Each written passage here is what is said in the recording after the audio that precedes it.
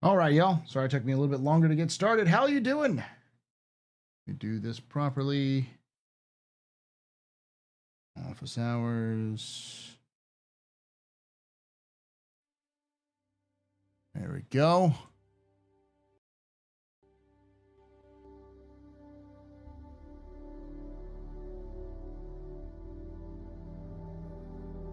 Grab back chat.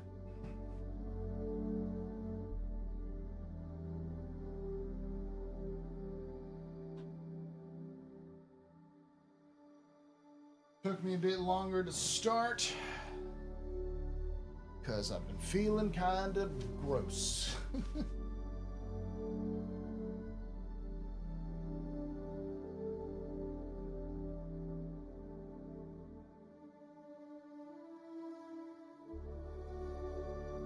How y'all doing? Fish me.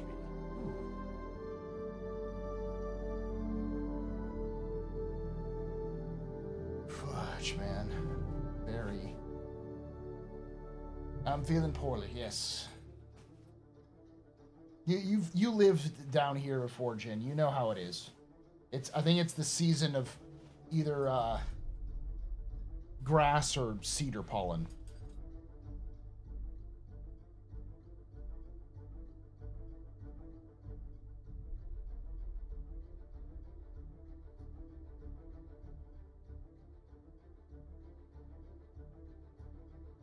All right. Whew.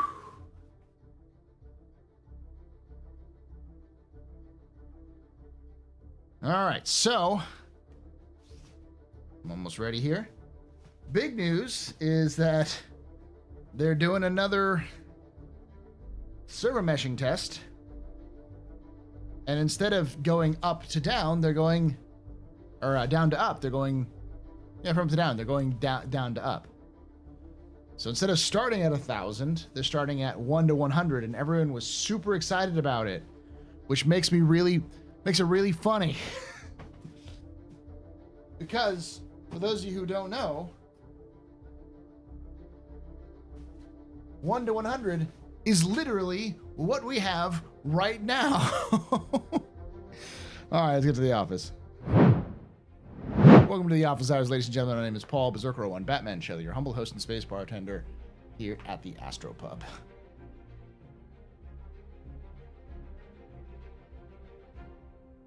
Oh, I think I'm a little too zoomed in. There we go. We have 1 to 100 what? So, the 1 refers to DGSs and the 100 refers to players. So basically, what we have is we already have a servers that go to 100 players. That's literally what we have. So they're apparently tiering it up from 1 to 100 to up higher ones and to see how it does.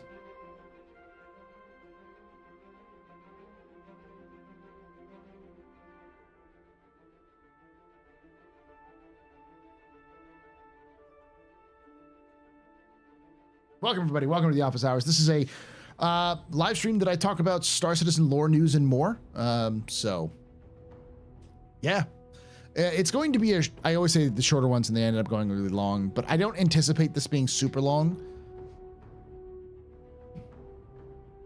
Have they already done 6 to 1,000?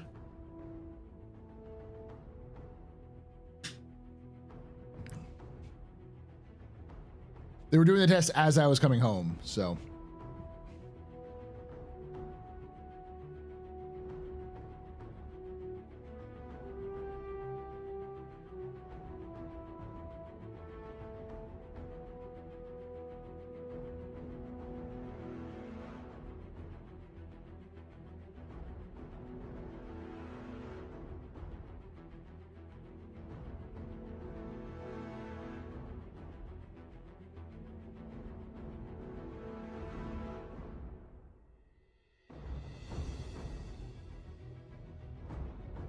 Oh, it literally started a couple of minutes ago. Okay. But imagine loading for 10 minutes. Is still taking copium in IV form.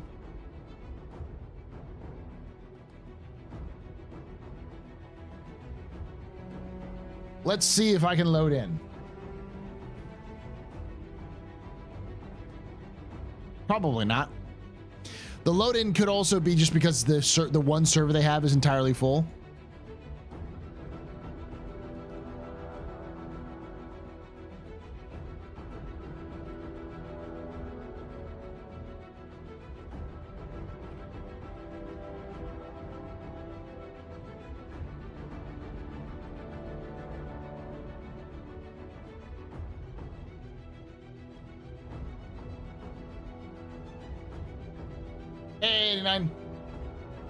No, I knew you were referring to yourself. I get it. You're saying, hey, test it, break it, retest it, whatever they need to do. It sounds like what CIG desperately wants to have 6 servers, 1,000 players, 6 servers with 1,000 players in them. That seems to be the fact that they're continuing to test it. Seems like that's their goal, which would, I think, make it to be about 200, right? Yeah, 200 players per server.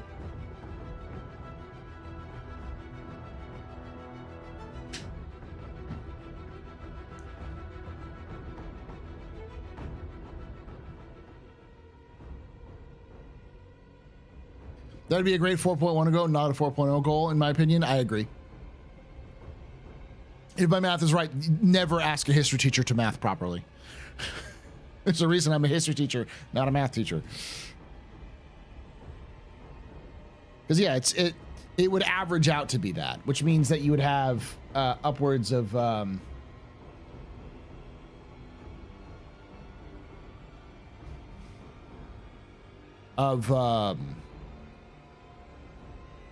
you could have upwards of 1,000 players in one server. It was between BC and AD. I can tell you a date. I couldn't calculate the amount of time between certain times.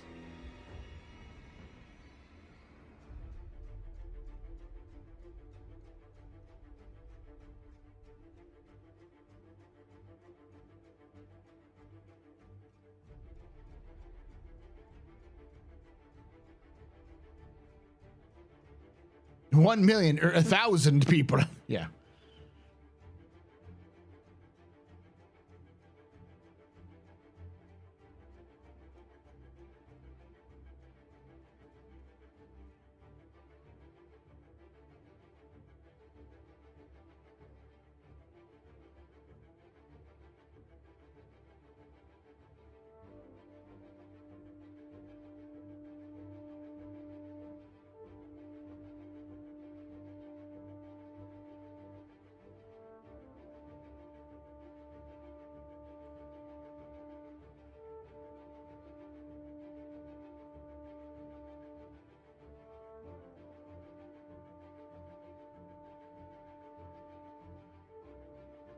My buddy made it in 30 FPS, and his end server FPS is 6 to 7. So that's kind of what we have already. Yeah, we're gonna watch ISE together, but we're just kind of going through the server meshing stuff.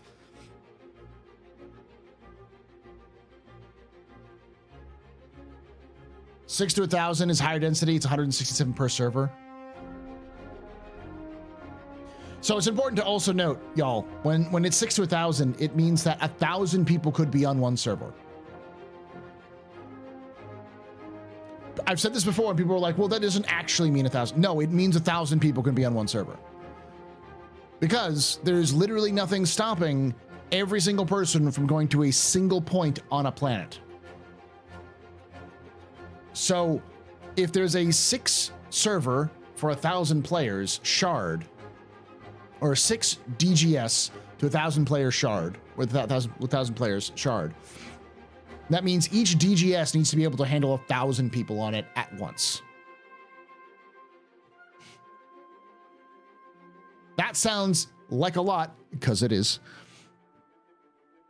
The question is, can they do it to the degree that they need to for 4.0. And they seem to either be trying to collect data, which is probably more likely, or they seem to be absolutely trying to yeet this bitch in, as far as they possibly can.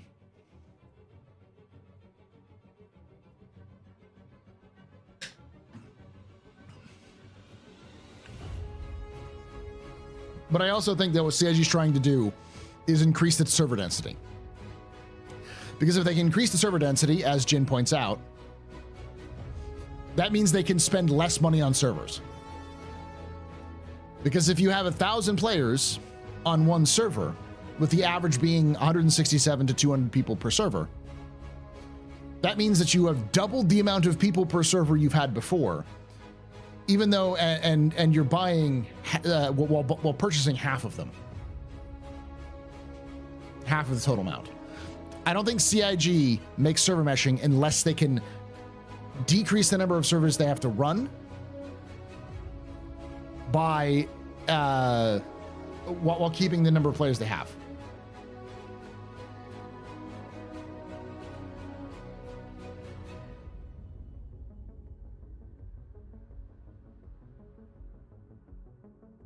All right.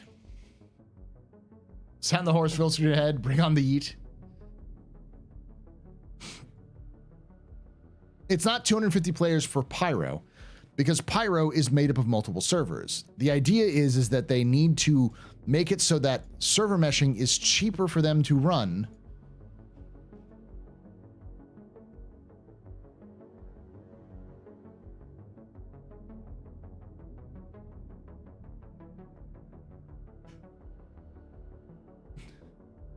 Then for them not to run. All right, go back to the investigation.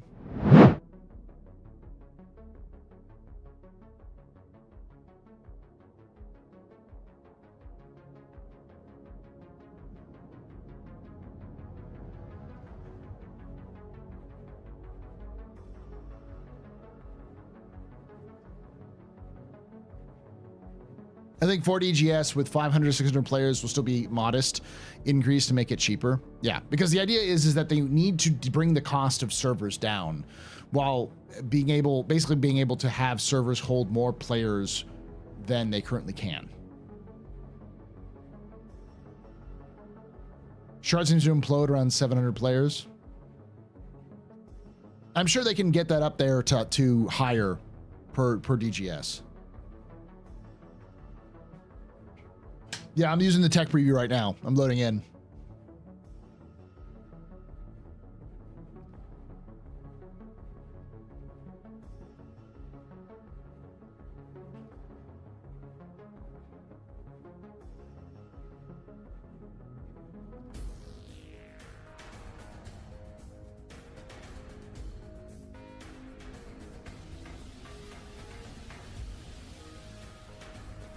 Have everything up.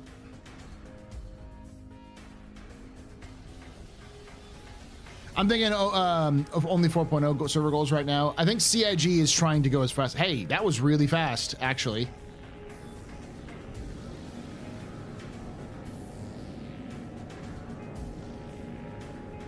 Yeah, I just hit F and didn't do anything. Oh, yeah, that's really late.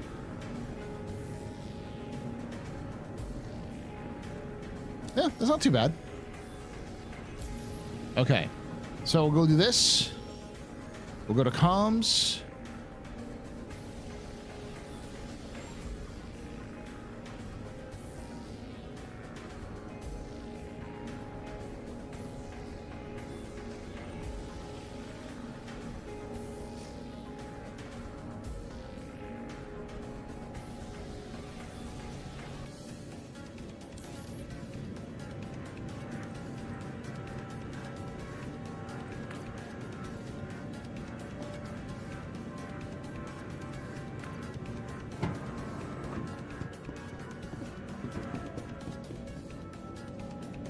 So I'm getting...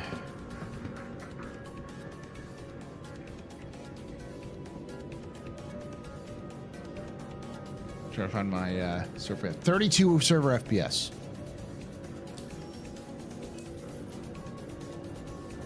Graphics.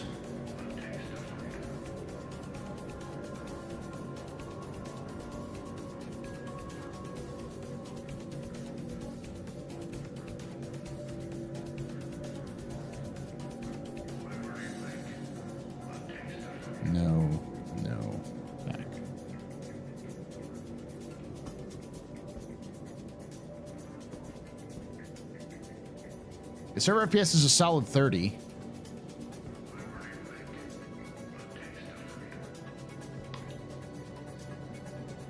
It's taking a while for things to happen, but yeah. This is tech preview.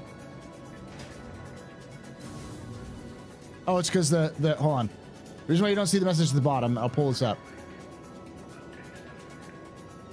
It's because it's cut off by the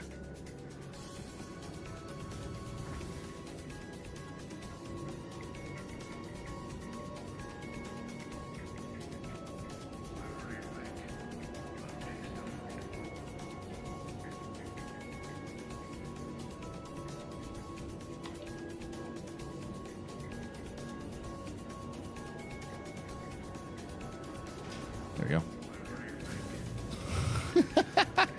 Look at the NPCs move, though. Oh, look at that wonderful blur. Server FPS, it's around 30.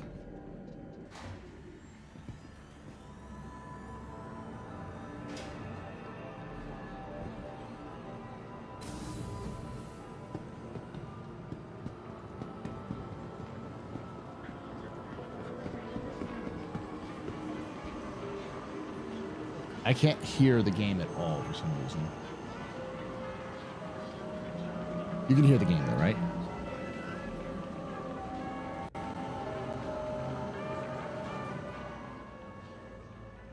Oh, look at that. Look at that shuffle over here. Whee! The warping, baby. The warping.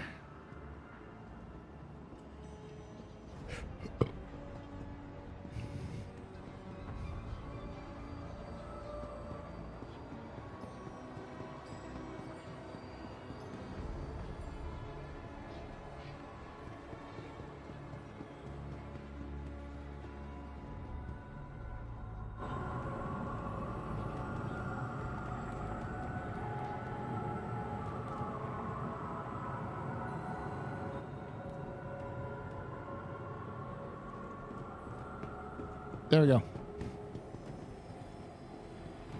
You still hear them?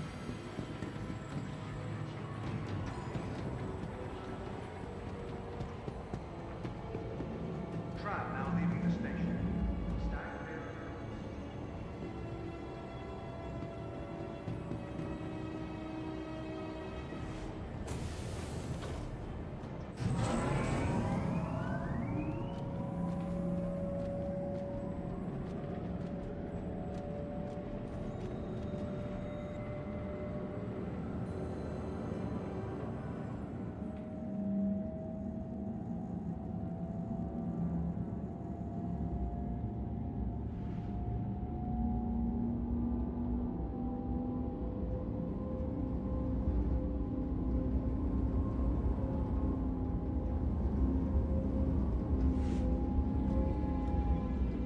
Yeah, those are players.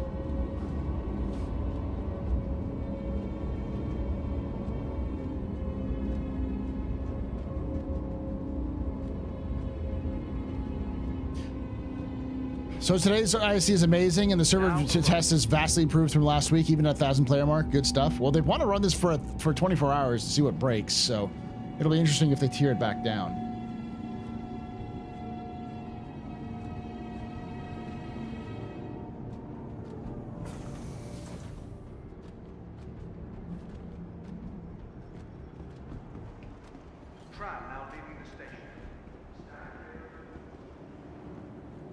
There's definitely some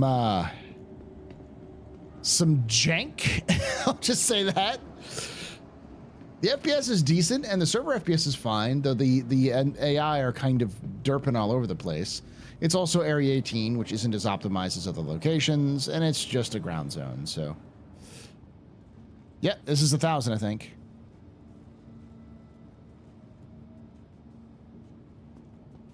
If you go into my personal hangar, see if that happens.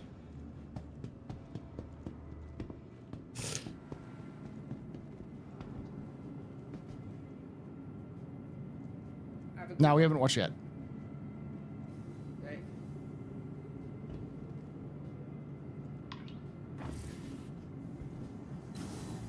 See, directions are pretty good.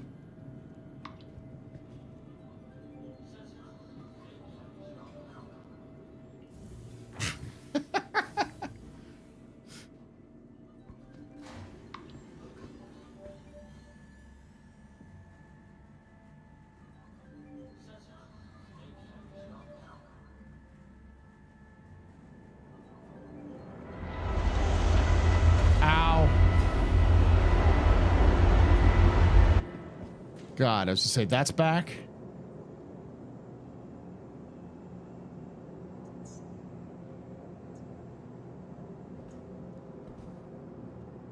Welcome to the ASOP vehicle retrieval Do I have a preference between landing ones for the personal hangars? What do you mean? Landing ones? To the ASOP vehicle retrieval system. All right, let's pull out a classic chat.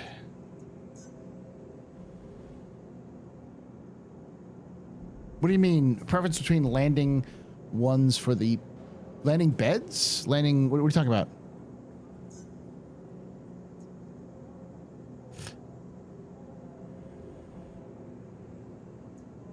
Go back. Welcome. Oh, landing zones. Vehicle retrieval system. I mean, CIG didn't make all of the they didn't make all of the landing areas to not be used. So I think CIG is going to force us to use it in some way, shape, or form. This is 6 servers at 1,000 players in the shard. ASOP vehicle retrieval system. So in theory, 1,000 people could be on one server.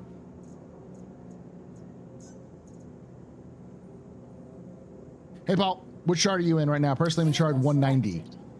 I am in, ow.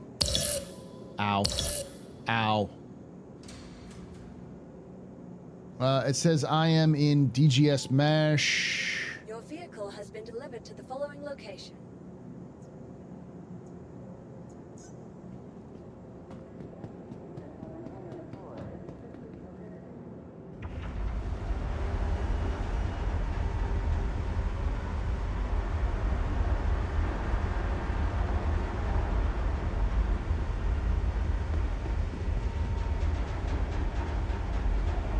Where says that it was 9 to 10 seconds, but overall on 5 seconds delay is not bad for 6 to 1,000. I've seen a couple of them. They're not awful. I'm trying to see what mesh I'm in.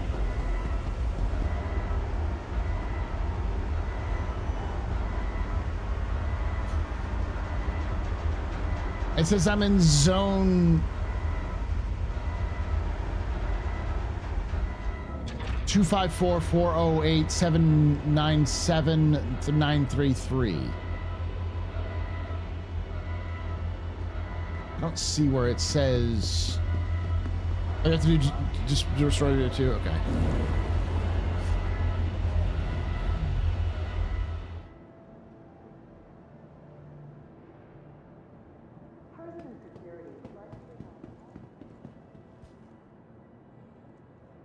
The fuck?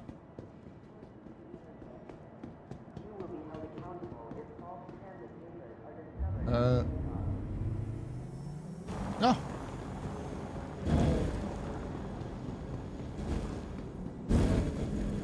That's just weird.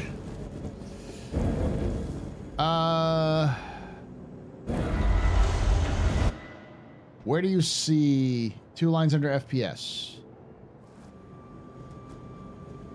2 lines under FPS is 190. Yeah, I'm in 190, so I'm in the same shard. I think this is there's only one shard.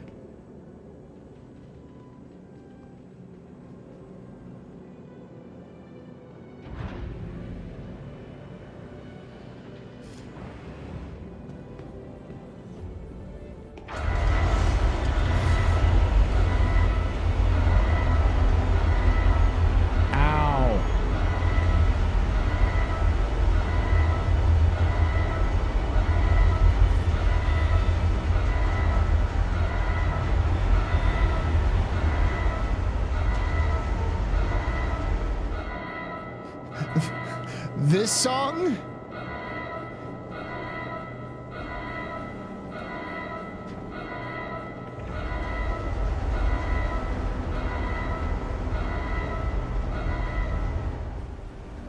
I don't...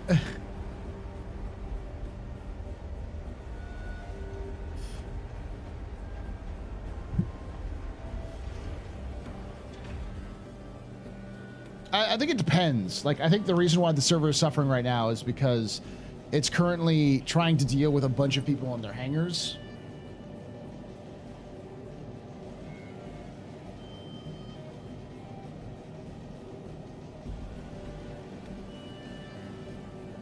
It's going to teleport me in really quickly.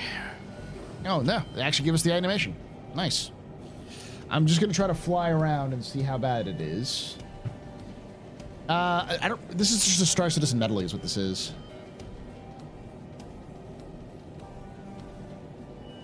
Oh, shoot.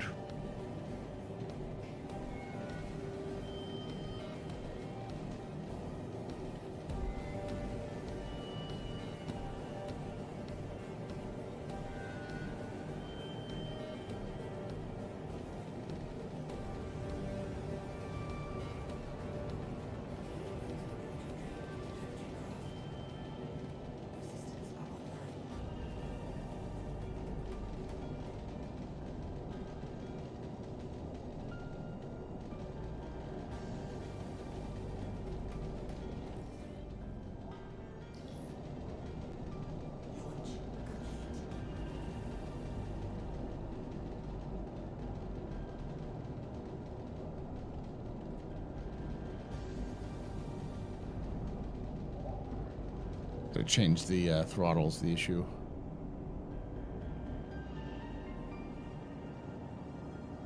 Options, keybinds.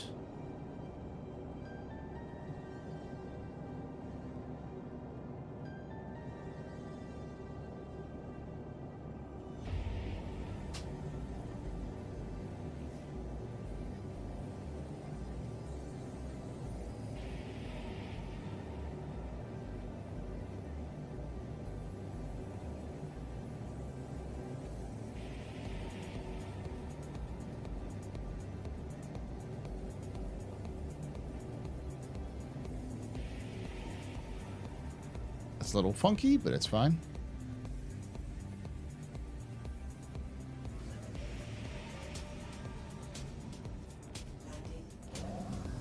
Whee! I don't know how y'all are saying this is playable. This is not playable in any way, shape, or form.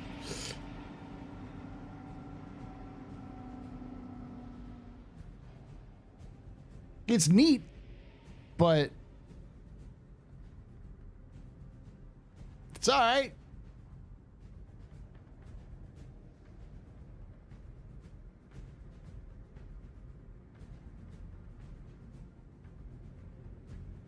You see the changes they made to the cockpit and the MFDs? I have not seen any of it, y'all. Like, so let me explain something to y'all right now. I think that's gonna be it for me, anyways.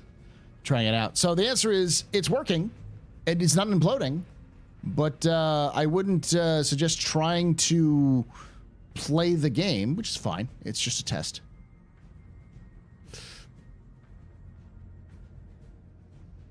There's definitely some weird issues going on.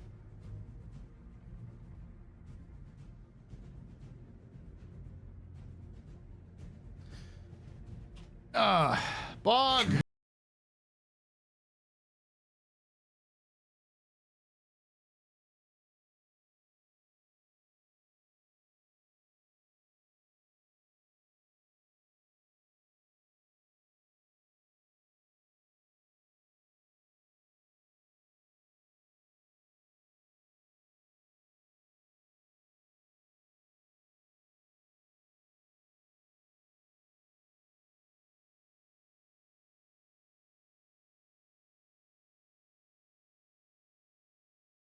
Batman Shell, your humble host and space bartender here at the AstroPub, your space bar at the end of the universe. Sit back, relax, enjoy the show. We got a good one for you. How you doing? Did you do some of the testing there, Bog? Did you give CIG a mustache ride? Hey, Star Manic, how you doing? We were just testing it out earlier, and I mean, it works. Like, I was been part of worse tests in the past, so. My mustache right data. Nice. Welcome to the office hours, ladies and gentlemen. This is where we kind of look at the news and lore of Star Citizen. This is more of a hangout and talk stream, but I figured we do a little bit of the tech preview just to show you that it is functioning at 6 servers or 6 DGSs at 1,000 people per DGS, or 1,000 people per stuff. So I think it was 3,600. I was thinking that too. I've seen PTUs that were bad in comparison, very pleasantly surprising. It's very off. I don't think it's playable, but it's definitely one of those where if this CIG wanted to do this, they could chase down a lot of those problems and work them out over the course of an Evocati or PTU. Did you catch me early? No, I'm actually running late.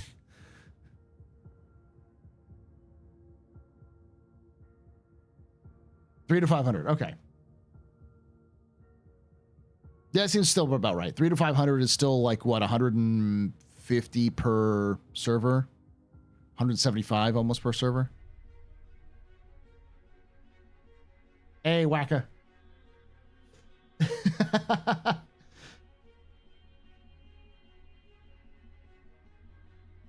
Yeah, thank you.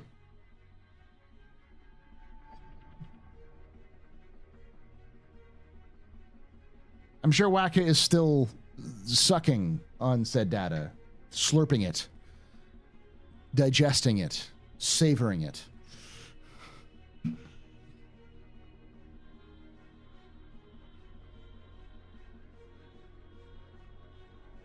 $3DGSs is a weird config for 2-star systems.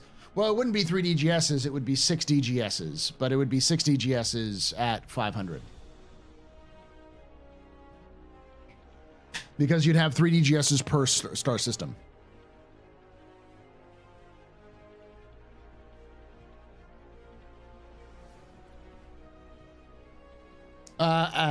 Quick question, Pyro music album is you're making? Yes. Hold on. Let me do the proper.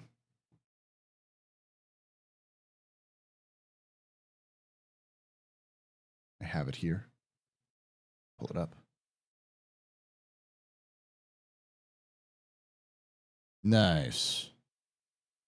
Thank you, Shemp, for telling us what pasta. Thank you, Shemp, for telling us what Waka is saying. Well, Waka is here. All right.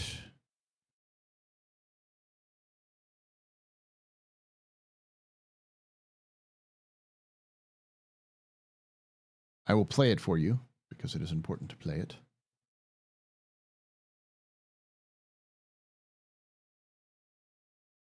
Here we go.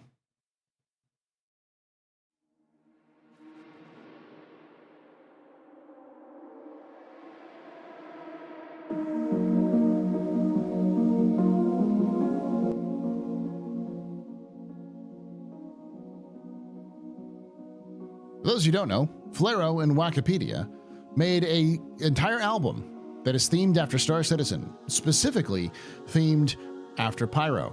It's called Pyro. 400 to 500. Okay, yeah. to your credit, Shemp, Wacko's here on his off time. That is true.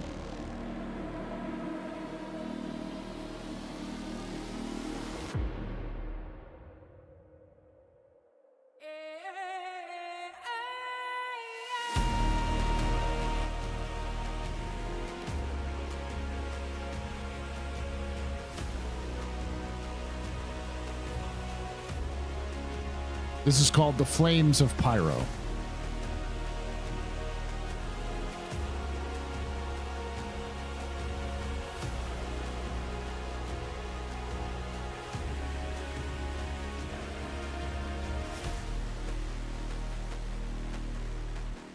Yeah, the chanting of the fire rats.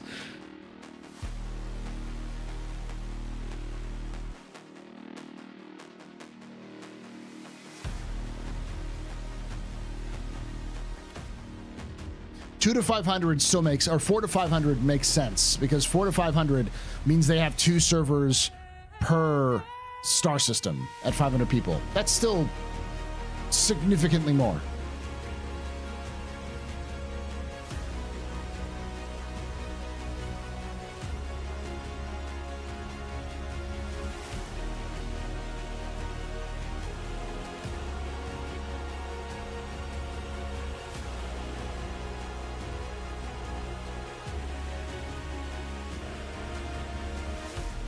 I'm just going to say this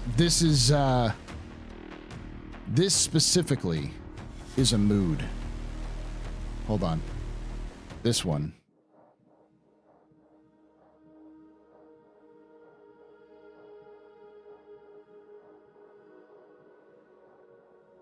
Go buy the album, by the way, chat.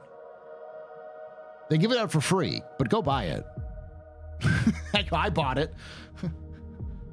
I was lucky enough that Flaro and Waka reached out to me before it was released and let me listen to it. Thank you again for that. It's really good. You can take away my spaceship. And then I went and bought it anyways. You can take away my space suit. You can even take away my space lasers. But you can never. Never. Yeah, I'll pull it up. Ever take away my space game.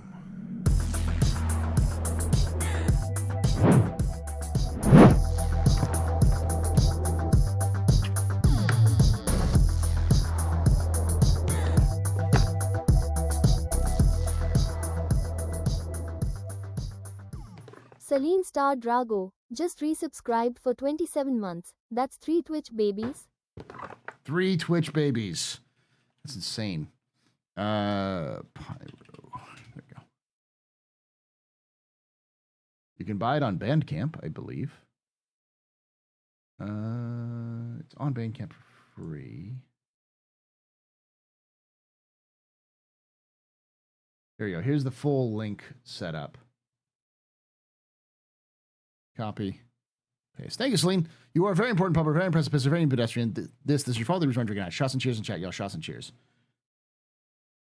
In fact, I'm just going to pull this up in the background. We're going to have Pyro in the background.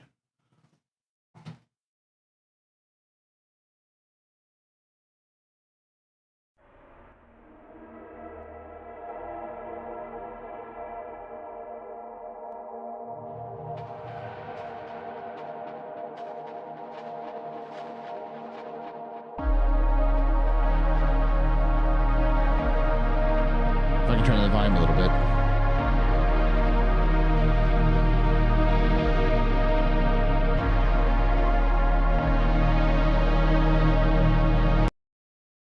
Pull up the actual album again.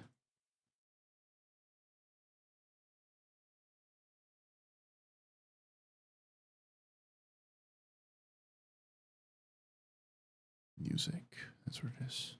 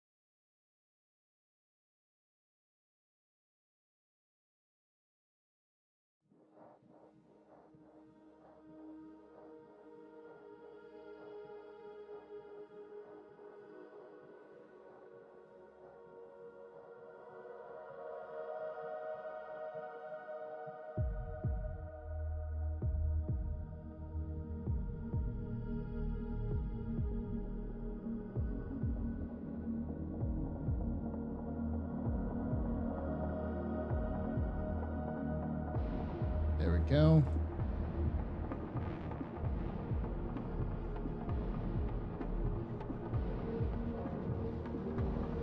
There you go in the background. What are we doing? We're about to watch ISC here in a moment. We're kind of getting started with all these things. It's nice. Yeah, that makes a lot of sense though. We've got 4 servers at 500 people per shard.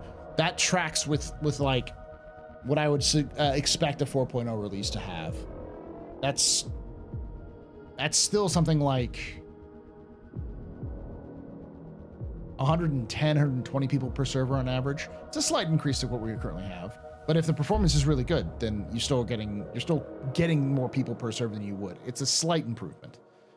But a slight improvement is better than, horizontal or no improvement at all. Especially if you get massive performance boosts.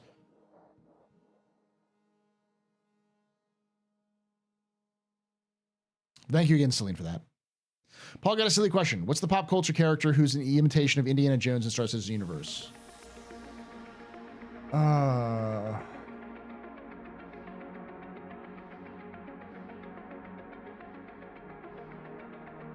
I'm looking it up real quickly.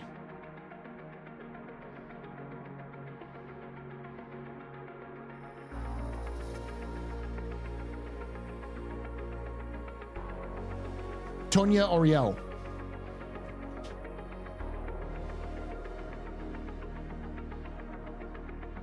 Tonya Oriel is a Pulp Fiction character who is a archaeologist for hire, a hired gun archaeologist.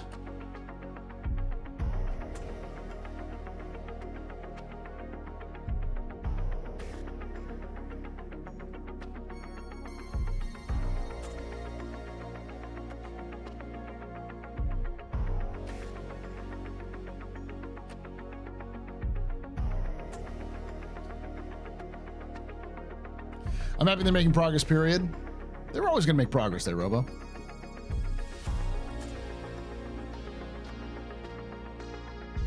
Wait, does that mean we are competitors, or should we hire her? That's a good question. It means that we should break her kneecaps if we ever find her in the verse.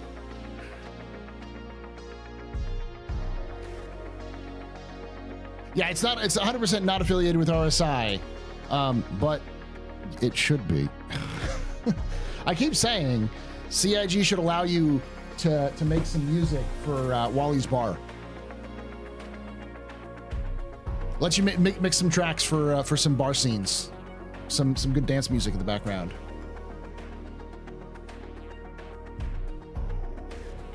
That would be killer. You can take away my spaceship. Take away my space suit. Whose kneecap's broken and can I charge for medical? Tanya Oriel. But you can never, ever. She's a hired gun archaeologist in the verse, so.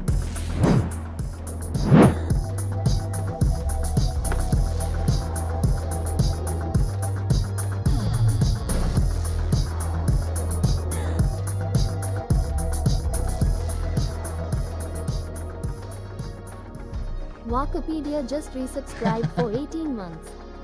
Thank you so much for 18 months of Prime sub there, Wacky. You're very important, Papa. Very impressive, Mr. Very this is this is your father's drinking. I trust you. You were in an ad at CIG. Was your voice in an ad, or is it your music in an ad?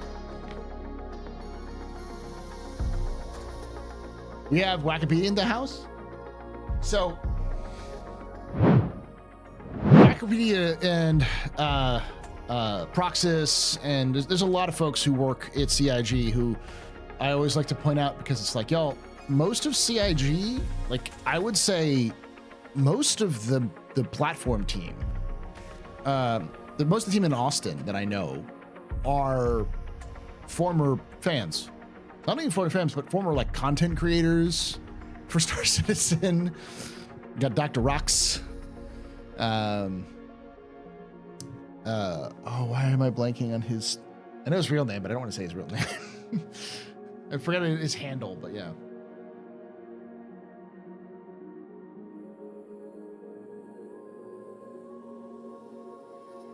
And she's a merc grave robber. We're artifact recovery specialists. Exactly. She's a grave robber for hire. We're archaeologists. It's not like we're raiding Hades for stuff yet. And if we raid Hades, we're looking for the frickin' Vara, all right? I ain't looking for no death machine. I don't want no more spicy toilets.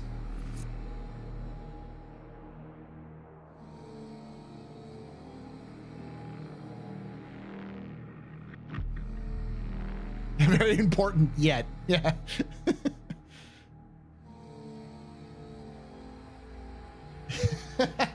Night Kai. Or is it before or something like that? Content Church Citizen.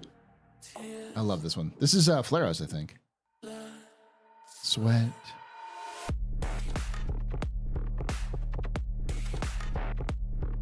Called Bloodshed. Content creator turn starts is dead. So a lot of them were like, some of them were streamers, some of them were doing other content. Wacka was a fan beforehand, before Wacka joined CIG. Proxus was like a community mod. He was the like QPan before QPan was around, and Proxus now basically runs most of the back end. Underscore was a big part of the community online and now helps run a lot of the back end servers. A lot of the folks who work at CIG are former, like, not former, current fans, but like devs who have worked or who are like people who worked in the community with the community members before working for CIG. Disco is another great example.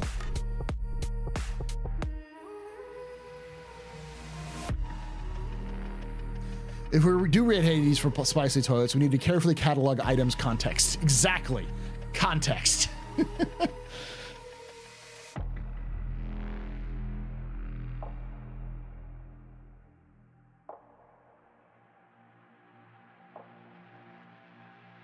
Paul, question. If CIG offered you a job, but you had to move near one of their other studios to work, would you take the offer?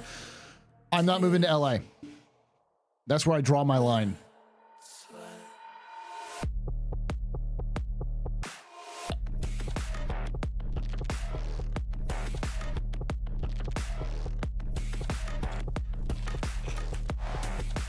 How about here in the UK? I wouldn't mind moving to the UK.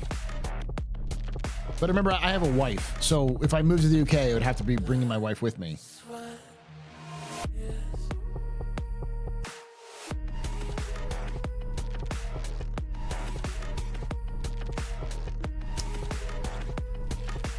And I'd also have to be making enough money for that justification, which I don't think CIG, that's why I constantly say, like, CIG can't afford me, really.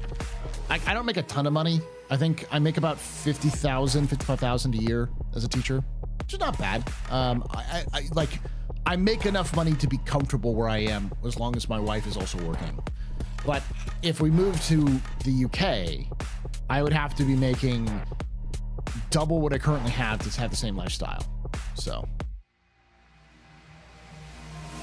this sounds like a song off the Cyberpunk soundtrack. Oh yes, this is Pyro by Flaro, and that's called Bloodshed by Pyro and Wikipedia. So when I moved to Montreal, same issue, because the problem is Montreal and the UK are both not America, so I could get a permission to work, but my wife wouldn't, and so it would be a matter of like that kind of thing. It's more complicated. You have wives in the UK, yes, I know, but my wife couldn't work to support us again as well for the move. My wife would love to live in Manchester. Are you kidding me?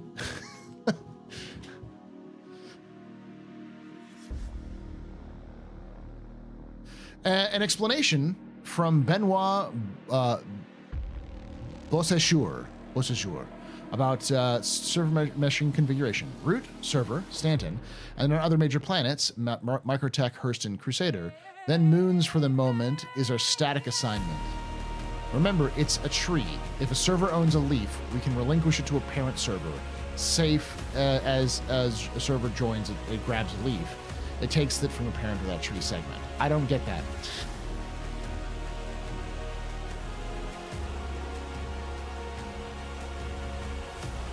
Okay, so the root server is the space between the planets. And then the major planets are their own server. And then the moons are their own static of servers.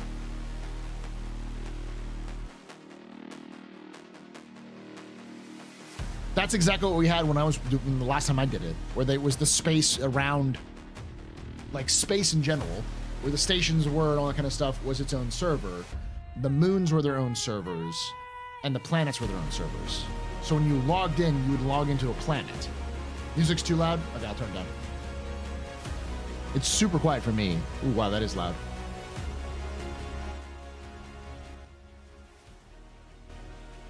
There we go. Better?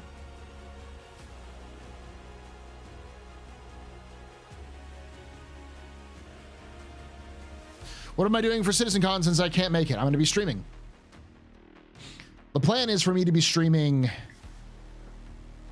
from streaming to my Twitch channel and also streaming to the Inforunners YouTube. So the Inforunners will be I will be hosting the Inforunners, but then I will also be going to my channel live on Twitch, and I'll be bringing on the Inforunners live from the floor when they between panels between things to talk a little bit about it and have them kind of walk around the stage if we need to. So yeah, I am an Inforunner. I don't go on there long enough enough anymore. It's just been a busy year for me, but. Does that mean if a moon server goes down, you get grabbed by a planet server? Oh, I didn't know about that. I didn't know. Is that where that works? For a writer?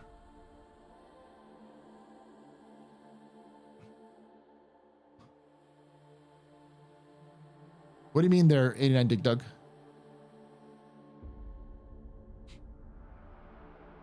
Yeah, Tomatoes also is Inforunner. So is Loken. You know. Hello. Question. When is CitizenCon? October 18th? 19th? It's 30 days from now, I think. It's October 19th, yes. Literally 30 days from today.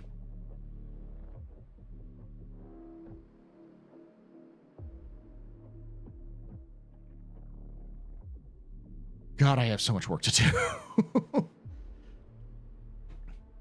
One of the reasons why this is going to be a short-ish stream is because I got work to do.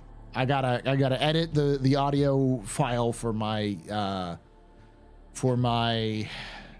Gladius video, and I gotta start editing that tomorrow, and I gotta get it up by the weekend so that I have it out this weekend. I gotta finish writing my my BattleTech primer, which I've got to release next week before BattleTech before the MechWarrior game goes live. And then I got to then I have to get my primer for Squadron.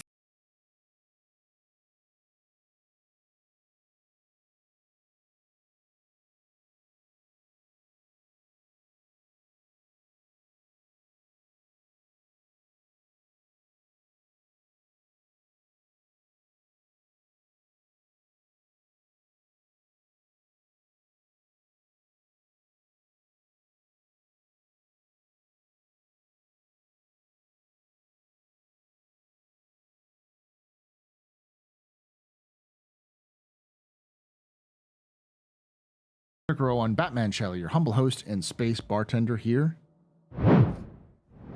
at the AstroPub, your space bar at the end of the universe. Sit back, relax, enjoy the show. We got a good one for you. How y'all doing? I wish they'd make BattleTech 2. BattleTech was amazing. I'm sunk so many hours into that game. So BattleTech is actually based off of a tabletop game from the 80s. It's actually older than Warhammer 40K. BattleTech is 40 years old this year. The BattleTech universe is. It was made in 1984. 40K didn't come out until 1989. 1988. I know that 40K turns 40 in 4 years. So, like, BattleTech as a science fiction universe is older than 40K. Other than Mesh, I did earlier. It's SMEV. Do I still have it up?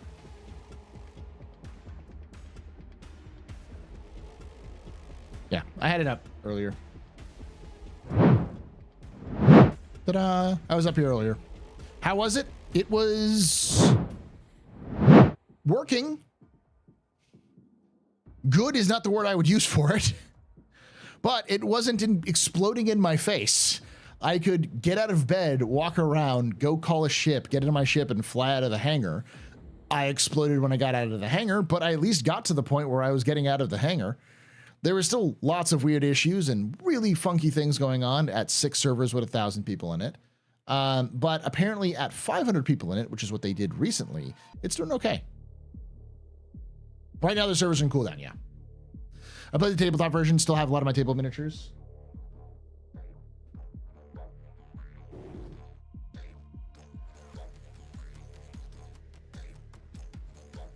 Blackjack, baby!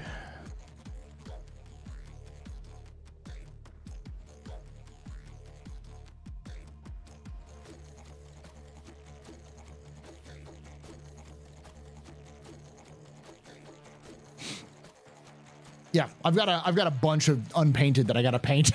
I was gonna paint them over the summer, but I just never found the time.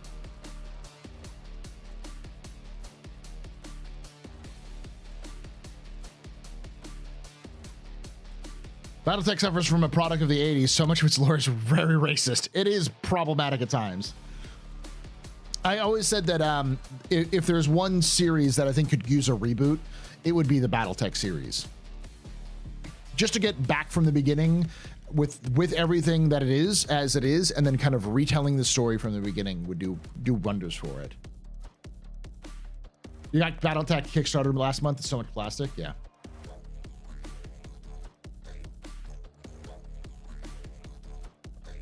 Not an Atlas? Oh, okay, Iris. We're going to talk about the Atlas.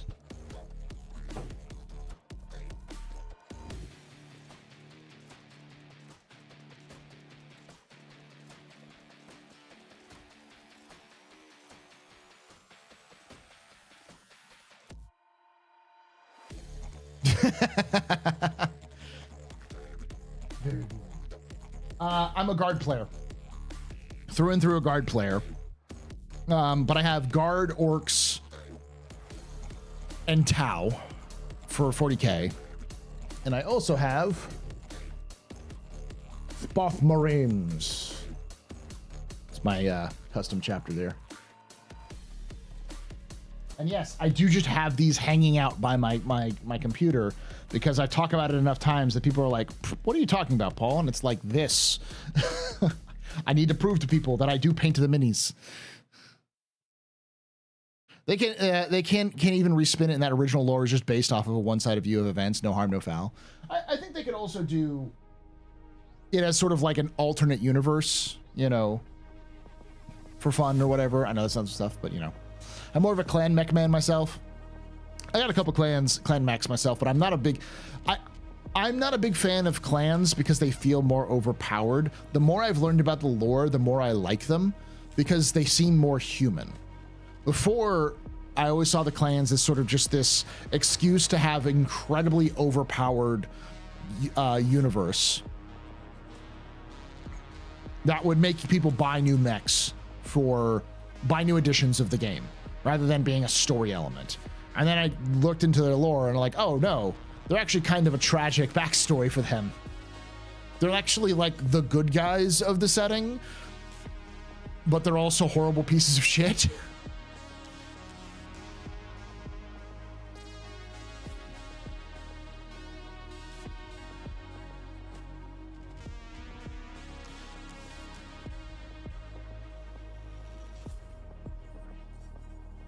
Why don't you install a special cam for your figure with little stage? I could, but that would require money.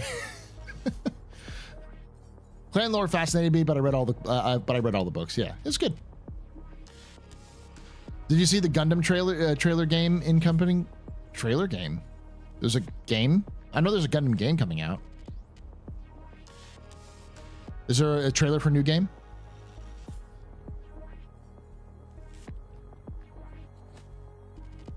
Battletech also has some cool spaceships that don't get any attention. Yeah, because they kind of wrote them out of the universe. I'll have to take a look at it later. Anyways, I also have a really bad paint job of a cutlass. I need to buy some more cutlasses. So,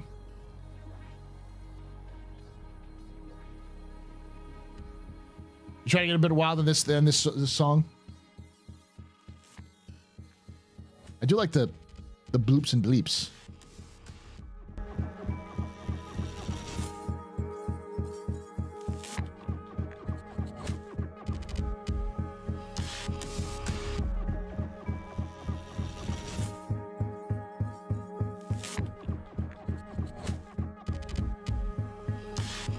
So we're going to do ISC here in a moment.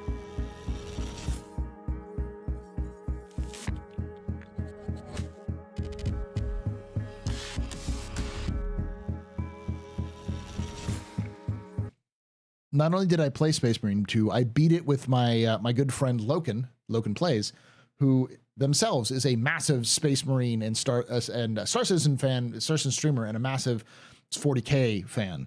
We beat it all in one day, and we beat it To the point where people told us to turn this off, but both me and Loken had our custom voice filters on. Because brother.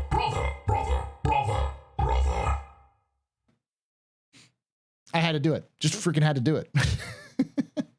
I'm ready for the Saber Raven model to release. I've been talking with Darj about it. They have been working their butts off to get that thing ready. So,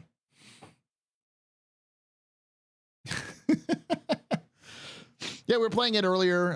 So if you do enjoy like Space Marine 2, I don't know if we'll play it this weekend. We might play it this Friday, tomorrow, but we'll see.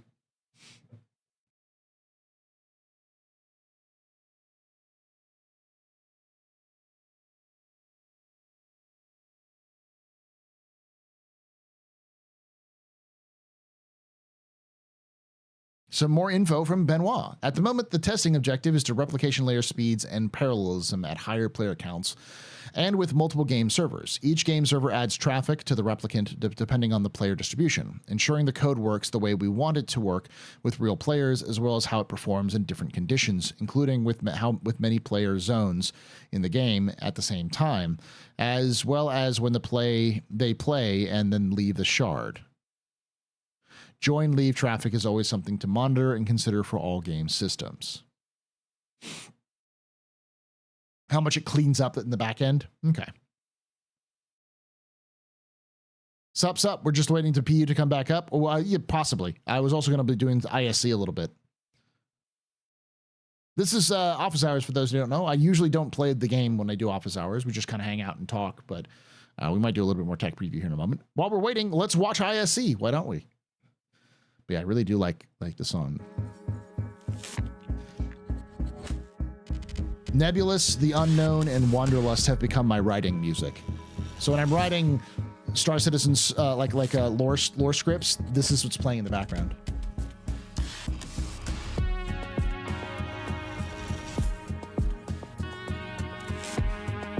This is also, I believe, this is the song I'm using for the design phase of the Gladius, so we'll see. I'll make sure to credit you properly there, Whacker, for it, but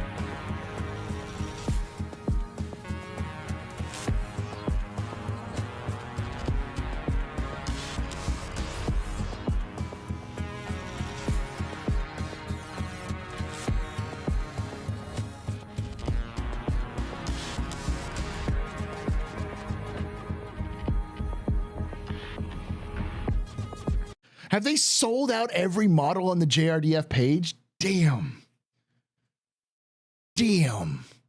Let me check it out. JRDF.SC.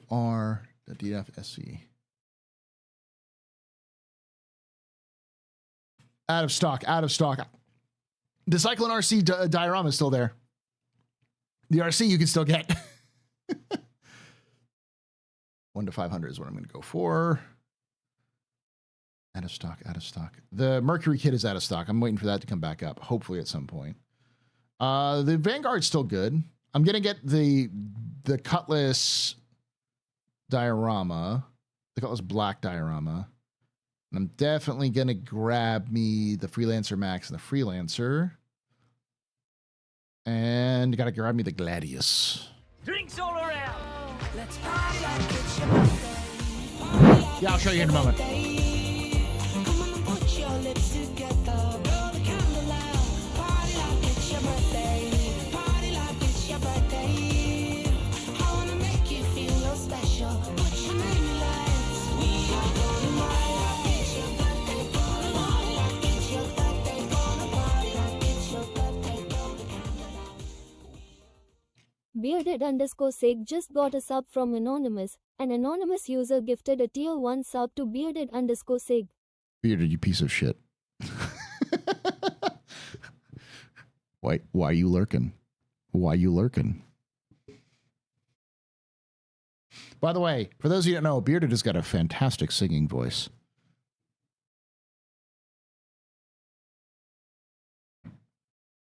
Oh, you came out. Oh, you came. I saw. You came out and said the proper words. Brother, I am pinned here.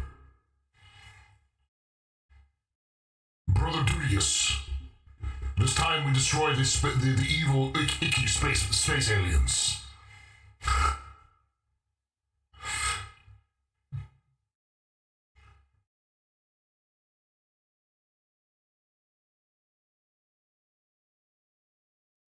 Real models. I'll send you the link. So JRDF is the company that does official licensed models. They're model kits. You do have to build them. But I'll show you some of my bad example. I definitely need to go through and get a new. I have to get a new one of these. But this is a cutlass.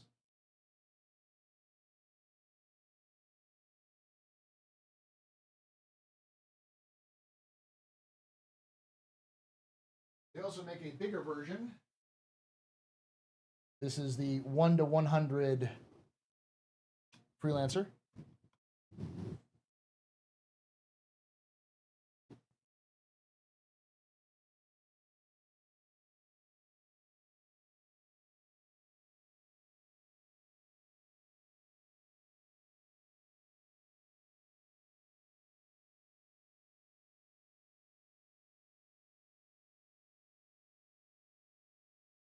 I need a browbeat Darge to get a 1 to 500 Caterpillar. This is the 1 to 500 Buccaneer. Kind of see the size of it. There are 2 Buccaneers? There should be 3. They're stacked on top of each other. Hmm.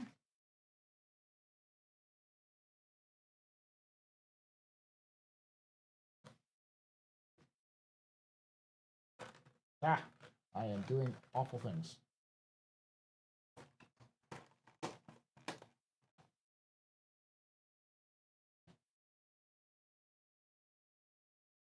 Supposed to have 3. Huh. Oh, yeah. They're double stacked. I forgot. Double stacked.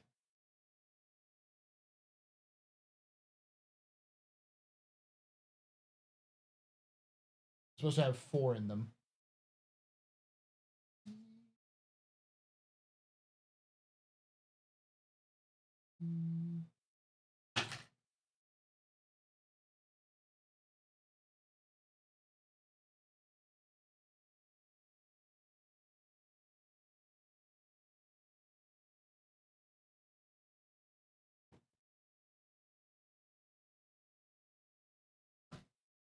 So that blister pack costs about $25, which is really not bad. I mean, you have to pay for shipping and stuff like that, but they moved most of their production to the United States to make sure that works. So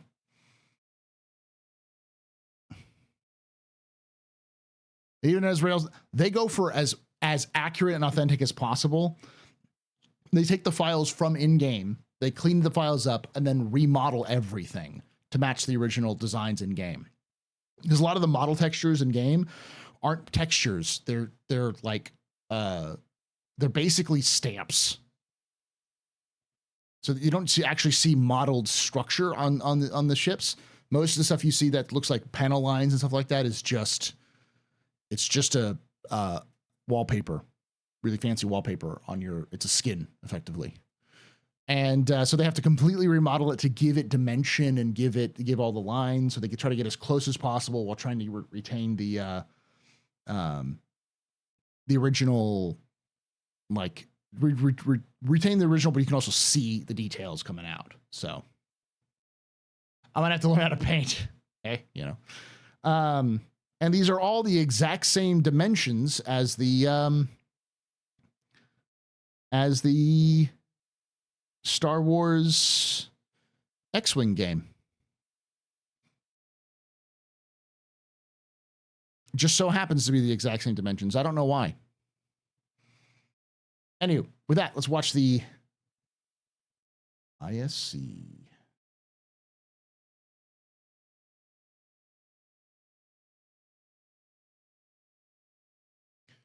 Boop, boop, boop, boop. Engineering, the next major step forward in multi-crew gameplay. built on top of the in-development resource networking system, itself a harbinger of fire and a new reality for all life aboard spacecraft. It's been the subject of CitizenCon presentations, Q&As on StarCitizenLive, explorations on Inside Star Citizen, and Displacement maps, thank you. and fervent discussion by many of the content creators in our community. And on this final episode of ISC before hiatus and we turn all of our attentions towards CitizenCon, we invited Torsten, Bastian, and Guillermo to update us once again on the current intention and implementation of engineering, and what you can expect when the first iteration makes its way into the persistent universe.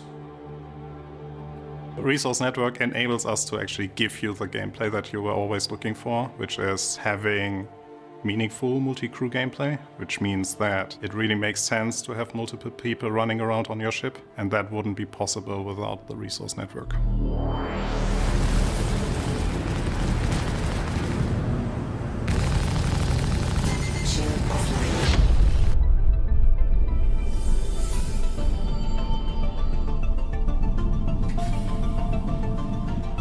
So I would say the resource network is a system that allows all the items and components that are part of the ship to talk to each other. Every ground vehicle, every base, everything that runs in Star Citizen with resources. Fundamentally, Resource Network is a replacement for the pipe system we had in the past that you may have heard about. Which was a similar system, basically doing most of what we are doing right now with the resource network, but in a way that was not as scalable as what we intend to do. Landing complete. So right now we just have one type of hydrogen fuel, but if we want to extend that in the future to having like multiple types that have some specific benefits on the thrusters, it's very easy now to add that resource. It's just a data setup. So resource network is the underlying technology for the system to work, and engineering is the gameplay we intend to have on top of this technology so that players may experience it. Your ship flies because, the thrusters get fueled, the power plants output power that the weapons and the sails and also the thrusters use. Engineering is all about both maximizing the use you get out of the resource network and also getting the resource network itself going so that you're not dead in the water. It's all things that players will be able to interact with. They will have to dedicate roles in their ships so that crew members are assigned to fixing those issues, and they can encounter more dynamic situations that will not happen in the previous systems. The goal right now is to have all the components on the ship being physicalized. That means that the things that will take damage will be the components. That then means that those components are reasons to the failure of your ship. We have the power plants, which generate the energy that your ship consumes. You have the shield generators, which take in some of that energy to convert it to shield power. You have a radar system that allows you to target the signatures of ships around you. You have coolers that generate a coolant resource.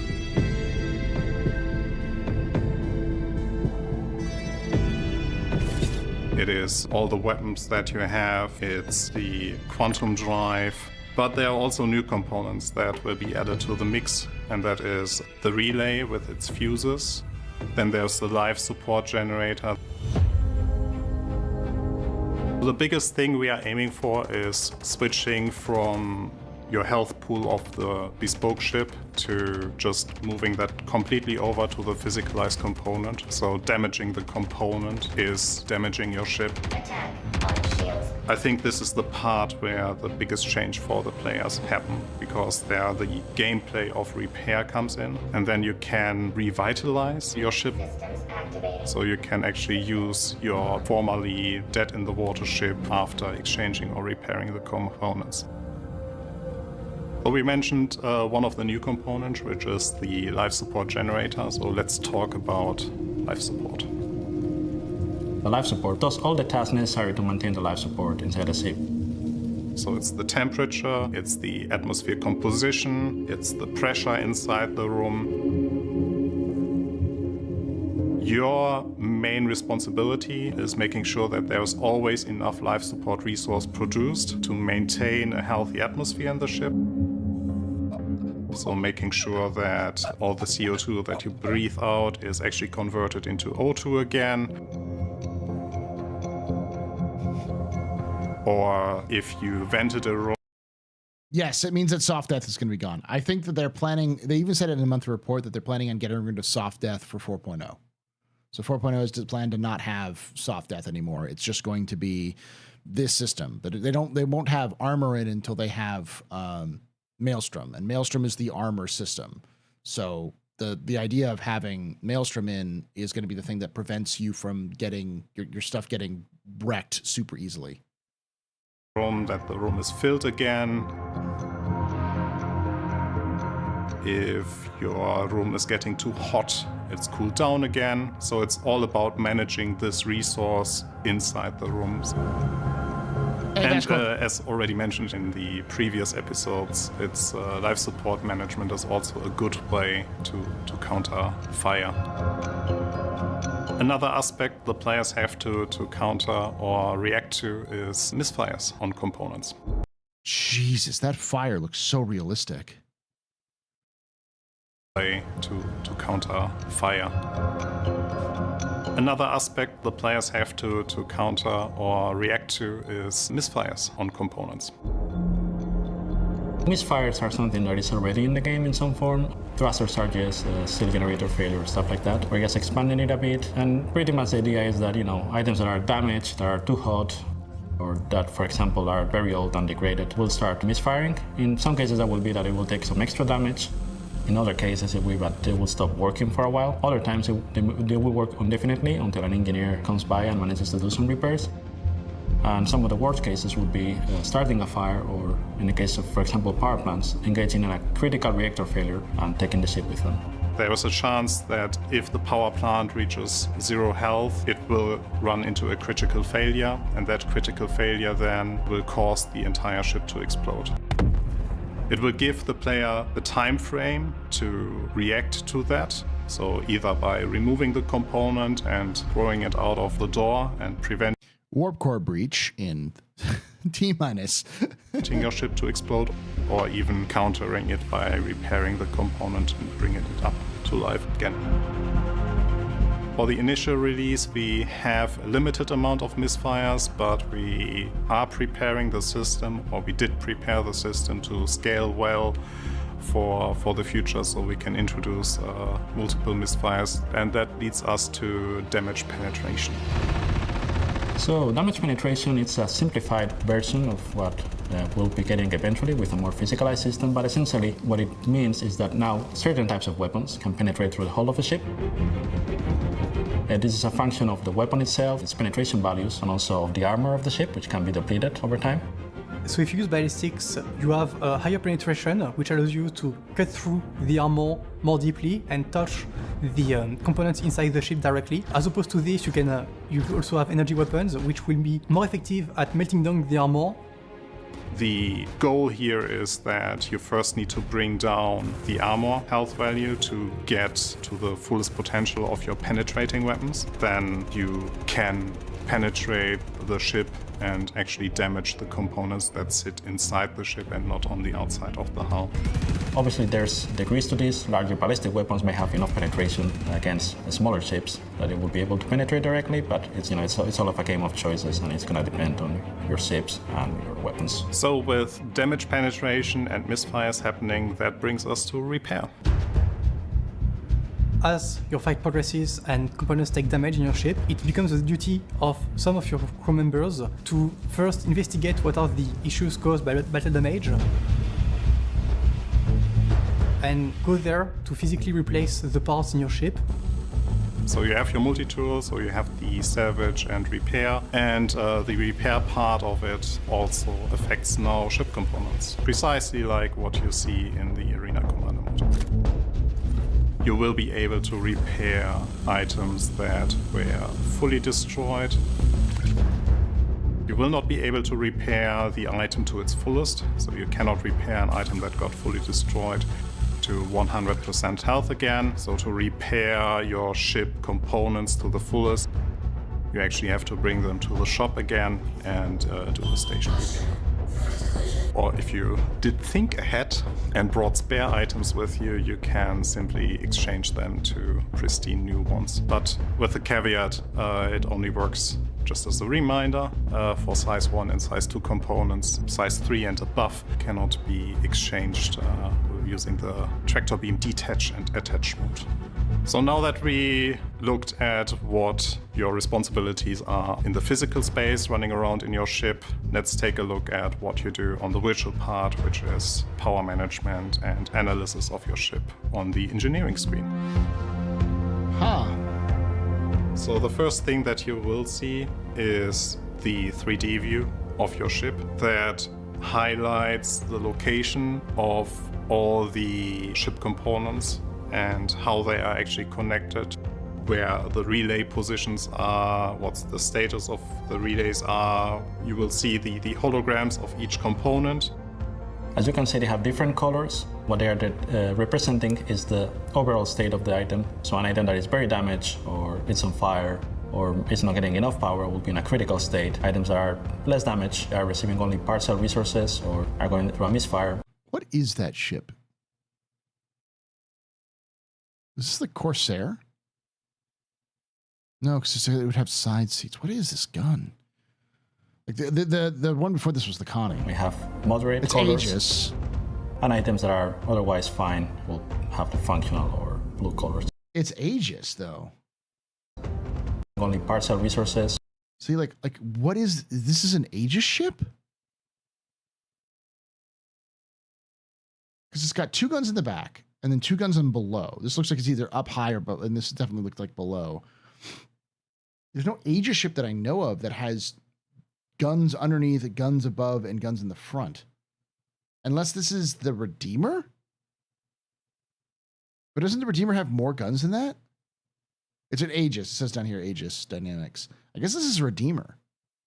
Or are going through a misfire. We have moderate colors. We'll see. And items sources getting enough overall state. As you can see, they have different. You will see the hologram. Yeah, you're right. It is definitely a placeholder because this is a Connie. You can see the 2 side doors. This is a Connie, and it still says the Aegis thing. Of each component. As you can see, they have different colors. What they are representing is the overall state of the. I don't know what that is then, because it's definitely not a. It's definitely not a Corsair. Item. So an item that is very damaged or it's on fire. This is a Hercules, like a C2 maybe. Not getting enough power will be in a critical state. Items that are less damaged are receiving only partial resources or are going through a misfire. We have moderate colors. And items that are otherwise fine will have the functional or blue colors. The biggest change that happened to the engineering UI screen is basically the power management part of it. We moved away completely from slider control for every individual item. There is indicator now for fuel. This is not relevant for the initial release, but it will be relevant for the future. Next to it, you see the power plant. The power plant segments gives you an idea of how many power segments you can distribute to the ship items. And on the right of each of the power bars, you can generally see the temperature bar. If it goes into overheating, the item will stop both consuming or producing, and it will be completely inoperable until it cools down again. So that means that assigning power to your coolers in advance is probably a good idea if you are going into a fight. All the items on your ship. So there's going to be procedures you're going to have to do to know you have to know your ship and how it functions to make it the most effective. They even have like, hey, these are optimal readings right here, or like presets, it looks like. So that's not too bad. And the idea is like, well, I got to know more. It's like, yeah, you have to know how your fucking ship works. Like, it's not going to be super sim, but it's definitely going to need to have some sim elements. You need to know what your ship is because that's part of the fun. Ship generates heat, so this is where you can see the amount of heat that each item has accumulated, and you can see the amount of coolant that you are producing and whether or not you are also running a deficit. So what you want to do is put as much power as you can into the coolers until your items do not overheat, but do not assign more resources than necessary because you are running a limited pool of resources.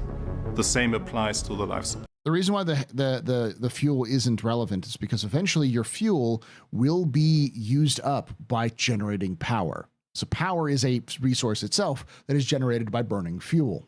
So this is how much fuel you have left to keep your power running. If this goes out, which means these go out. That these are all connected. Your fuel is how you do power. I think the reason why they haven't done that yet is because they probably want alternate sources of power other than your hydrogen drives. So generators. So you have to make sure that you produce enough life support. Hey boys, do you think we'll be able to overcome master modes by engine tuning? For example, getting energy by running without life support, etc., just to have energy to end shields weapons. I think that's one of those things. This is one of those things where when I hear people talk about, like when I hear CIG saying we want to hear your feedback on master modes, my thought is it's part one of like a 4-part system. This is the second part of that system, your engineering. I'm sure a lot of combat pilots won't like to hear this, but you're going to need to know how to manage your power effectively, and either have presets ready to go that you can flip over, which I think you can. They mentioned that in this one, or you'll need to know how to quickly move back and forth, or have multi-crew have that sort of thing. So there'll be 200 videos on every ship for optimal settings. That's just great. Resource that the demand is fulfilled in your ship. What's part 3 and 4? Maelstrom, because that adds armor, which is going to add weight, which will change the dynamics of your flight. And the last one is control surfaces.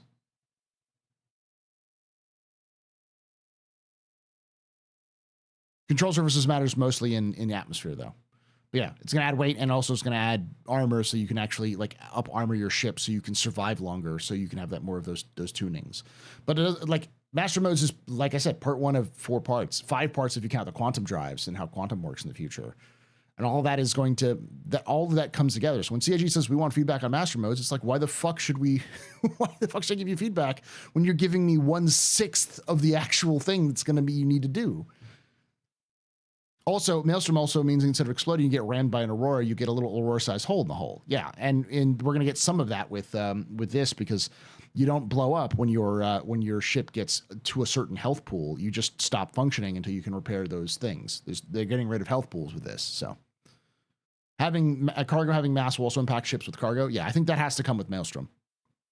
If your demand isn't fulfilled, it will cause some failures. There's also a notifications panel. Here the main warnings about the state of the ship will be displayed. If an item is damaged, doesn't get enough power, or is misfiring, it will create a warning. You will be able to see it as a notification. Take a look at it, go to the item, or just remove it. So you have an option that allows you to basically log. Do you think there may be incentive for keeping pressure changes to the overall cooling components in vacuum? So I actually bring this up in my my Gladius video. There is, even in Star Citizen's like gameplay, the vacuum of space lacks 2 of the 3 ways that you can cool something off, that you can make things colder. It lacks convection, condensation. So the only way you have is radiation. So if you turn your coolers off, your ship's surface area is the only thing that is cooling your ship. So the bigger the surface area, the cooler you are. But you're going to cook everyone inside like a fucking roast duck if you do that. So you need to have some means of cooling off your vessel. And the problem is that radiation takes the longest amount of time to cool off. So space is cold, but space also just has no vacuum. It's vacuum.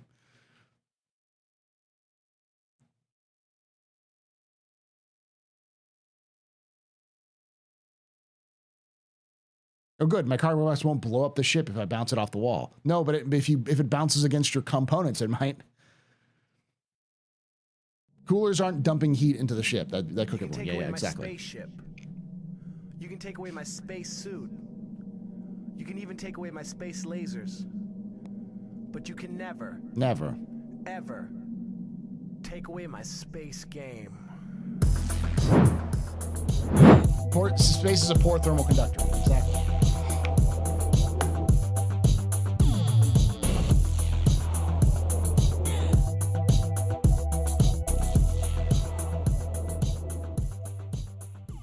Mason Cold Iron just resubscribed for 40 months. I wonder how this will affect slamming into the ground with a ship. A lot.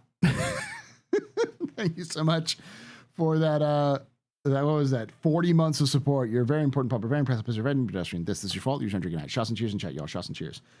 Space isn't really cold because the other problem about space is that if you go to space without the proper pressure suits, your blood will boil. The thing is that also when you're in vacuum, if you're in direct sunlight, it is incredibly hot. And when you're in shadow, the night side of say like Earth, like you're not in direct sunlight, it's incredibly cold.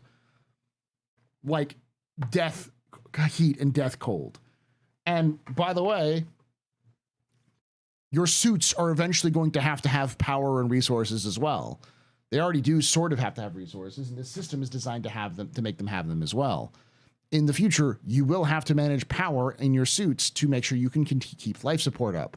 So that's one of the reasons why you're not going to just walk around with your suits all day, because your suits will have their own limited amounts of supply of power and oxygen to keep yourself from dying.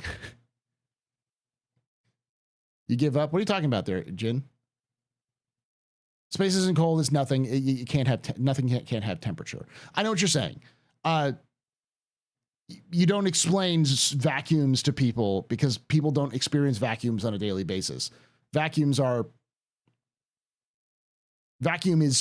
hard for people to get to grasp because vacuum is literally nothing. No oxygen, no atmosphere, nothing. And nothing doesn't have anything. It's not hot, it's not cold, but your body is not used to that condition, so it does weird fucking things.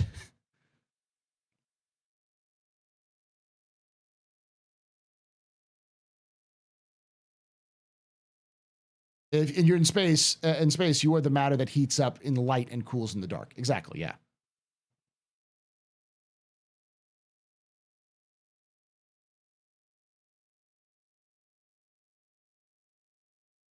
The point is that in the sunlight, your suits are going to get warmer because of the sun's reflection. So your suit itself is going to you have to maintain your body temperature. There's a reason why there's a robust heat kind of heat management system that exists inside spacesuits for NASA to do EVA walks. NASA or any astronaut to do EVA. Extravehicular activities, because they need to stay working. They have power, they have oxygen, they have other things as well, but cooling system is a big one.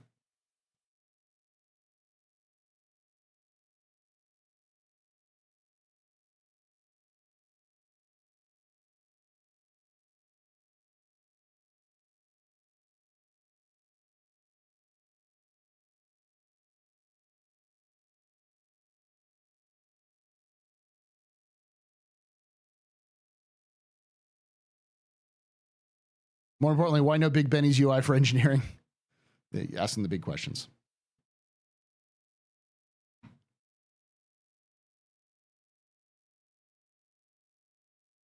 Syllabus unhappy with this coming change. There's going to be a lot of these stuff to it. But my point being, your suits will have power and resources that will be managed as well as your ships. So you can't just walk around in your suits all the time because you'll be using up those resources, which are not replaceable in your ship. Maybe power and maybe atmosphere, but you're going to have to take the atmosphere from your ship and put it into your suits. So you'll need to either find a location to refill your atmosphere, or find like a space station, or find a planet with the proper atmosphere to then refill your atmosphere. They want you to die a lot. They want space to be scary as fuck. They've said it so many times.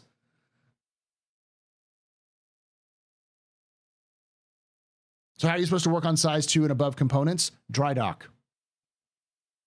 You have to take them to a system, to a station or to a system, and have the NPCs swap it out for you. You won't be able to manage them yourselves. You can repair them, but you can't replace them.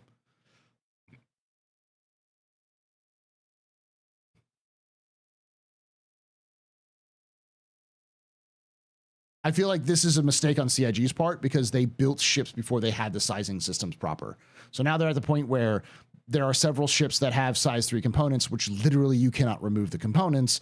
So they just go, because they didn't design the corridors right. And instead of having to go through and redesign everything again, they're just going, fuck it, no one can touch it. We're just going to make that a gameplay element now. So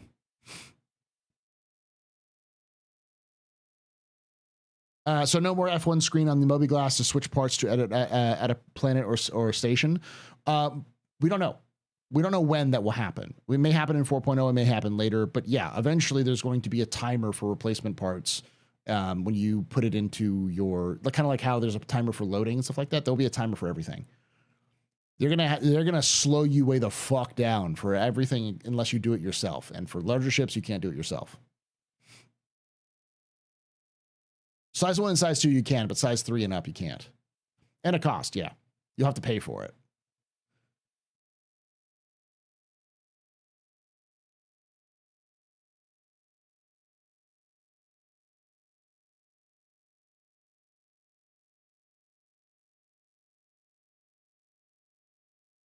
Do you think they'll rework ships in the far future for size 3 components? I think what they'll probably do is find some sort of system where they can remove the components through space magic while players are working them. Because the way that they describe how size 3 components are going to work is you have to cut the hole open. Like, they're basically going to make it so that you have to remove it from the exterior and then to get access to it and then repair it and then replace it. So that's going to require a rework. And until they have the time to rework those, they're just not going to bother. But anytime going forward, if they make a ship with a big size 3 and up components, if it's sub-capital, which is size 4, the size 3 components, they'll probably have some sort of paneling that they'll do to make it work. And they'll hand wave it away. But capital, they're just going to say, go fuck yourself. Go to a dry dock and get it fixed.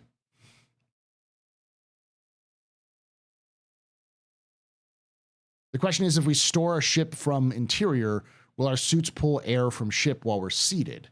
Possibly. I'm sure they'll have some sort of collection system like they have with fuel systems and probably with oxygen systems in the future as well. And like where you can gather atmosphere from a planet that has atmosphere for free. I'm sure your suit has the suck function, so it can suck. Your suit can suck all of the air out of the room. To keep it alive, but like there's going to be a limited supply of atmosphere in your ships. It's not going to be constantly generated.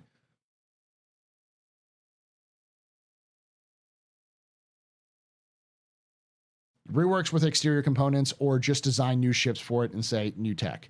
They're going to have to go back and get to those size 3 components eventually anyways. Which is probably one of the reasons why CIG went back and removed fuck tons of size 3 components from ships that are going to be added in for engineering, and instead replaced them with more size 2 components. Are you getting why they did this now? Why did they remove all of these size 3s and make them size 2s? I wonder why, chat. Maybe because engineering was coming, like they said, and they said we needed to change things around, and they're trying to make it so that you can actually use your fucking ships.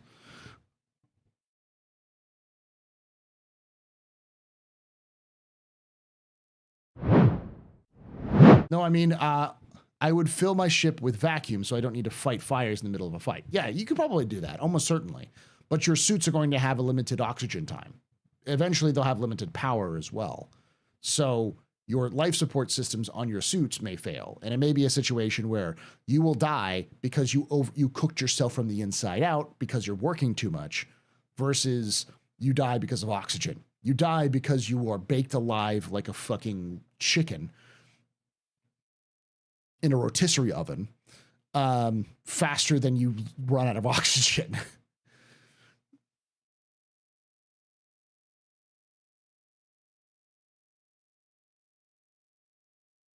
And then made some components size 3 because fuck you. Well, it depends. A lot of the components they made size 3s are all in industrial ships. So they don't have the immediate need of replacement and repair that a ship like, I don't know, the Redeemer might. So by changing those things around, they basically prioritize ships which are already large to have large components and that are already small have smaller components. The ship itself will have limited atmosphere too, Bet. You can't just keep venting your ship to avoid fire. Exactly. But you can probably store the atmosphere and then vent as need be. So you can go into this screen here, go to this, the life support systems, I guess, and then turn that all the way down. So it'll basically drain the oxygen into the tanks, or drain the atmosphere into the tanks, and then vent the ship. And that way you're not venting all of your atmosphere. You're just venting whatever was in the, was in there. So like fires and stuff, like fires wouldn't even be able to start. So.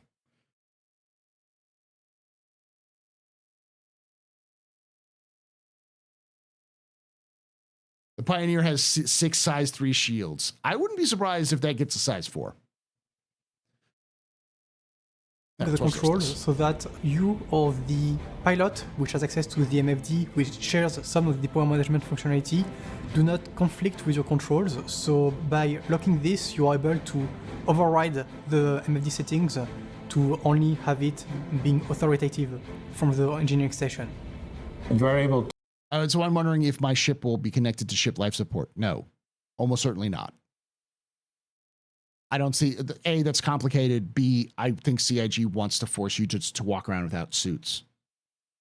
So they want to make it so that it's a trade-off. You either wear the suit and don't have oxygen in your ship, or you don't wear the suit, but you have oxygen in your ship. Paul, question. I have both the Reclaimer and the Gemini. How do you think they're going to treat those ships in regards to component repair sustainability? Not a clue. I think they have some components available for them, but I couldn't tell you right now. I think they're just gonna kind of hand wave him, I guess.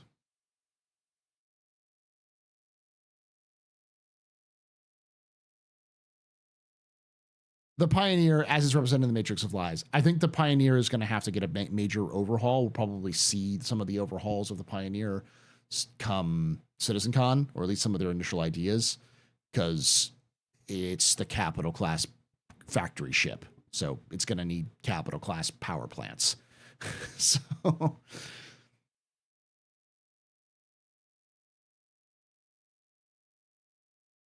to take the power. They have components on the freelancers now, so that's kind of cool. Yeah, that's one of the reasons why they really focused on the freelancers, because the freelancers is one of the few ships of that size that didn't have its components. All the other ones do. Yeah, I think all the other ones do now. So it was the last one that didn't have it. It does need an interior pass, but they need to get it limping before they go back to look at it. So Power assignment you have at a given time and save it locally. I wonder if they'll do specialized flight suits for combat pilots for these kind of things. They already have, and they will continue to do so. There's the BB-12 manned maneuvering unit, which my theory is the BB-12 is no longer going to be a manned maneuvering unit, but a fucking Titan suit. The BB-12 is going to be a EVA Titan suit. That's just easy. CIG has the skeleton work. They just have to do the armor paneling over the top, and you can still do the movements, and you just add EVA to it. You're done. It's an attachment. It's not, instead of it being an attachment to your back, it's just a suit you climb in, and now you've got EVA fuel. It's a tiny little ship. Watch it happen. There's so many things they're going to fix by just making it a Titan suit. On your computer, meaning that when you fly again with this ship, or even if it's not your ship but somebody else's ship, you can quickly apply your presets. This is very useful in the middle of combat. And you can quickly switch to a combat preset where you will give, for example, more power to shields, weapons, and thrusters. That's nice. Or at the same time, you may want to have. Oh, people are going to ask for a hot switch, though. They're going to want to have a hot switch they can do for that, or they'll come up with one. Some nap mode preset where you reduce the power to everything and just put it on the bare minimum, so there's no. Because that's what I used to do in Elite Dangerous. I used to have a preset configuration where I hit it when I go into combat, and I hit, and then when I wanted to travel, I hit to another preset config, and it just popped up the quantum drive, or the quantum drive, the friendship drive, the frame shift drives. Yeah. Degradation or misfires related to power use. So you can set a preset on your ship and then jump on somebody else's ship and load it up? Indeed. Your presets are stored locally, so as long as you have access to the screen and you're using the same chip, you can apply a preset. Obviously, if the components have changed or the chip has a different loadout, the preset might not apply perfectly and you might need to adjust it, but it gives you a quick baseline on how your power is assigned. We hope that with these changes, players will have more varied opportunities to experience the game. We'll encounter more situations where it feels relevant and... Okay, hold up. Hold the fuck up. Did they just tease us? Is that in the whole sea? Please tell me this is the whole sea.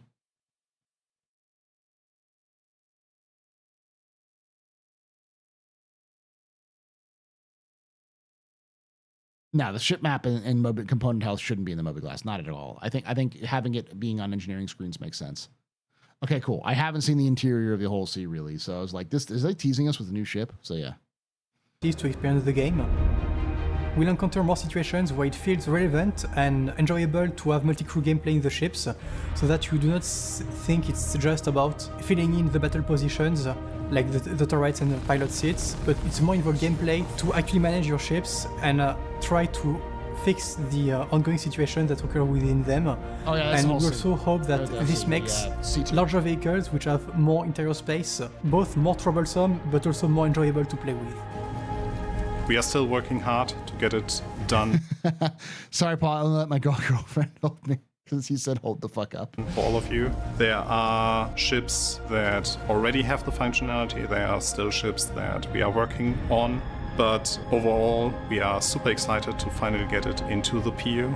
So the Arena Command experimental mode was already fun to observe what you can do with the entire system. And now with having the feedback from that, adjusting the gameplay a little from the feedback that we received from you, I am really looking forward to see what you all will be doing with it.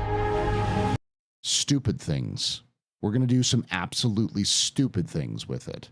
We're going to find how to break this thing in about 5 minutes. So what did we learn this week? Well, we learned that there's a sweet new interface for dedicated... Why not, AstroPub? If you're the engineer, you need to get the damaged component. Very stupid to go to the engineering tree and see where you need to go. That's why you have a chief engineer who's at the very front who manages to control the damage control teams, telling them which component is broken and where to go. They go there and they just focus on fixing the component, where the chief engineer is dealing with the damage control teams themselves.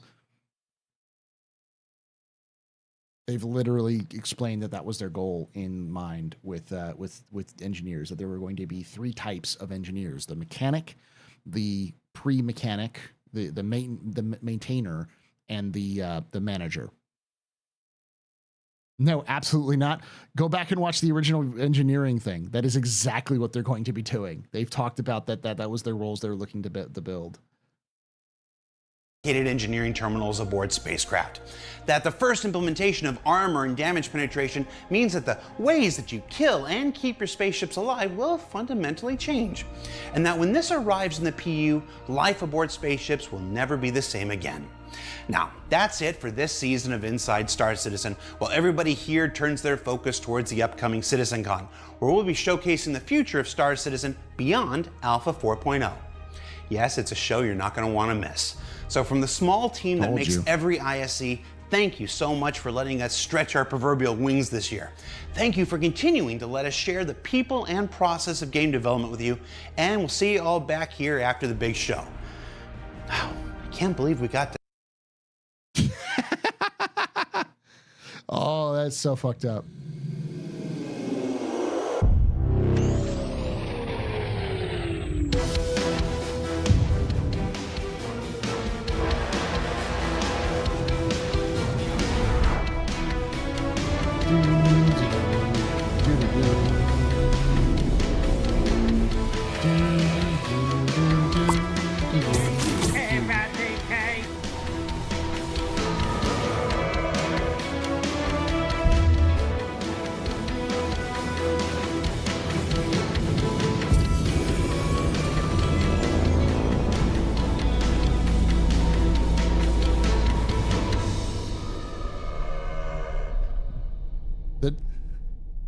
Jared is the doctor. I love it. I love it.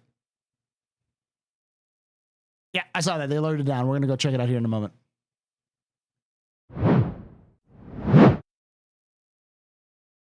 So, I like it when devs are having fun. So, here's the kind of the big takeaway, and I'll make sure y'all get this idea. Is what CIG is doing for CitizenCon is not 4.0. They're not going to bring up 4.0. The most they'll do is say it's in PTU now or something when they talk about it. They are not talking about 4.0 at all this year. They're going to talk about beyond 4.0 because they've been talking about that this was going to be beyond 4.0 since fucking February.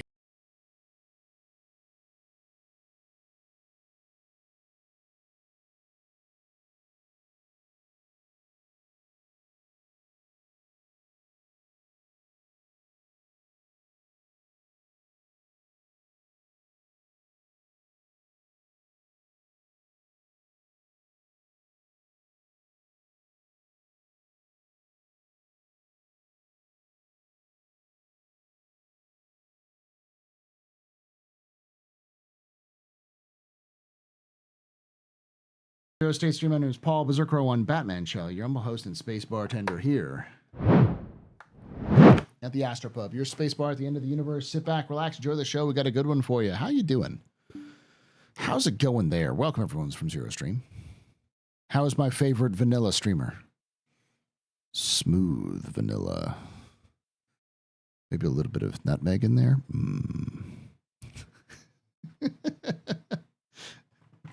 Honestly,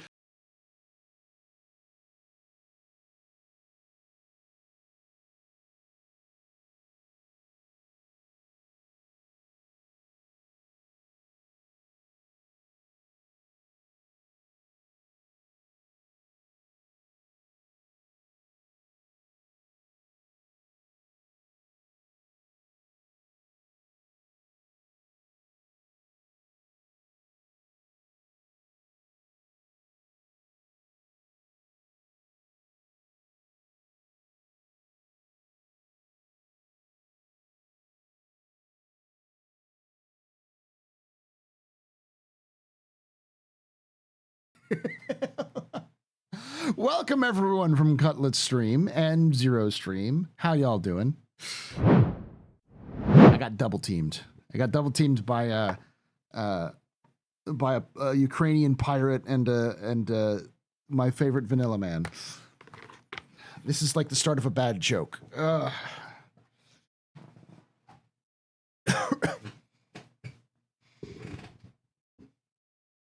So they're all here.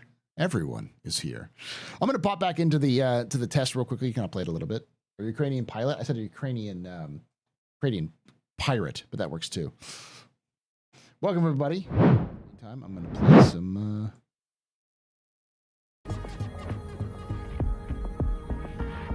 Keep this in the background. Some wacka.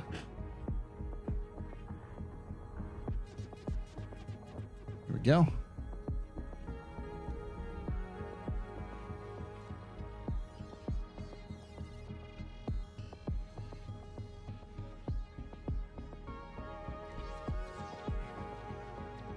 Benoit is a steely-eyed missile man. Indeed, he is.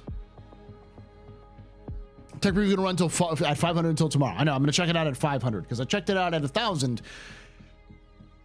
and it worked, kinda.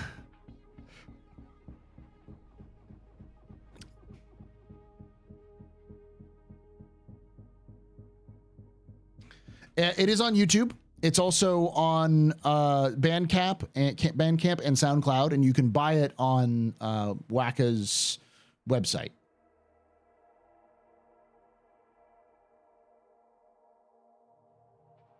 If you just look up Wackapedia or Flaro Pyro, it'll come up. I should probably do this.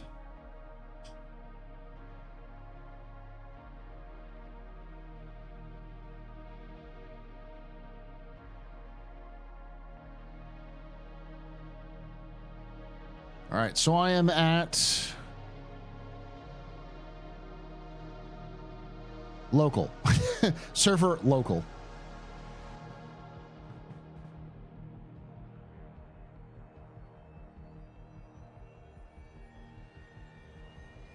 So server meshing is being tested.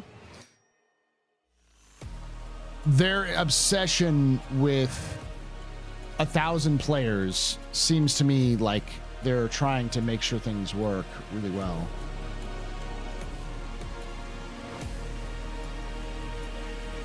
So I am at currently DPS mesh. Man, server FPS this feels really freaking good. What the hell? Oh man.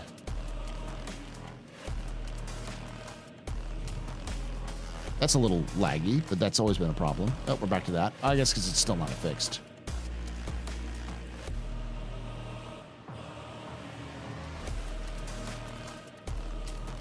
How many players? 500 players.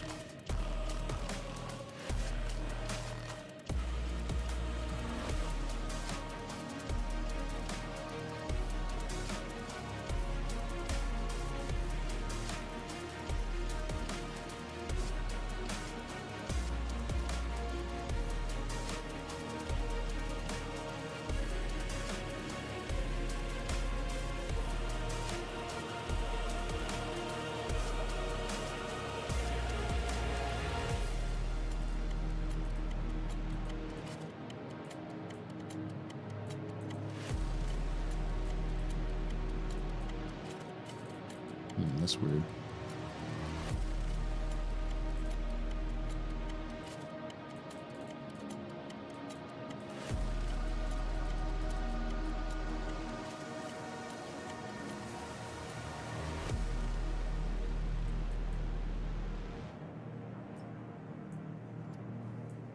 Aha.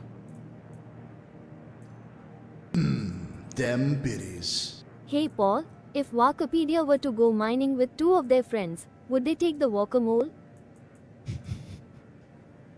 Was it Iris? That was Iris, wasn't it? Yes, yes they would. Gosh darn it. Can't take Iris anywhere.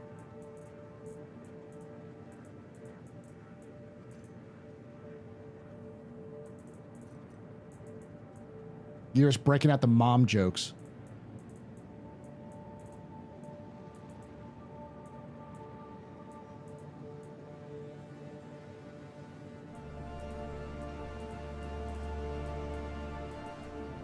They're like dad jokes, but they're funny, which makes me angry. It makes me upset, and not like an angry. No, she's not angry, not in an angry way, but in a disturbed way. Why not?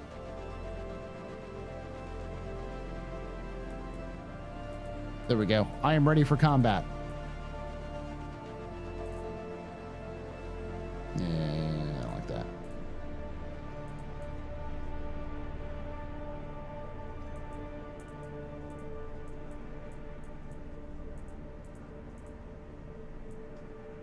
Oh, here we go.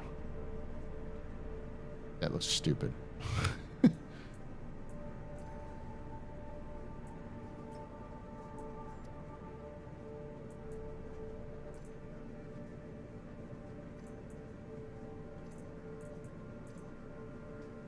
There you go. That looks more stupid. That's better. All right.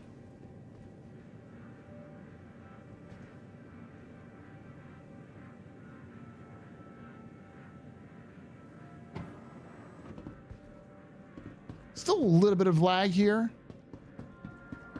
The responsiveness is a little bit better, but it's also an Area 18. Let's see if my ship explodes. Thank you, buddy.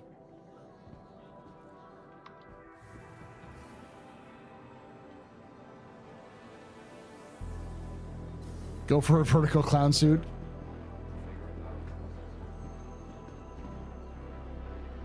That's right.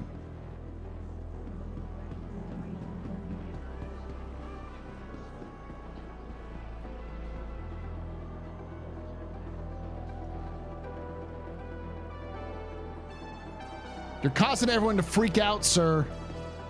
Put the gun down, sir.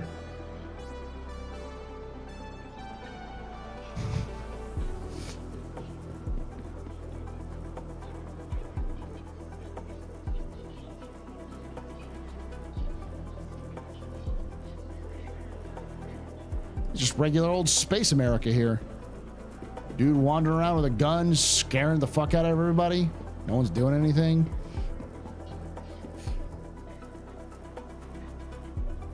He's about to blast your cubby. He's about to blast everyone's cubby. What's the worst part is he's probably a cop.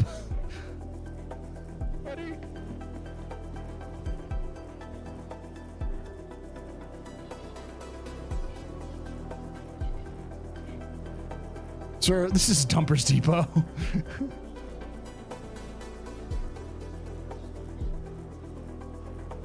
Definitely a bit of server FPS is actually kind of dog shit now. It went straight and then back up to 30.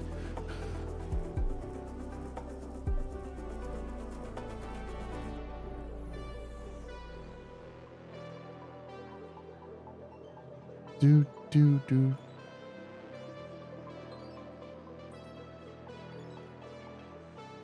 E4. How many? Yes.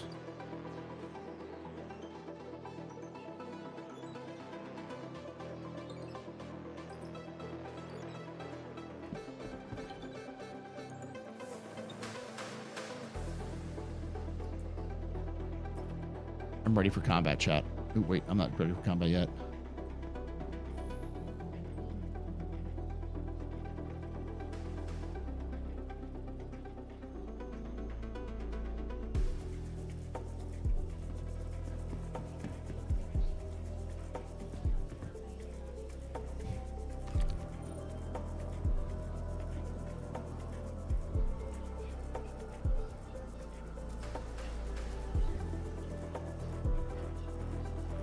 I said what I said, Akinla.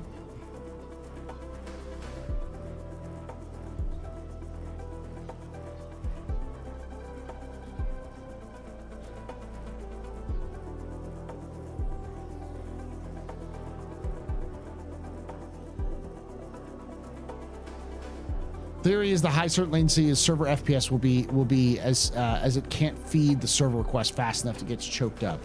Oh.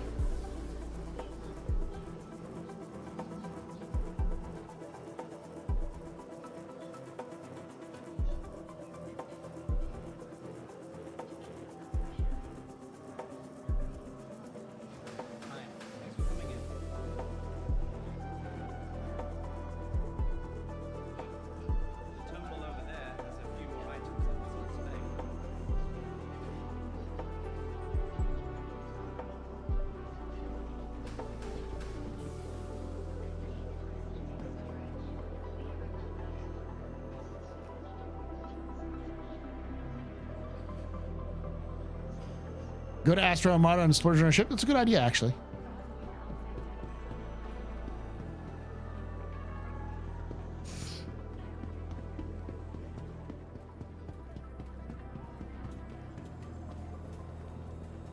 What should I buy, chat?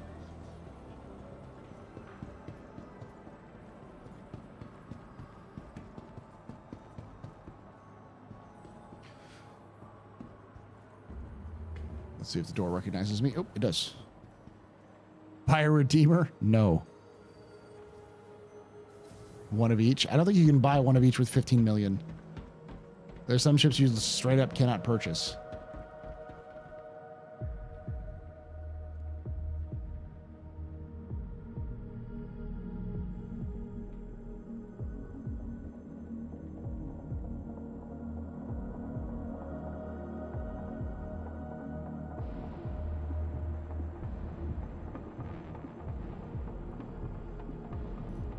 Look at the 315p. That's always a good one. Ooh, the Gladiator.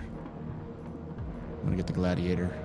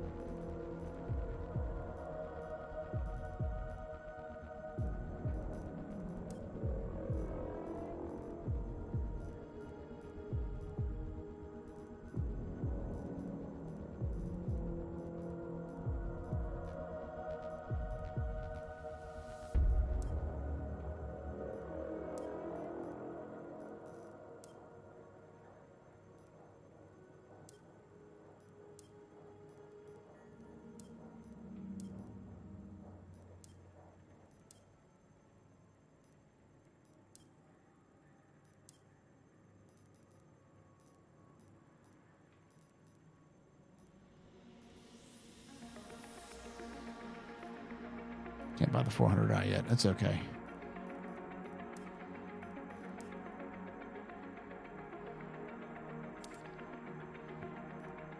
Yeah, the server meshing is going to be a 4.0 release, right? Not before. Yeah, it's gonna have to happen with 4.0.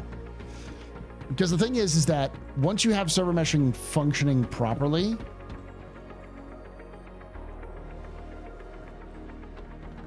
the question is not, there's no reason not to put pyro in, because we know they can do pyro. They've showed us they can do pyro. Pyro exists. It's not much different from what we have in the game right now. It's just gameplay. The problem is they can't have Stanton and pyro running on the same server. So they need server meshing to make sure they're both in the game. Once you have server meshing in, there's literally no reason not to just put pyro in. So server meshing is 4.0.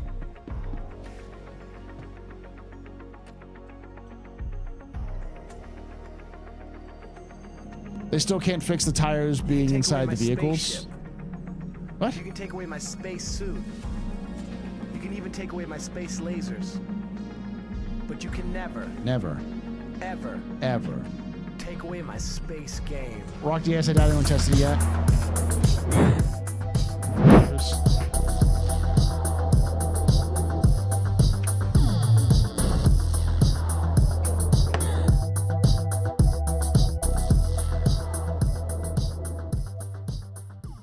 Sunforce just resubscribed for 2 months.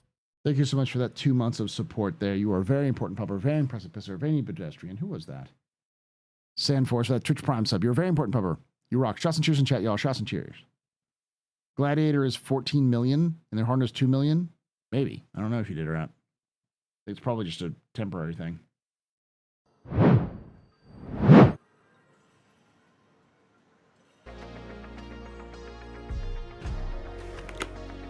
The problem with claiming they still can't fix tires on vehicles is that those tires aren't a priority. No one cares about them. Is it a bad look? Sure, but it's not making the game unplayable, so why should they care about it at the moment? I mean, that's effectively it. It's a triage situation. There's no reason for CIG to work on something because it doesn't solve the problem of what they need to do, and they've got other problems they have to deal with first. Is it a good look? No, but that's not how really anything really works in Star Citizen. All right. Is Pyro done? They just need to fix the servers, yeah? Do you think Pyro will come soon after? So Pyro is as done as Stanton is done. Stanton isn't done, but you can play it. There's still parts of Stanton that are missing. I'm sure there are parts of Pyro that will be missing when it releases, but it's going to be mostly complete when it releases. You can take away my spaceship. You can take away my space suit. You can even take away my space lasers. But you can never, ever take away my space game. Bot down. Oh, bot line again. And they have to reconnect it.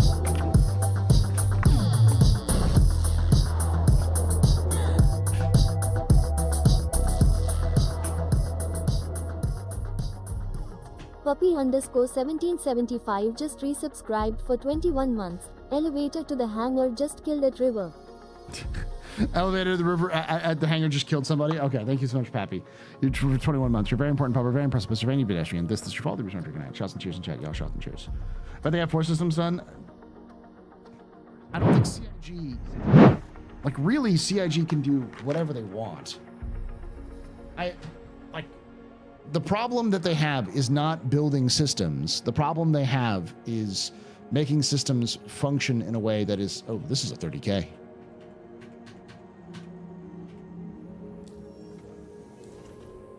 Nope, it's good. I just had a weird hang up there.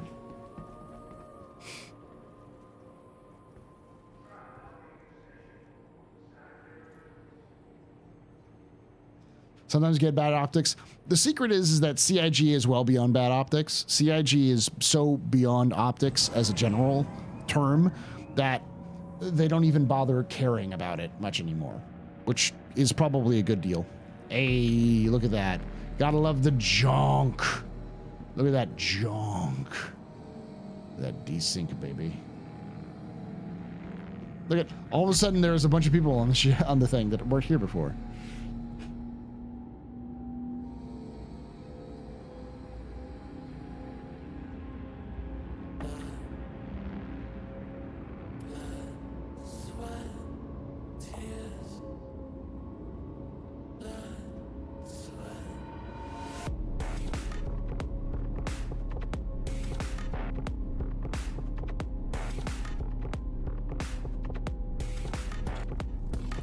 CIG getting server meshing from 350 to 500 is a great sign for 4.0 getting to Evo sooner rather than later.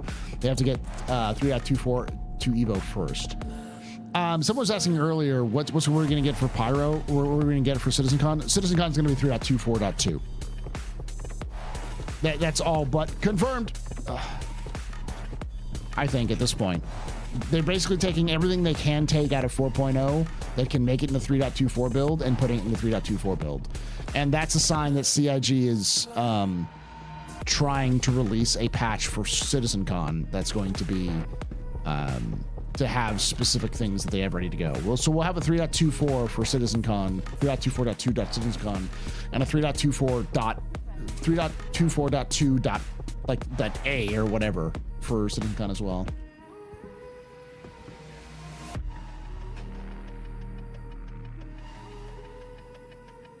You can see people standing still. Yeah, it is not at all in a playable situation with other players.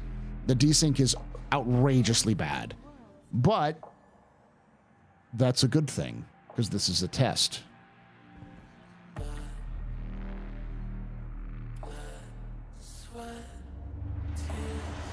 I don't think we're going to see a 3.24.3 at IAE. I think they're going to go for 4.0 at IAE. Yeah, this is a server meshing test.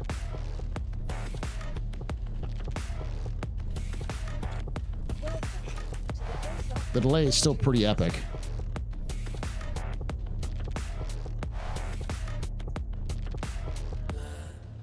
Sweat, tears.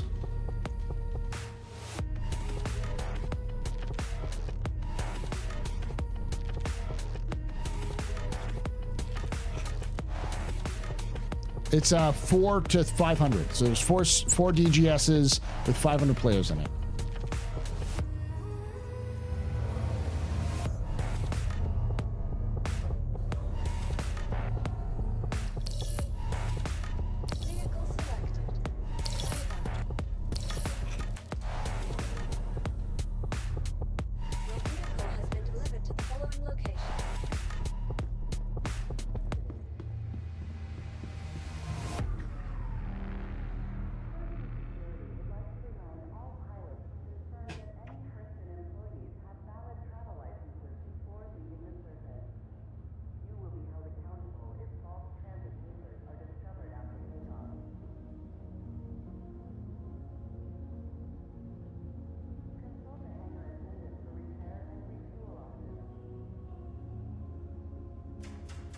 I still don't get what's preventing two static meshes for one for each system at this point. Performance. Them biddies. I don't know. That didn't go through. This is a test, only a test. If this had been a real server meshing event, everyone would be dead. Please return to you. Please return to your Orison, the city in the clouds. Programming already in progress. Thank you for the participation, civilian. Thank you. Oh yes, the Fire Rats theme. I have seen it from the extra large hangar. It is hilarious.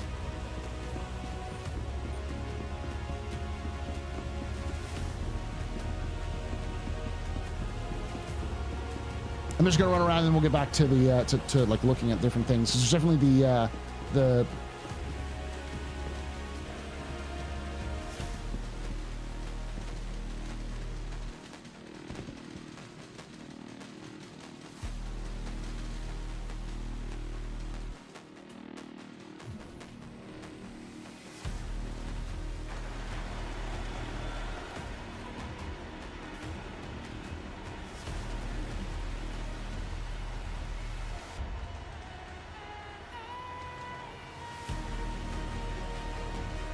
Is the SRV broken? I don't know.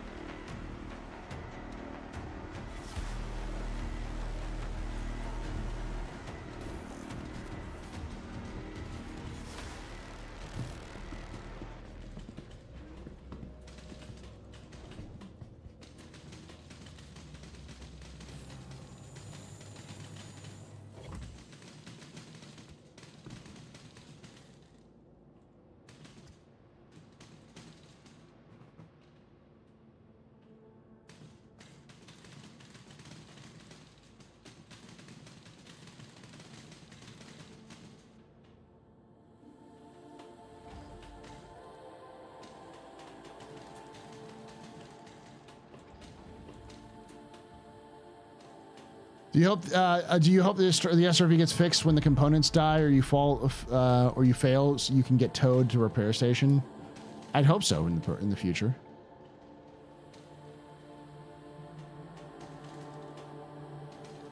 I don't think some testers know the goal of stress test is to break it and see why it happened. The fact that they've gone from being the absolute nightmare that was the last patch to being this one is impressive in a week or 2 weeks. I think it was a week, yeah. In a week, they've managed to do a lot of fixes.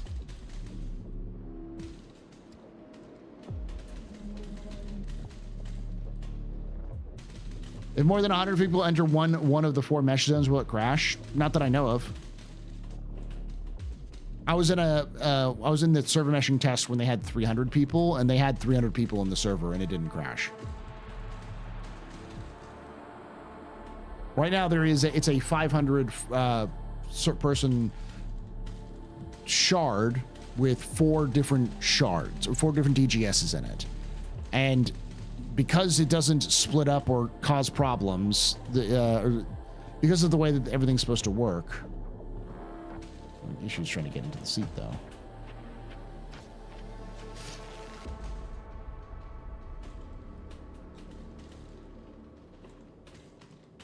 Yeah, it would chug, but the idea is it should be able to hold 500 people. That's just how these things work. All right.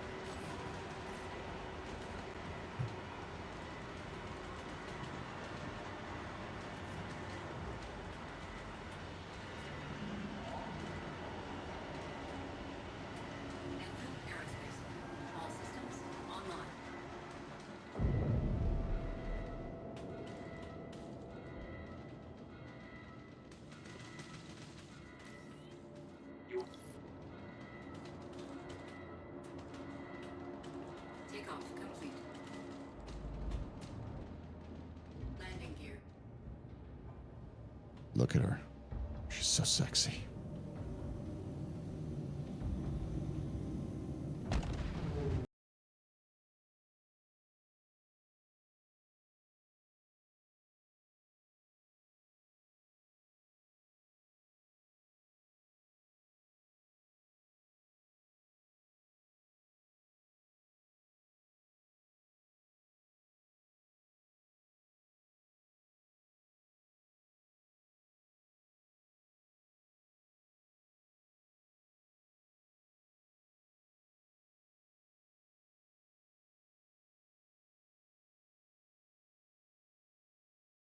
For that raid there. Welcome everyone from Becky on Blaster. My name is Paul Berserker One, Batman Show, your humble host and space bartender here at the AstroPub, your space bar at the end of the universe. Sit back, relax, enjoy the show. We're good one for you. How you doing? Welcome to the office hours, ladies and gentlemen. Very granted. That's why. There we go. I only blew up a little bit, chat.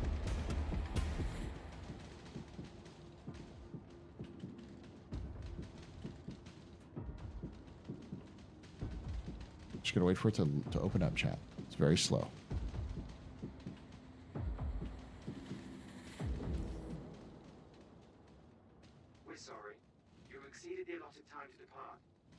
to return your ship to storage.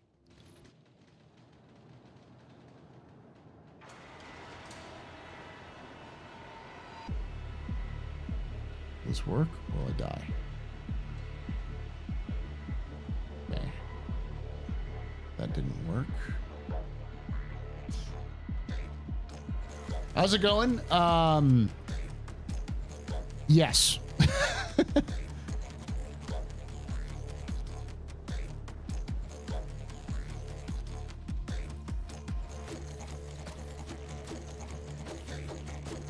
Weapons free, y'all.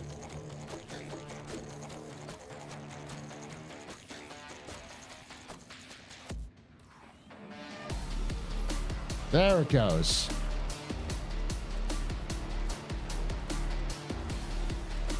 This song, this is called Gangs of Pyro. It's by Wikipedia and Flaro for their album, their joint album called Pyro.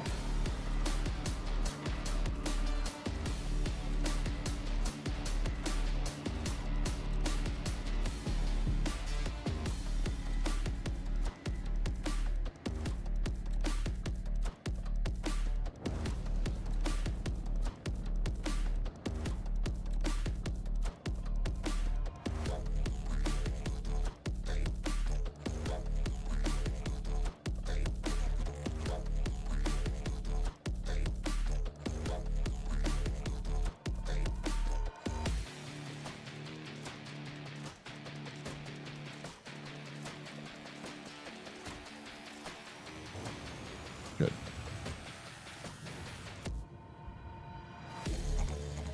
That's probably what killed me before.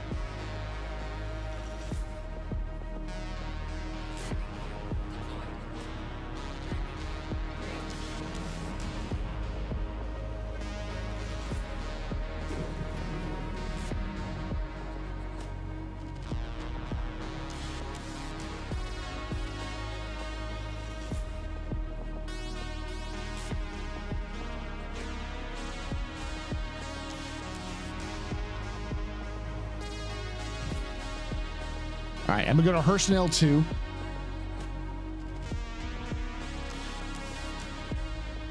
Ultimate check.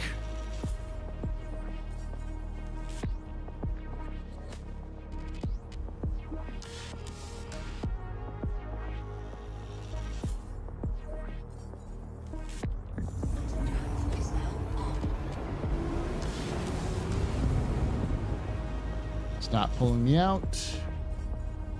No authority server. DGS mesh. So it is a smooth transition between the no authority to DGS mesh.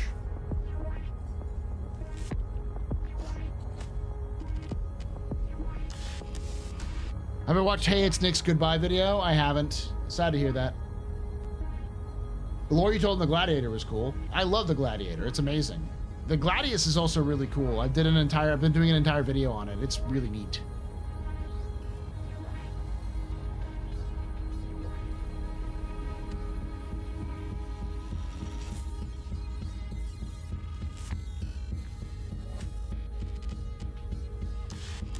What happened with the hangar garage doors? I think what happened was that it just, it's super delayed. So if you push it too many times, it'll just open and close, open and close.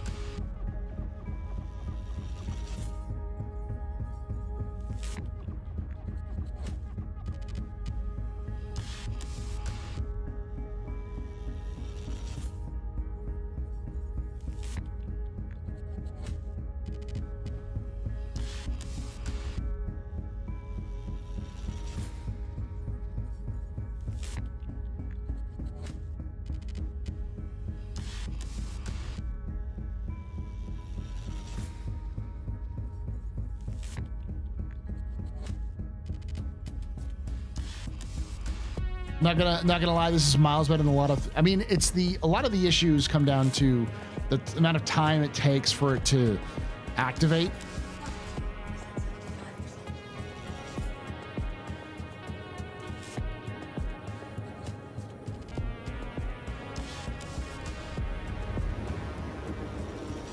Not too bad.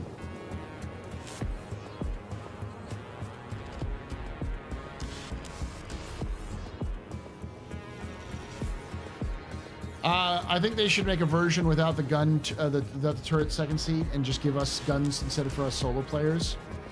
Not gonna happen. As much as I hate to say this to y'all, and this is something I've been saying a lot, is CIG is not going to abandon solo players, but they're going to encourage solo players to find friends because it's an MMO. CIG has been constantly harping on the fact that this is an MMO, this is an MMO, this is MMO. Even their design seems to be focusing on at least 4-player co-op for Star Citizen. So it's not necessarily they're forcing into PvP, but they're gonna move you, try to push you towards playing with other players to be more effective. And I'm guessing that their main hope is to have fun, to make sure that the experience with multiple players is fun.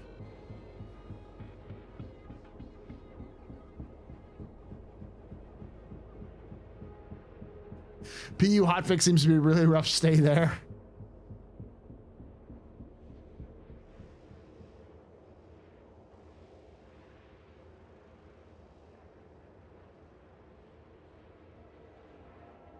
Nick was making some solid arguments until halfway through the video and then drank the Kool-Aid and lost almost everyone. Nick isn't going to be the last content creator that leaves Star Citizen in the near terms. It's going to happen. We're on wave 4, by the way. This is the 4th generation of content creators that have arrived to play Star Citizen. We're ending wave 4 and entering wave 5 soon.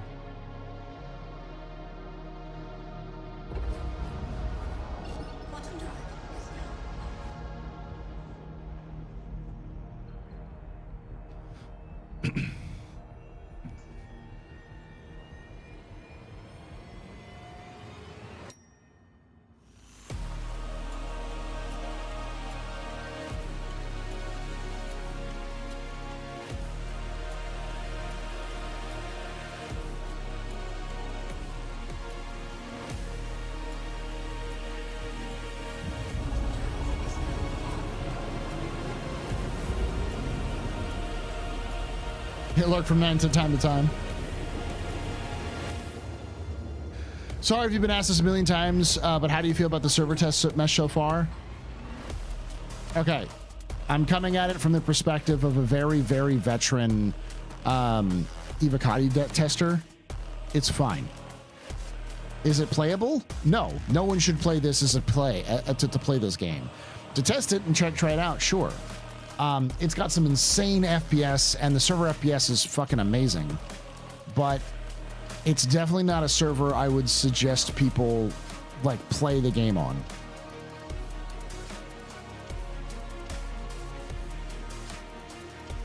Nick isn't the one. That was that's Grumpy Eye, I think is his name.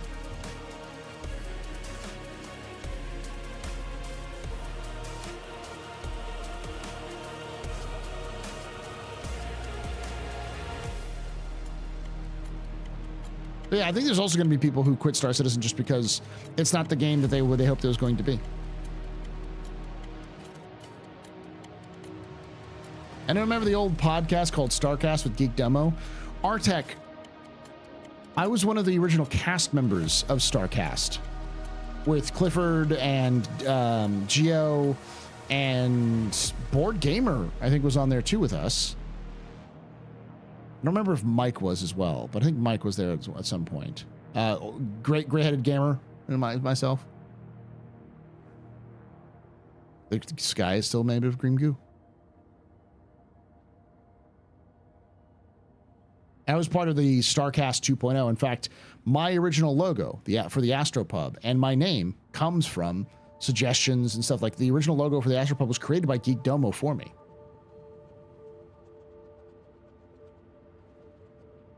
I wasn't in episode 1, but I was in the later episodes. Yeah, like the captain's table was birthed out of StarCast.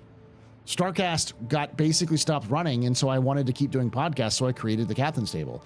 It's also where Mike got his original podcast, because I believe the original podcast was not Mike, but it was run by WTFosaurus, who was a friend of Mike's at the time, when Mike was still called Twerk. It might have been Board Gamer who actually set that up originally. Yeah, a lot of the early podcasts were just offshoots of StarCast when StarCast stopped doing things.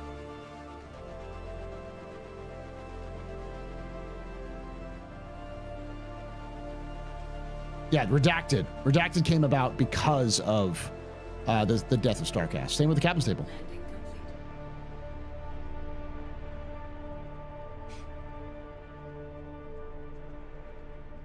People are getting old and content creation is a young person's game. Listen here, Sonny. I am almost only 40. I'm only almost 40. I'm fine. Trendane is still around, but Trendane is a professional voice actor. So Trendane has jobs to do. In fact, we were talking about BattleTech earlier. The main bad guy in BattleTech, that's voiced by Trendane. The guy with the guy who ran the faction, I can't remember the name of it, but with the ram's head. That was voiced by Trendane. Trendane is a professional voice actor. That's why he's not around anymore, because he's got a job. The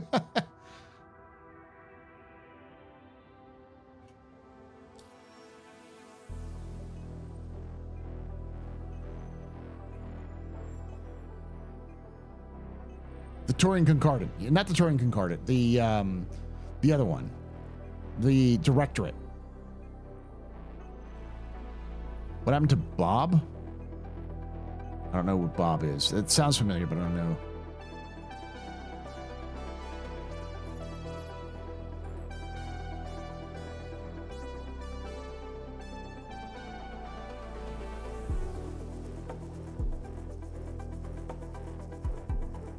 At 40, if you're old, I'm ancient. I'm not at 40. I'm still several years away from being 40.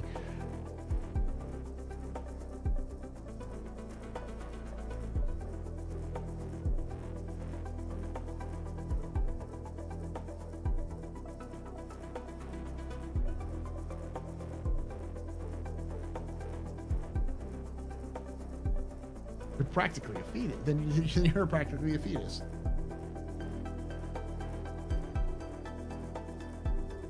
The average Star Citizen gamer is still in the mid to late 30s.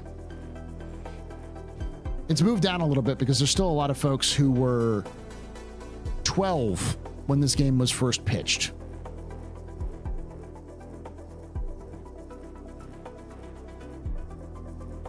We're talking Harebrained Dream Scheme's BattleTech game. Yes.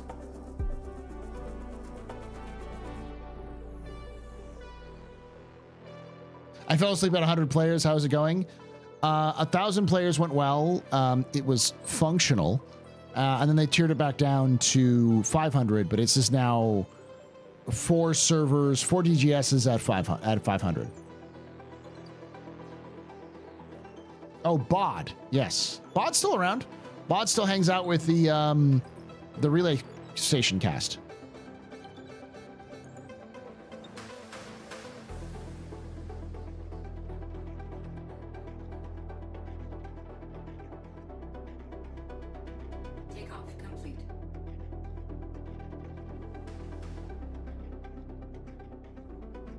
I was engaged when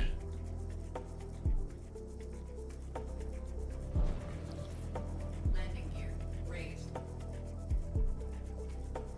Please proceed to sign landing bay.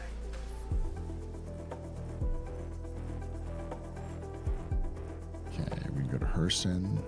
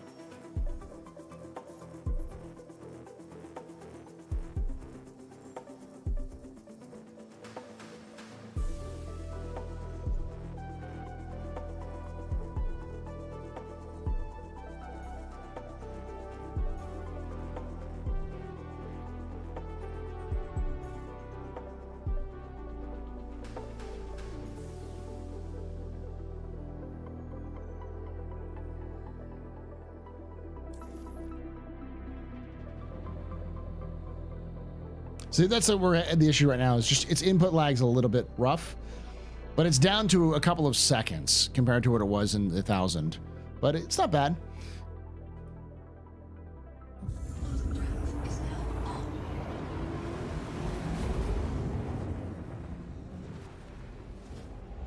Hey, Celine, you're lurking. That's cool.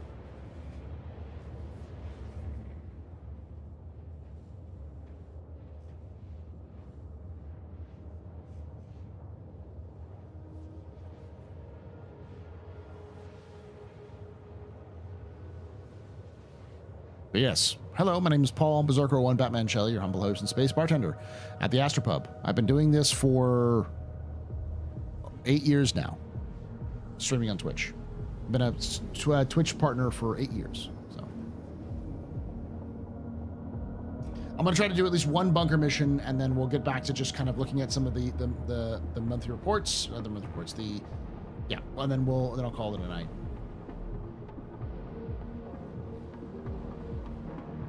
But yeah, there's a lot we can pull from this and the other things. It's just, generally speaking, I would say Star Citizen CIG is in a position where they're pushing towards 4.0 Evocati.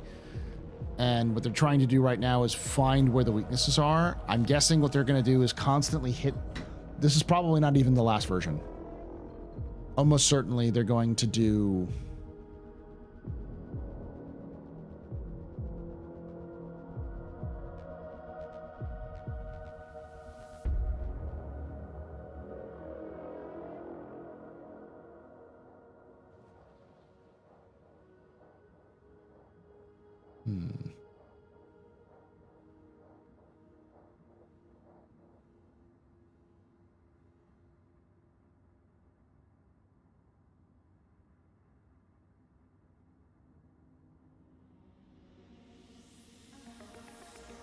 So I'm trying to get out of...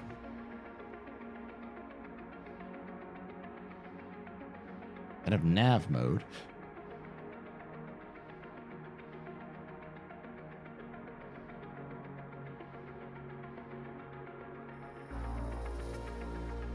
No Pizza Steve.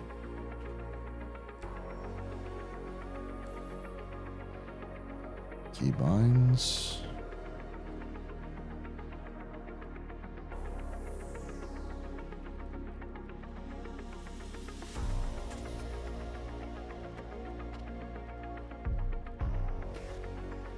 I'm sure it's like over here.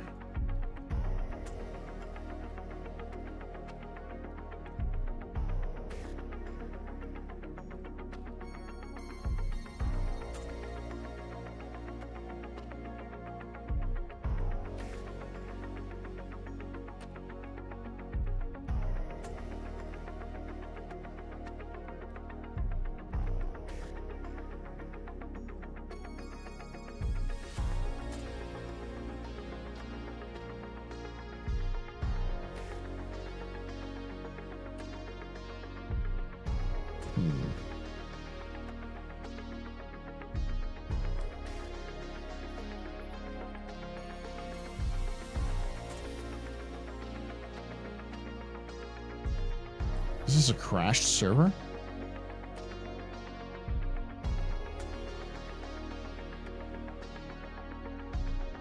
No, it seems to be fine.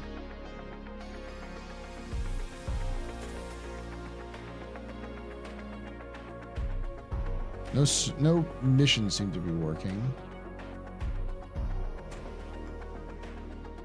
Let's go to ETA. Have a good night, Vash. It's 6,500. I thought it's 4 to 500. I thought, unless they increased it.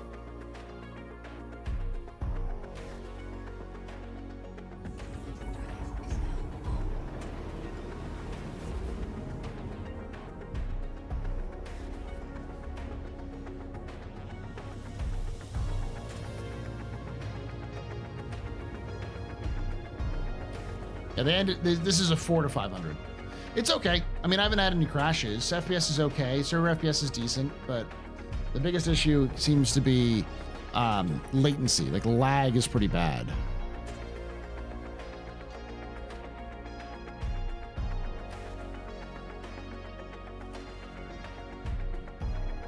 I've been kicked from channel local. That seems like a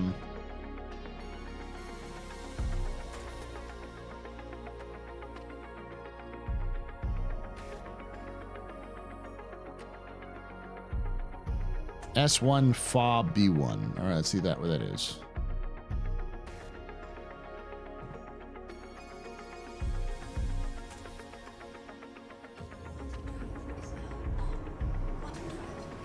The 6 to 1000 worked. It just wasn't great.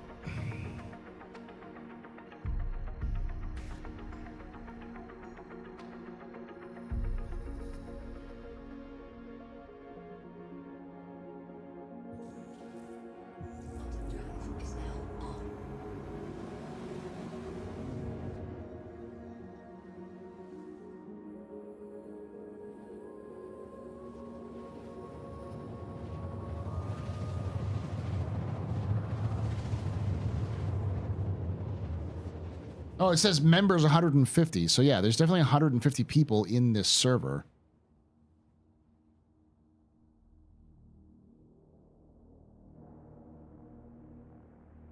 Quantum drive is now off.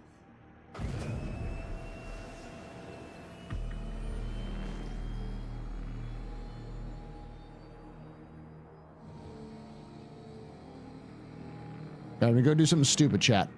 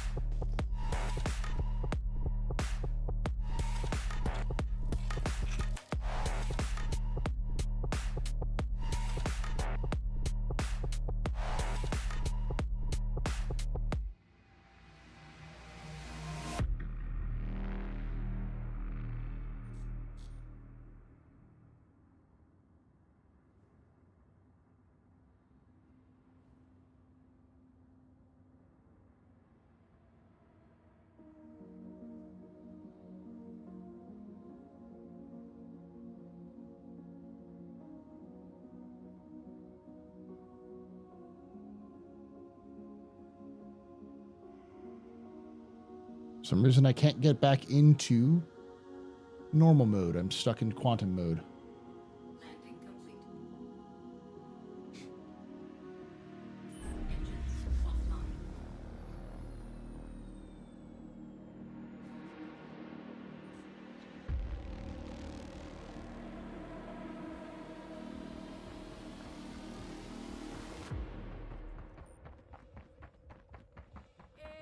Got about 30 FPS right now. I'm getting about 38 server FPS. Let's go see if I can do something stupid, chat.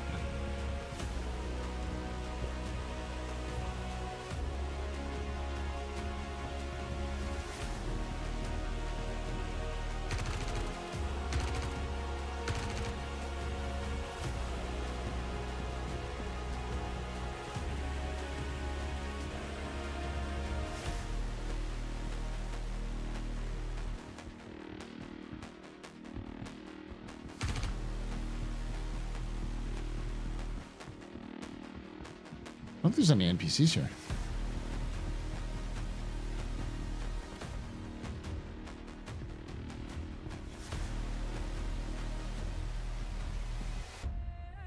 Oh, is this a ruined outpost?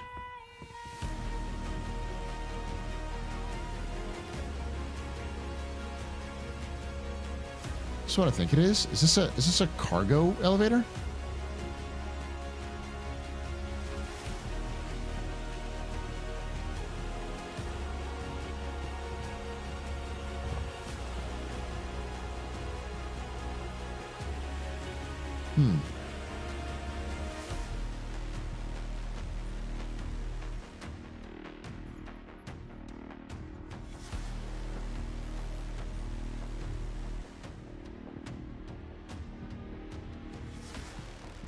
It's an empty fob? Oh, okay. So you can go around and do some stupid stuff and shoot people, but I think we're good there.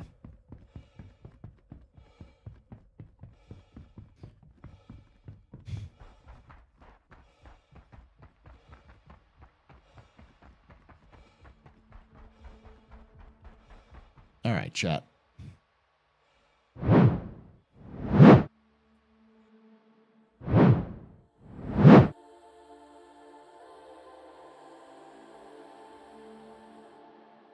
There we go.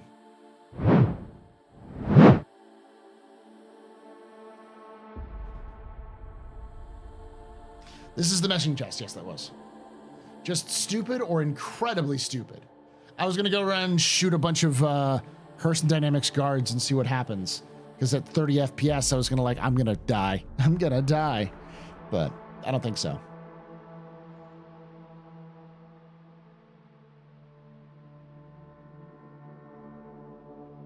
Oh, all right. So that was the server meshing test. It's up, available for everyone. It's open to all people. So every single person can try it out right now if you want to. It's in the tech preview. You just have to download the tech preview. It's just 4.0. It's 3.24 build. So it's not too bad. Overall, my impressions are it's not bad, honestly. I would say maybe a few more tests and it would probably be ready for an for an Evocati run. It's surprisingly doing okay. They definitely need more tests to figure out what's going on with the server input lag, but I'm sure they already know what that is. I think even Benoit said something to the effect of they know that it has something to do with server with the back end services sending in messages to the front end.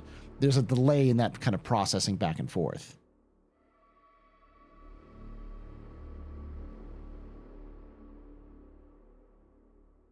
Ooh.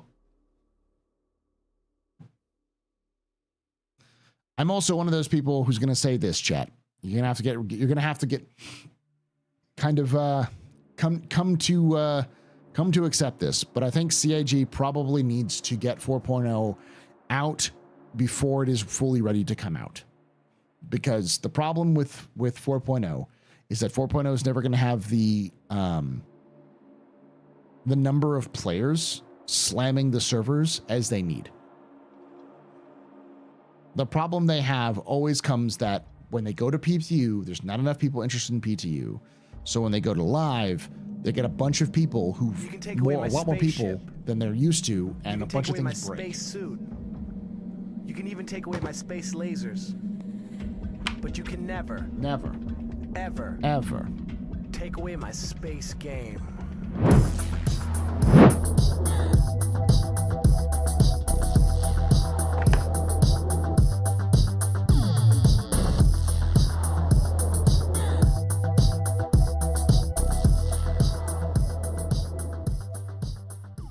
Senale just resubscribed for 49 months. 49. Dance for me, smiley face. No problem. Thank you for that 49 months. And that was tier 1 for 6 months in advance. Thank you so much for that, Senale. You're a very important puppet, very impressive Mr. Any pedestrian. This is your father who's drinking night. Shots and cheers and chat. Cheers. Nice. All right. I'm going to turn this regular Star Citizen music back on. That was good. That's the music you're listening to in the background is Pyro by Wikipedia. Fantastic song soundtrack. It's made by Wikipedia and Flaro, both Star Citizen fans. Waka works in the back end. If you've probably seen Waka do much of the days and do a bunch of other things. So they're a fantastic member of the Star Citizen community. They have been a music creator in the Star Citizen community for a very long time. Go buy their album. It's available for free on YouTube. And if you're a content creator, you can use them as long as you attribute them. I'm going to be using them for the Gladius video. There's a section in the Gladius video where I talk about the creation of Project Comet and the Comet Project, which led to the creation of Project Wildcat. And it's got this nice, there's a track in there that's got this nice little like boom, boom, boom, boom, boom, chee, choo, chee, kind of like mechanical noises in the background. It's very like cyberpunk, and I was gonna use that. So yeah. Let's take a look at the other big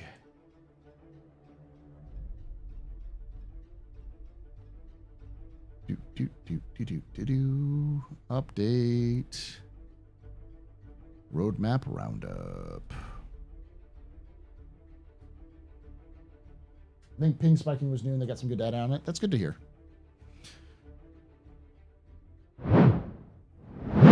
So I'm not going to do a capsule on this, but I do want to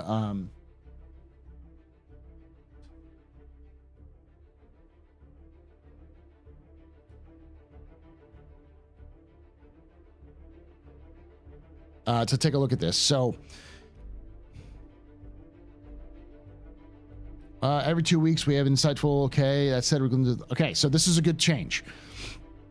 I said before that if 4.0 was going to get pushed, it's going to be pushed in this roadmap roundup and at most next roadmap roundup. We'll know 100% sure if 4.0 is coming out this year, if it's still in the roadmap roundup for quarter 4 next roundup. If that's the case, they're not pushing it. They know that far ahead when they're going to plan on releasing it. So changes for September 18th. We've got acidic caves, rock caves, and the MFD rework. They've also added the Atlas because it's already out. So acidic caves is a acidic cave archetype coming to both Pyro and Stanton, adorned with luminous pools of water and dramatic stalactites and stalagmites. These caves provide captivating setting for exploration FPS missions and missing person missions and more. Rock caves, implementing rock cave archetype coming to both Pyro and Stanton, illuminated by bioluminescent mushrooms. These caves provide unique atmosphere for exploration, FPS missions, missing persons, and more. MFD rework and new displays. Rebuilding the ship multifunction display functions and building blocks, including new design, functionality, and customization options. This option also includes a select number of updated ship HUDs, giving greater visibility as well as a manufacturer-based visual overhaul. All of those are coming in the Alpha 3.24. So that means that CIG is definitely going to be releasing Alpha 3.24.2 in the next couple of weeks. My guess is sometime before October. They want to release it before CitizenCon, probably about a week or two before CitizenCon. So at earliest, I would say next week. Latest would be 2 weeks or 3 weeks from now. Because I do want to test these, because the MFDs and the rock caves are still going to be testable things, and they definitely want to make sure the Zeuses are functioning. But it's clear that 3.24.2 is going to be the CitizenCon patch. So it'll be the patch that's out that has all of the ships for CitizenCon. They're going to have some sort of .x, not a 3.24.3, but a 3.24.2a that they'll release CitizenCon under. And they're going to want to get that good to go with all the ships ready to go for CitizenCon to be released. And they want to do that weeks before CitizenCon goes live. CitizenCon is going live in the 3rd week of October. So they're going to want to get that at least 2 weeks, 1 to 2 weeks out before then. MFD might need an Evo, but the rest feels like straight to PTU. I could see them going straight to PTU without an Evo. They may have a small Evo just to make sure everything's good and then push it, but...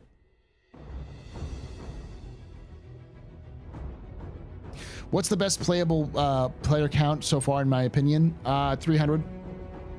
When they did the 3 to 300 was great. But I know that CIG is almost certainly trying to make it so that the upgrade in 4.0 is going to have more players per server on average than 100.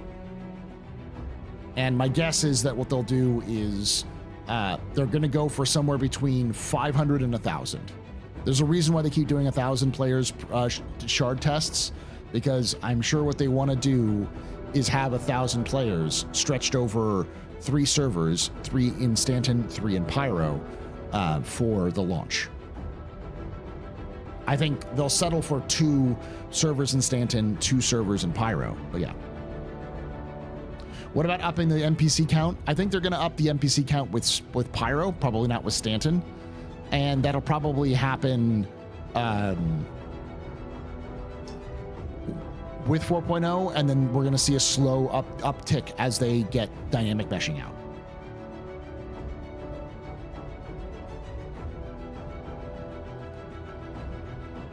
Maybe physics should be its own service layer. How about an NPC service layer? I think a lot of that is already in there.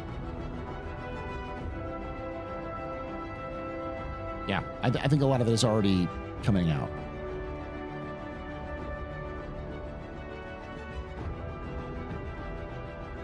They can do both. That's why no one should expect an amazing performance for 4.0 launch. Yeah.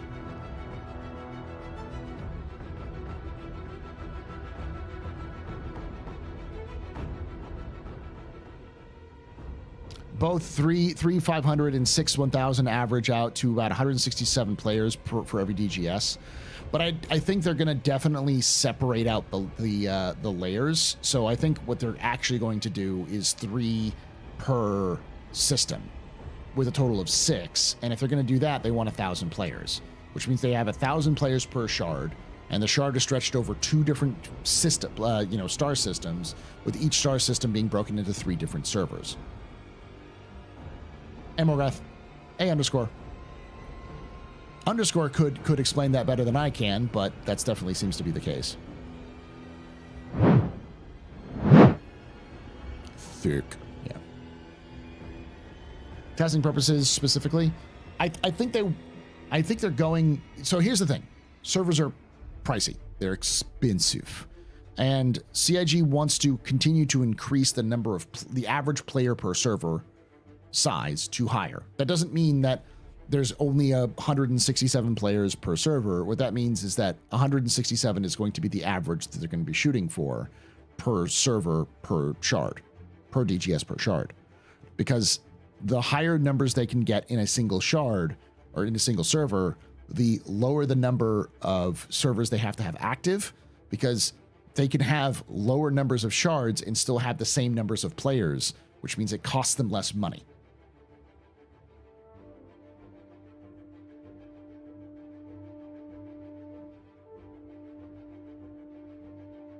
A lot of what server meshing is about is reducing the cost, the overhead of running the game.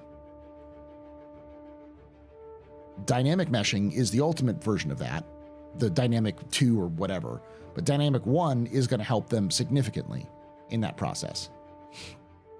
If I remember correctly, static is just having all of them on, and then dynamic is they can sort of merge into one another and then unmerge based off of a specific area.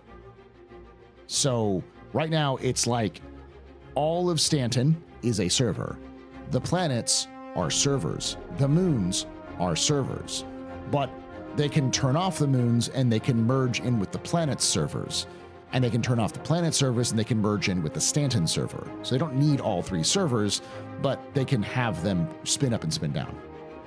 Just finding the right combo for now, and the new message queues we work with too, because they are pull stuff out of the old DGS and consistently making new services using the hybrid with what the shard is named after, and then spreading things across DGS mesh. Dynamic is the end goal. Yes.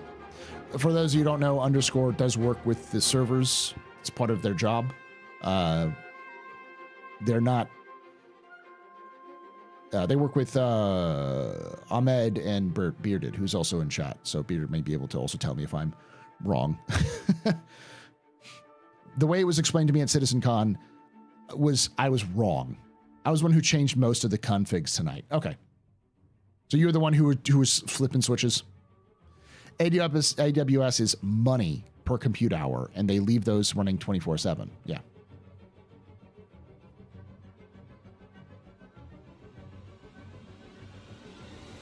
So in theory, you could have 500 people in a single station. I wouldn't want to be on that station, but you could. That would make it really freaking crowded. I kicked everyone, updated the configs, restarted, made sure things were good. I was taking captures too. Okay.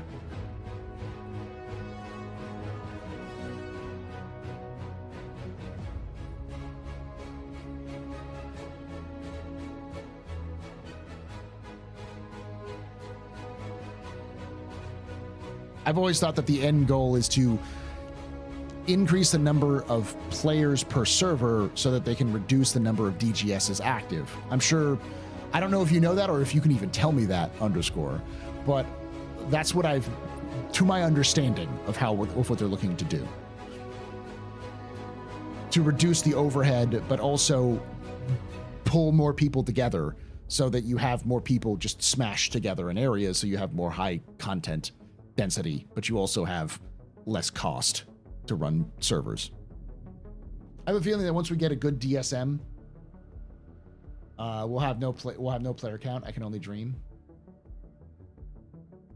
Also, like the thoughts the servers are right now, just planets and moons and space right now, isn't 100% correct. There's some algorithm the servers came up with. Okay, yeah, because Benoit was using the example of Stanton is the root. The planets are a branch, and the moons are a branch, and the player is a leaf that can be grabbed by each branch. What's a DSM? I don't know what a DSM is. Diagnostic Service Manual.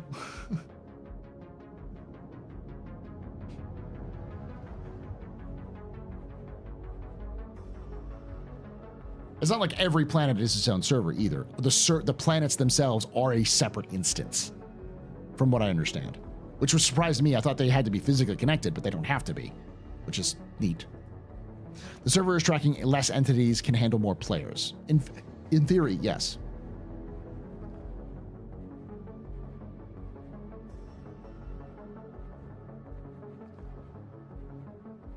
Dynamic server meshing. Oh. Dynamic server meshing. Okay, yeah. So dynamic server meshing effectively means that they don't have to leave servers up 24/7. They can have servers expand or contract based off of the number of players in an area. Eventually, we will dynamically scale up a section of space to more people, and the people there are to hold it so shards go away as we know it. So yeah, so the idea being is that there won't be any shard whatsoever. You just have a region, and you can scale up or scale down depending on the region you're in. Like how EVE Online does, where they bring up more servers depending on how many people there are in a server, only that has to be done manually by CCP. What CIG wants to do is create an algorithm, a system that can designate when they make that split happen and how they make that split happen, while still not interrupting gameplay as it's happening.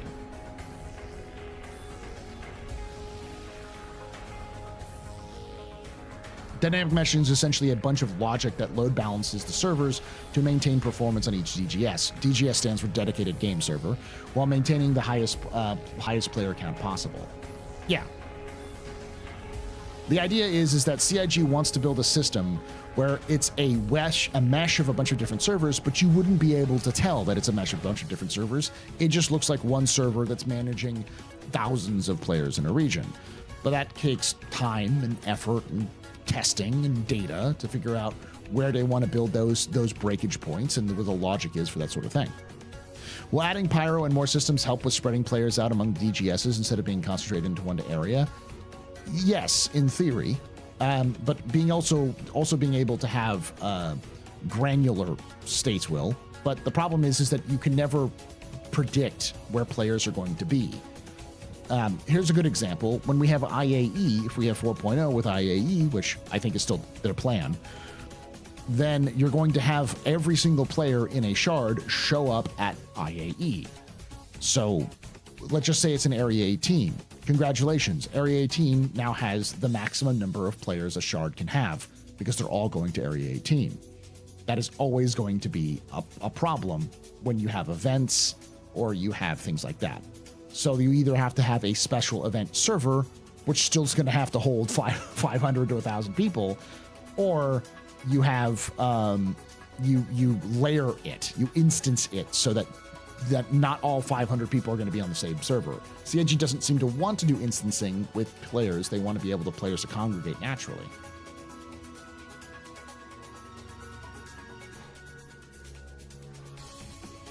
More starting zones in general will help that, plus areas to spawn in. Yeah, for sure. Spreading players out helped a lot when I did the 300 player test, when it was like 3 servers and they had 300 players. Once the players started to sort of filter out from their starting zones, the FPS was consistently high. The player averages were somewhere in the 50s to 60s per server, so you had really good performance. The only problem was the AI wasn't perfect, and there were still some issues back and forth, but it felt tight. It felt good. The FPS was good. The server FPS good. The responsiveness was good. It was just a matter of they have to find the little weak spots, I'm sure. The spots that kind of tweak here, nudge there, fix things around. The system should also be able to handle lots of people in one area, reverting to instances of the amount of players exceeding the maximum of what any GGS can handle in a player population. Yeah, but I don't think they're going to do instancing, honestly. Instancing sounds like a lot of effort to be done to add logic for instancing that they don't want to do, because eventually they'll be able to do dynamic mesh. So they'll be able to just spin up servers and you won't even notice. So they can make smaller and smaller servers. So putting a lot of time and effort into instancing because they don't want to have the maximum cap that they have for shards is a dead-end technology. It's a technology that they won't want to put time and effort into when they can just work on the logic for dynamic meshing. So it makes a lot more sense for them to just hit the servers until they break and find what that breaking point is, and then keep working on optimizing the code and building things up and keep hitting the servers until they break. So they can find the maximum high cap amount that they can put in one single server, and that'll just be the shard limit for now.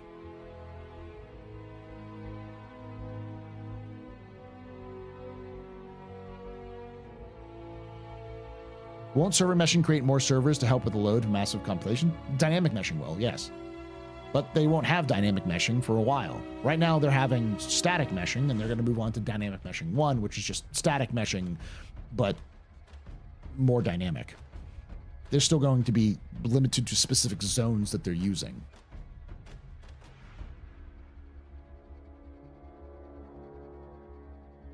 You say that, but it's CIG. Delivering ideas is the hard part. Yeah, they're going to have to do a lot of work in testing and practicing, and whatever they release with 4.0 isn't going to be the final version of what we're going to get. It's going to be the initial version, and then 4.1 will come out, and it'll have changes and tweaks, and then 4.2, and 4.3. And at some point in the 4.0 line, they're going to go from dynamic meshing from static meshing to dynamic 1. And then somewhere between Dynamic 1 and probably release is going to be Dynamic 2 or whatever they're going to do. And they'll still even after release, they'll still continue to tweak and change things around until they can get the logic that works. And they'll continue to improve the code and improve the logic and figure out the edge cases. And that'll be what they'll do from now until the end of Star Citizen as a product. This is not a one and done thing. CIG isn't going to just stop working on server meshing once 4.0 out. They're not going to go, we're done. No more. They're going to tweak and modify and change and just eke out absolutely every little bit of performance they can get out of the engine they have, because they have a lot of money and a lot of people, and that's what they do. What we have now is essentially instancing. We even call them instances a lot of time internally. The future is to make it one universe. So you start referring to the universe itself as an instance right now, like the shards as instances, or are you talking about individual servers or instances?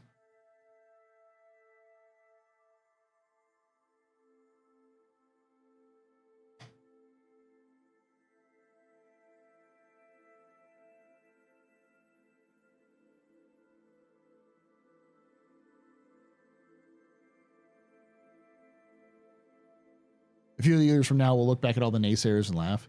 I don't think anyone is going to look back on naysayers and laugh. I think most of the naysayers are just going to be playing the game if they have fun with it. The reality is that Star Citizen is going to be Star Citizen. Whatever that is, we don't know. Like, each shard is its own thing right now. They're just connected together through the replacement of persistence. Okay, yeah. So yeah, what you're saying is like a shard is an instance, and each server is its own, that's weaved into it is different. They're not connected to each other. The end goal is taking all the shards and smashing them together so that you don't have to have a shard, because everyone is going to be together in the one universe.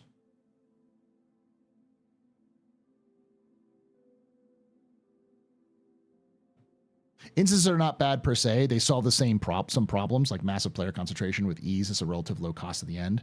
The ways of occurring hangars is a good way of instancing. Yeah, instances for hangars is one thing, but I don't think we're going to see instances. We might see instances for things like landing zones. They've talked about using instances in the past for landing zones so they can layer it. When we're talking about instances, chat, what I'm talking about is if you have a server, a shard that has 1,000 players, and the landing zone cannot physically hold 1,000 players. The landing zone server can only hold 200, because otherwise the performance is going to go dog shit. So what you do is you have 200 people land at the landing zone, and the 201st person comes in. That server instance that has 200 people is now removed from entering. You cannot enter it anymore. And a new server is spun up and slotted there, so the 201st person walks in. They will not see anybody in that 200 instance, only their own instances. And thus they are basically layered universes on top of one another for that time period. CIG seems to not want that layered universe. They don't want it for the gameplay. They do have it for the hangars, because they want to use the same hangars, because they don't want to build infinite number of hangars. If you have 1,000 people in a server, you don't want to have 1,000 hangars, physicalized hangars for people to use. You want to have those instanced layers, because it saves on space and resources.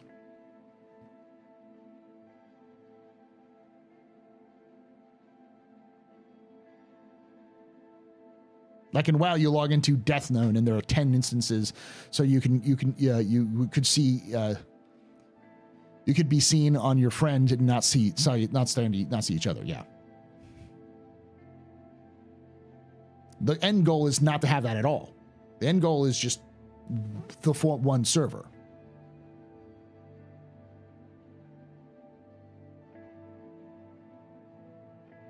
If there's ever story missions in the PU, I can see them using instancing to allow players to interact with NPCs and characters without immersion-breaking moments. I can see that too. I could see CIG using instances as a means to do tutorials.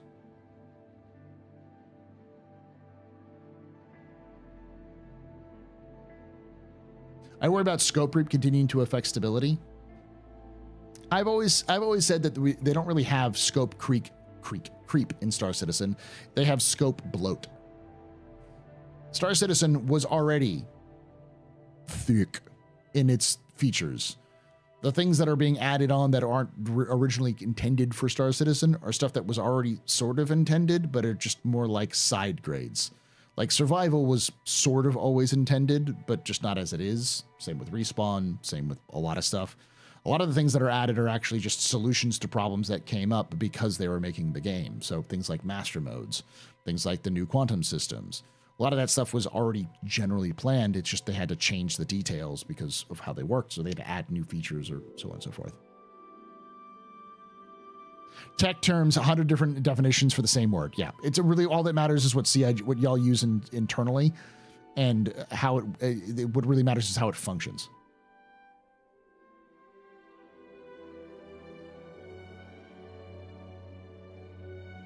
It'll be interesting to see how big PvP works in all this.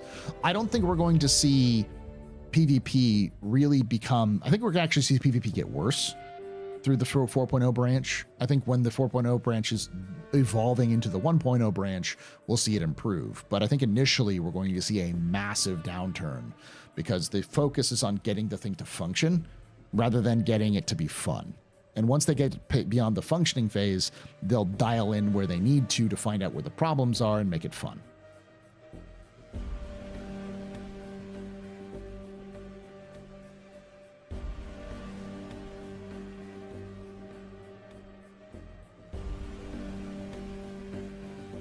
And they created a mountain of features right at the start and have been working on climbing it ever since.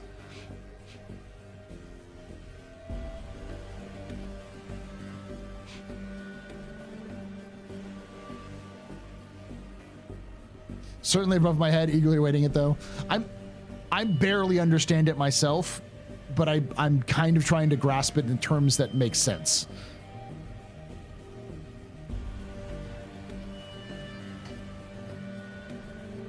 So to simplify some of these things, as far as we know right now, 4.0 is still planned for Q4. If that means that CIG is screaming in at the last minute in December to release it, could be. But statements made by Jared and other team members seem to believe that no, that's not really their plan. Their plan is to get it out sooner than that. My guess would be IAE, because that's when the Polaris is going to come out, and that makes sense to have server meshing, engineering, pyro out for your big sale of the year. I think the original plan was to have it out by now, because that's why they have Acidic Caves, Rock Caves, MFDs, and the Zeus are all finished, or in the process of being finished, so they were originally planning on having it release before CitizenCon so that they could roll into CitizenCon, then roll out of CitizenCon and keep moving. But obviously some things happened. The 3.24 took longer than it required, which then ate up server time or practice time or other things, issues for testing and reflecting on 4.0. Didn't stop the development of 4.0, obviously, because we're seeing Acidic Caves, Rock Caves, and MFDs coming in with 3.24. Just a matter of getting the testing time and the other things, the data that they need before they can push 4.0 into Evocati and release. Do I think Pyro will come out with CitizenCon? Yes and no. I could see CIG having Evocati out for 4.0 before CitizenCon. I could even see them having Wave 1 PTU out, maybe even Wave All. It really depends on when 3.24 comes out, and I think 3.24 is going to come out probably closer to CitizenCon now. There were features that could be pulled to 3.24 branch, likely because they had little to no dependencies in 4.0 branch. Exactly, yeah. So Mark Harding, I actually watched that whole thing, and they didn't have to rewrite the whole net code for servers to make server meshing viable at scale. That isn't what was said. What they said was they were working on making sure that the RMQ worked probably. The RMQ is to make it better. The morph take of it was completely rewritten. When he said that on Space Tomatoes podcast, I was like, oh, okay, cool, because I hadn't seen the Star Citizen live, and when I saw the Star Citizen live, it really, that wasn't the case at all.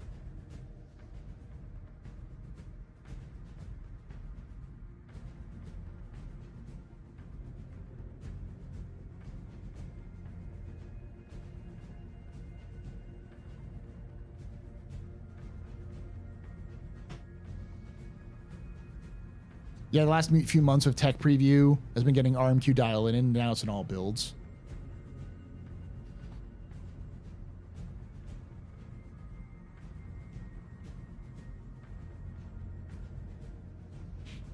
It's clear that they knew something was wrong with RMQ probably fairly early on in some of their testing, probably in their first versions of testing. So they needed to kind of update that. It wasn't rewriting the entire netcode. It was just going back and fixing or adapting the message queue to make it more efficient. And I'm not a fan of them not telling us these things and just being like, it's done. Congratulations.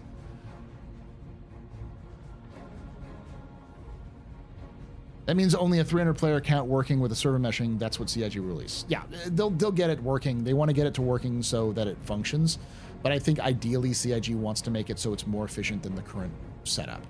If they can get it so that it's not 100 players per server on average, but 110 players per server on average, or 167, 200, whatever they can get, they'll take it.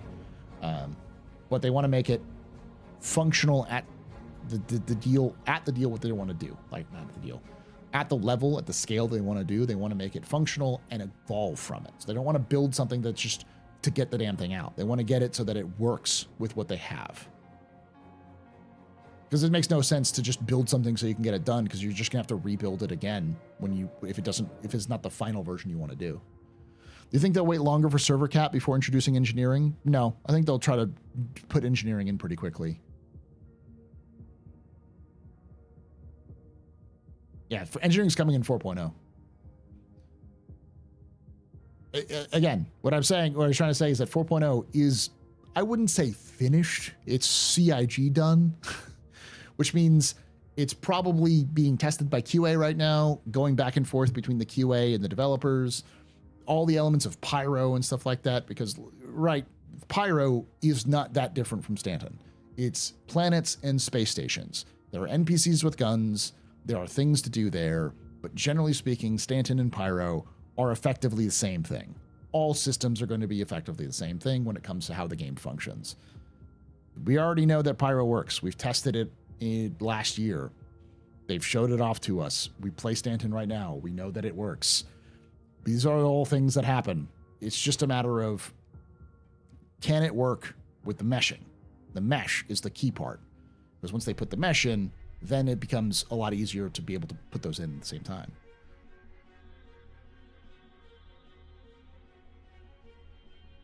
My original fear was that CIG was going to do their best to put 4.0 out before CitizenCon, and they were going to do a 3.23, where they just take the build. What they were planning on for 4.0, take an axe, cut it in half, only ship what's the bare minimum required for 4.0, and then everything else that was going to be in 4.0 is going to be 4.1. And they'll release it at the end of the year or in 2025, because they just needed to meet the deadline. It seems like what they decided to do instead was just shift the deadline back a little bit.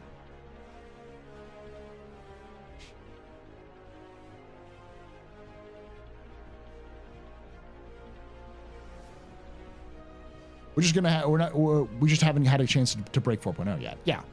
The issue is going to come down to once we get our hands on 4.0, and once 4.0 gets into the hands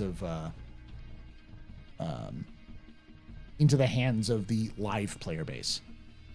The players will break it because we always break it, and then the live player base will break everything.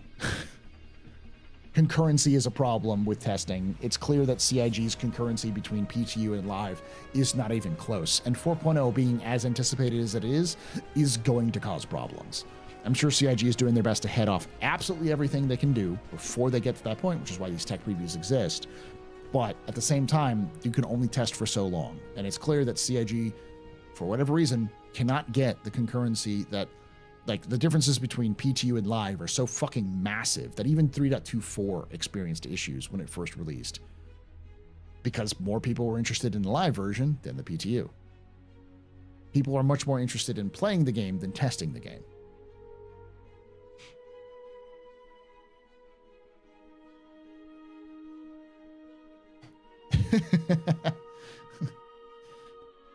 Which I'm sure Underscore can understand because Underscore was also a QA for a long time at CIG, so knows how they break things all the time. That's true. Engineering must be a burden on the big ships. You must manage. There's a connected to the shard size, but I think the workload is changing the ships to have engineering is quite high. Having players deal with engineering and others not create quite some huckus. We had to queue you guys for 3.22. We had to queue 3.2 or 3.23. I can't remember. We were up late that night. I think it was 23 that y'all had to queue us pretty hard. 23 was the one that happened right before Invictus.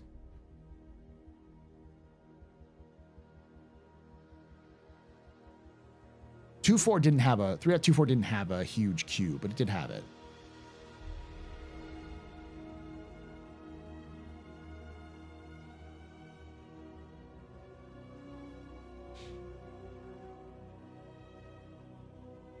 Four was fine. I just remember there was being a huge number of people. It exposed a lot of problems with the that required hotfixes. There's just a lot of issues with hotfixes. That seemed to be working pretty well. I think y'all probably anticipated that there was going to be a problem, so you tested out the hotfix problem. So yeah. How long for Evocati Wave 1 to last for 4.0? I'm going to venture a guess that CIG is going to get Evocati out as soon as 3.24.2 is in a good state. And then they'll do Evocati for a little bit and drop it to Wave 1 around CitizenCon. Maybe Wave All, but I doubt it. But I do think that CIG is going to try to accelerate 4.0's release so that it comes out around IAE, which is still a month between CitizenCon and IAE typically, because IAE is usually in the week of Thanksgiving in the United States.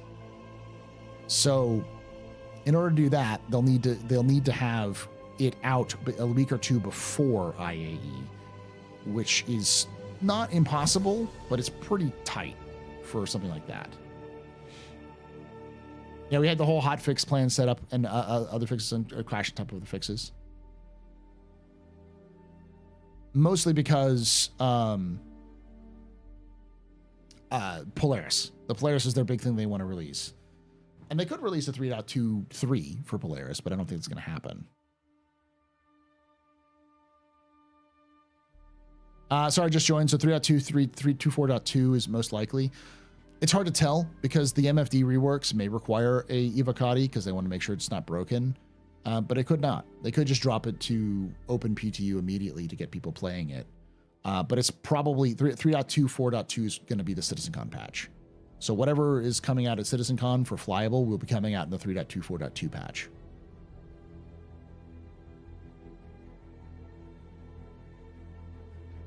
Mucho congrats to you and your community. With y'all bring a calmness and even good thoroughness to Star Citizen community. I came in with Becky at times. Seriously, much love to y'all. Thank you, Paz. I learned very early on in my Star Citizen career that getting upset at CIG doesn't make the game go out faster. I still mess up and still get mad at things that I shouldn't get mad at because I'm a human being, but I try to do my best to keep it even and try to keep everyone to remind you, like, freaking out doesn't change anything. It's, for me, the interesting part is trying to figure out the pacing and to try to anticipate what's going on in a way that is helpful for people to set their expectations properly. Because, sometimes it's time to fucking hype. We're not at that stage, but, there will be a fantastic hype. Honestly, I would think that next spring's patch, whatever that is, 4.1 or 4.2, is probably going to be one of the best patches that Star Citizen's ever had. Based off of the trajectory they're going for, it'll be the patch that we get scanning in. And that will revolutionize things like engineering did. And on top of that, they'll have more time to work on server meshing to make it better, to maybe increase the numbers, maybe increase performance. We'll probably have Vulkan better in that point. There'll be a lot of things that are just kind of little tiny tweaks that they can do to make it improve. 4.0 is going to be exciting because of progress, but progress in Star Citizen often leads to crash counters. I could be wrong. It could be amazing, but I'm not going to bet on that for this one. The conversation is smart, inquisitive, and calm.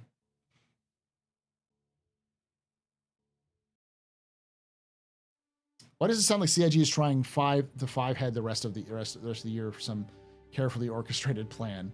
I don't think CIG is carefully orchestrating a lot, but they definitely did plan this year out a lot better than they had in the past, because it was clear by February that CIG was planning CitizenCon. And CitizenCon's plans were very clear that it was going to be beyond 4.0. It's going to be 1.0, or between 4.0 and 1.0, and the Squadron 42. Those are the things that the theming is going to be around, because we're almost certainly going to get a release date for Squadron.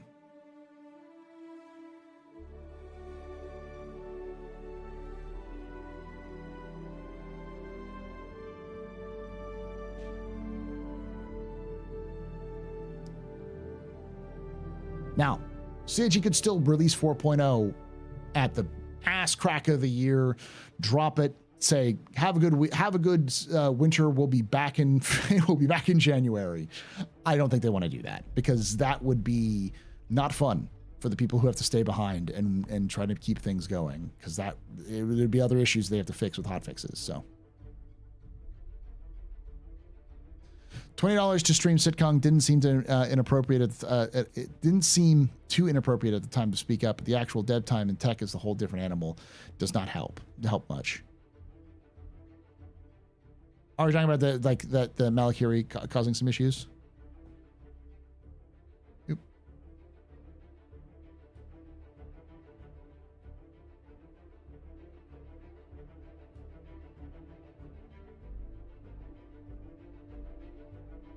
There's underscore trolling me. Paul, can you say with a straight face that there won't be a 5.0, 6.0 extra? Why even discuss 1.0? 1.0 is a dream they're trying to achieve. It isn't. It's not next. It is after 4.0 fire. I am not a fan of CIG's naming convention, but it's clear that 1.0 is Star Citizen's. We're going from 4.0 to the 4.0 branch, and then beyond the 4.0 branch is 1.0. What CIG calls 1.0 is not release. It's release. It's a beta. It's the gameplay features are in. Most of the ships that they can get in are in. A couple of systems are in. They have some storyline elements. They have some reputation stuff. It's the general feel of what they want Star Citizen to be in the long run will be there, but it will not have the full features, or it won't have the full systems. It won't have the full what they want to do. It's just going to be a beta. But CIG doesn't want to call it a beta. They want to call it a release.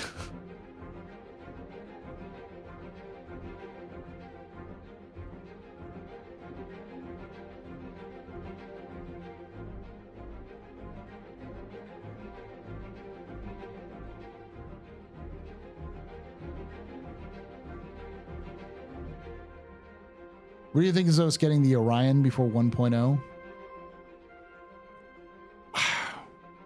It's hard to tell. I can guarantee you we're going to get most of the RSI ships.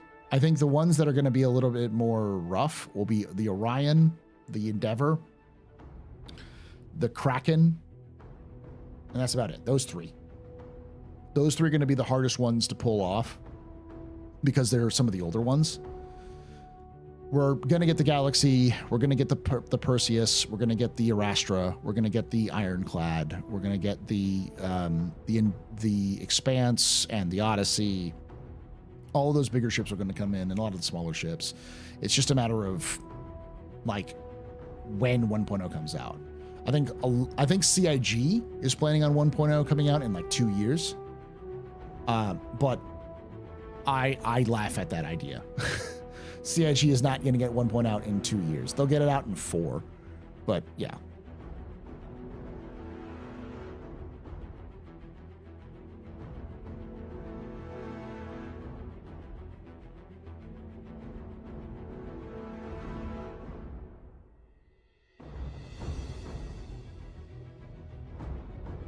This is new. I had a crash just happen. Relogged, and I'm where I was when I crashed. That's actually not too new. That's been happening. That's been around for a while. It's just been more reliable recently, because it'll try to, now it tries to bring you back to the same instance you were in when you crashed. Before you had to do a certain thing where you had to log in, you had to just straight log in. Say if you had friends, you couldn't like log in with your friends or anything like that. Now it tries to put you back to your instance if you were still in that instance and it was still up.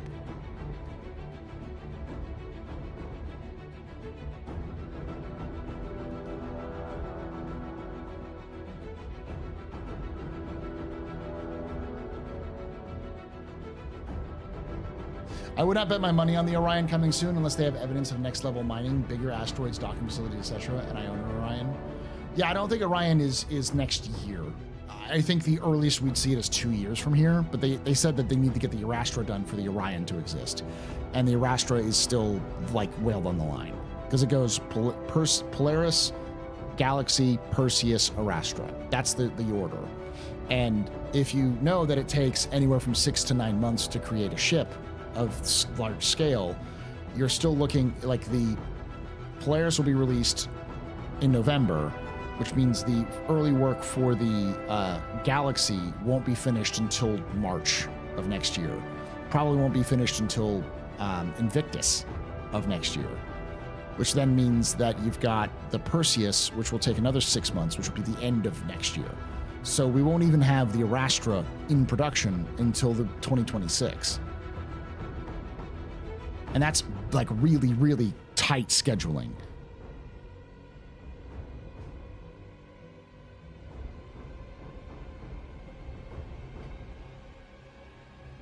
The Astra and these the Expanse. The Expanse also needs so does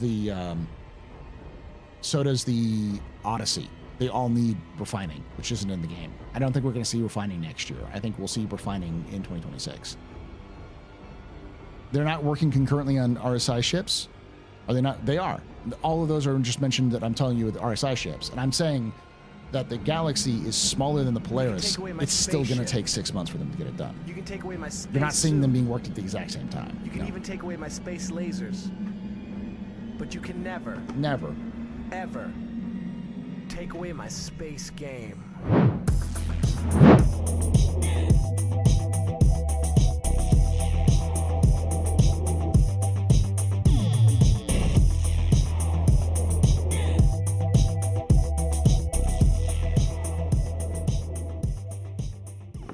Gonj_the_unjust has subscribed. Gonj the Unjust, thank you so much for continuing that gift sub from Holston Cop. You're very important, power, very impressive, of any pedestrian. This is my fault. Your fault. Shots and cheers, chat, y'all. Shots and cheers. 6 to 9 months in isolation, though. I thought the idea of this RSI spam was to kit bash them together in assets. No, they could be. Again, this is me being a little bit more cynical.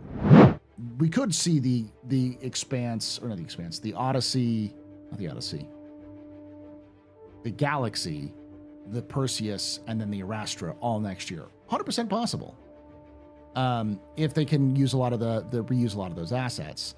And they also have a brand new ship team that has more people. There's 59 people on the ship team. So they could definitely expand that. But I'm not betting on it.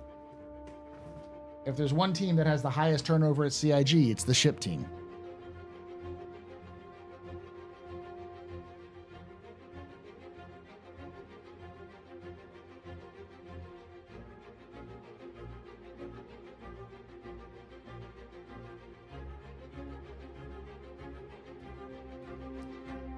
What's going to be the biggest hang-up for 3.24.2? It would be the MFDs. If anything's going to hang up 3.24.2, it's going to be the MFDs. The MFDs and displays, those are going to be the biggest technical additions. Acidic caves and rock caves they're caves. The Zeus is a ship. Like, there's no new features being added with any of those. The MFDs is the biggest one because it could have memory leaks. It could have other problems that are, functionality that's broken. But it's light comparatively.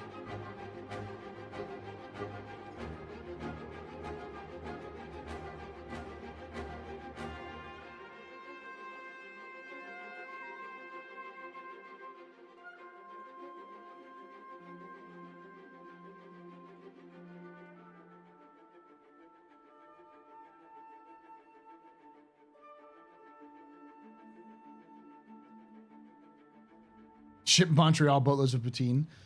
Well, and I'll also explain to y'all, you know the reason why the Marquis is not coming out, why the Zeus MR is not coming out? Because the Zeus MR is a bounty hunting ship. And bounty hunting needs scanning. It also needs better, like, stuff, like you know, player status system, the new updates to the player status system and such. New more in-depth medical issues like that. More stun guns. Like, we don't even have the Preacher stun gun yet.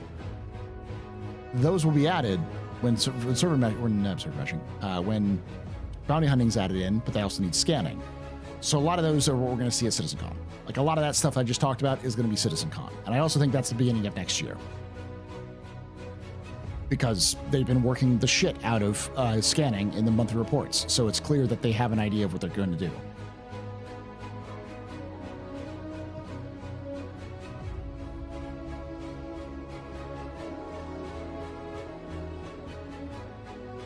Legit question. In my experience, DX11 performs much better than Vulcan. Is there still an issue with Vulcan? Yes. The issue with Vulcan is that there was a small problem that was going on that was causing crashes because Vulcan is not fully implemented. It is partially implemented. They should have Vulcan fully implemented either by 4.0 or shortly after that, is based off of what they've talked about. Could be a little bit longer, but I don't imagine it's going to take much longer because they did get a huge chunk of Vulcan in with 3.23. But because that's the case, like everything I just said, is the reason why we're not going to get the MR is because they're waiting for bounty hunting. We also saw them working on fixing up the Hawk, so the Hawk functions as a bounty hunting ship. I'm sure we're going to get some slight overhauls of the Stalker as well, the Avenger Stalker. They have been in the planning stages of this sort of thing since CitizenCon, since before CitizenCon last year, and they're working on it to release it next year because they want to focus on other things right now. So yeah, those RSI ships need to get out the door so the Ironclad and Kraken can move to the ship team. Yeah, but I think you're also forgetting that there are ships that need to get overhauled that are RSI. For instance, we still need the Apollo, which began its work, but it hasn't been finished yet. Now that modularity is in, they can work on it. They may still need drones to work, which may be another thing they'll talk about, but I don't imagine that's a huge hurdle. It's just time. The other thing is the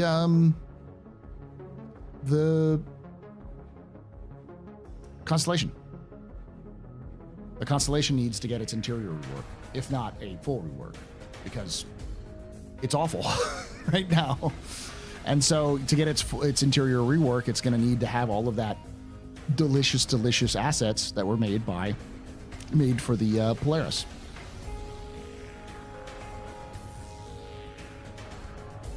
I don't think we'll see a new version of the Connie. I think we'll just see an interior rework.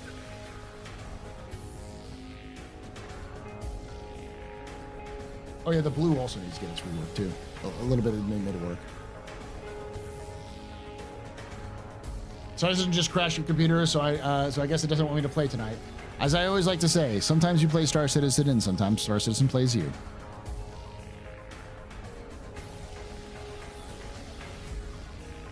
Paul, what capital ship do you think will release around 1.0? The Kraken will probably be the biggest one. Either the Kraken or the... it might be the Endeavor. That would be John Crew's ultimate fucking triumph, is to release the Endeavor for 1.0. I can see the BMM. The BMM is definitely one of those that's going to get close, going to be very close to release for 1.0.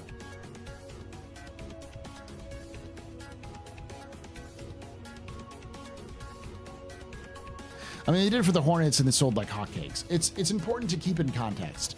The thing that everyone needs to remember is that the Hornet Mark II was not something that they pulled out of their ass last year to sell. The Hornet Mark II had been in planning since 2015.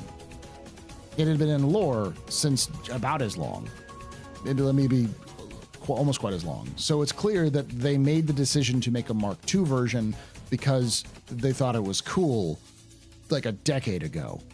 And then that got worked into the story planning and how they were telling the stories of Squadron 42.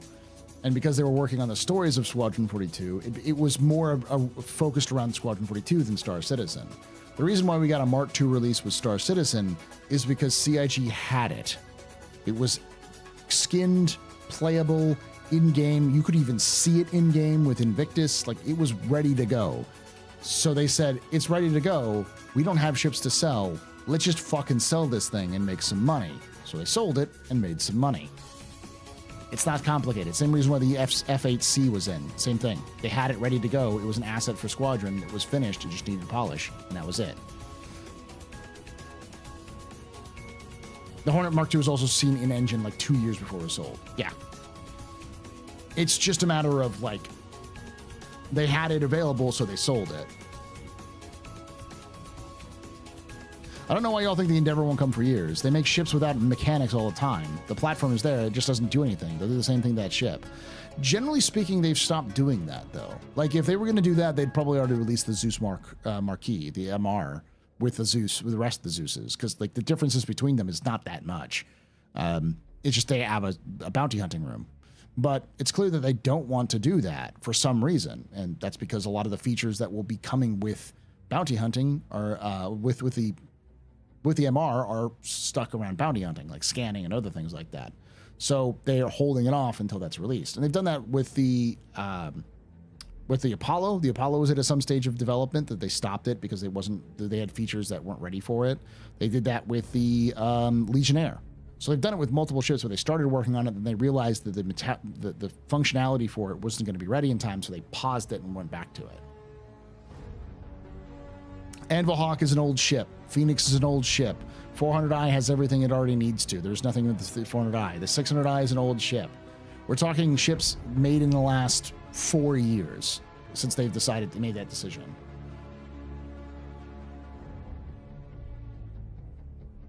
The 600i is very old. I believe it's older than the 890. Same with the Phoenix. And the Anvil Hawk is, yeah, pretty old too. I'd have to look up the exact release dates, but they started making that announcement around 2021, and they've been mostly sticking to it. The ironic part was they said, we're going to not release ships without their functionality, and then they released the fucking Raft, which didn't have any functionality. It was like, oh, come on, please.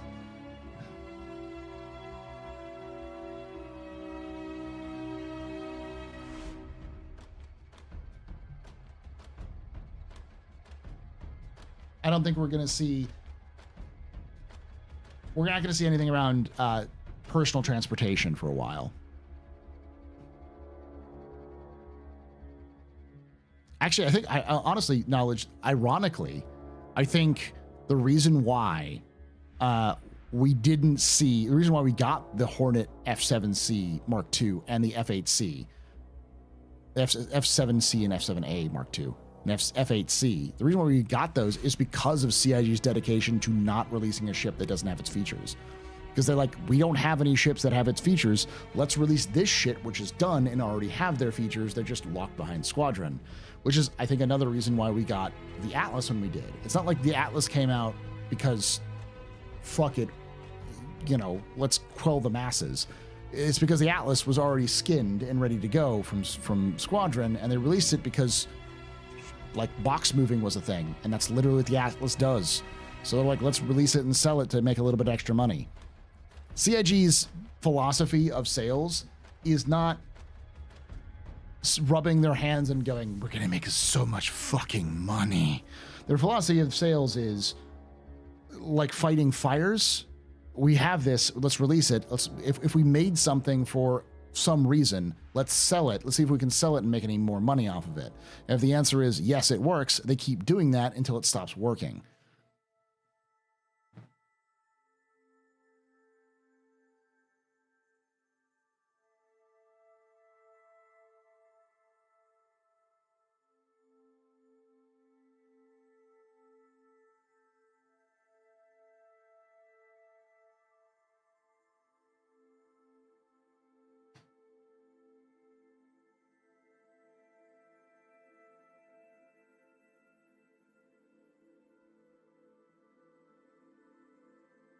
Any releases on G12 timing? I have no fucking idea.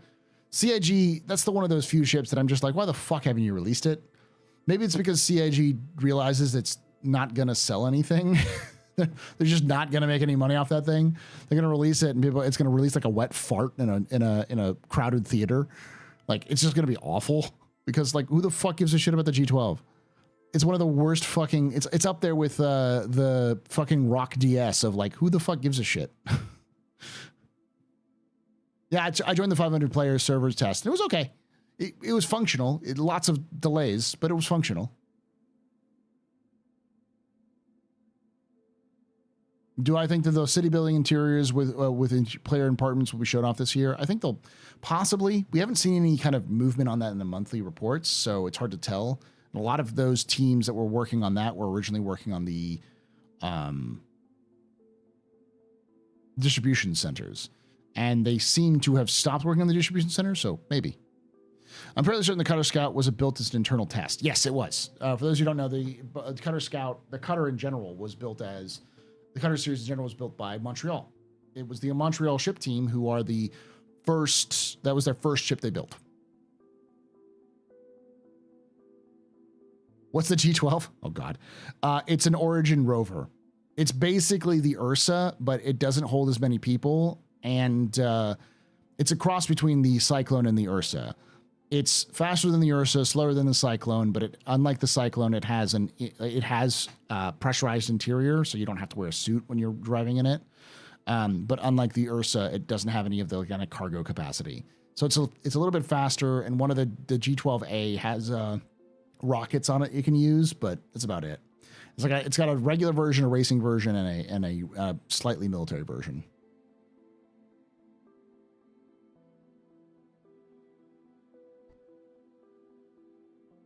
G12 is pointless. Lynx would like a word. At least Lynx is an upgraded version of an Ursa, which has use.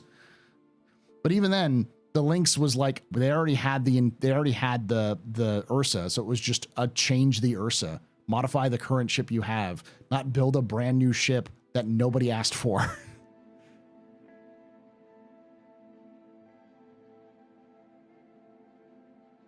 It carries 2 SU. Yeah, it does have some cargo capacity.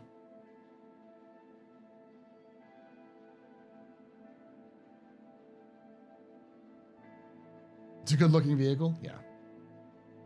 It's because the 325A is the greatest ship built. Why the hell are there windows so rare in most ships? I want those like those in the 300 series. Oh, yeah.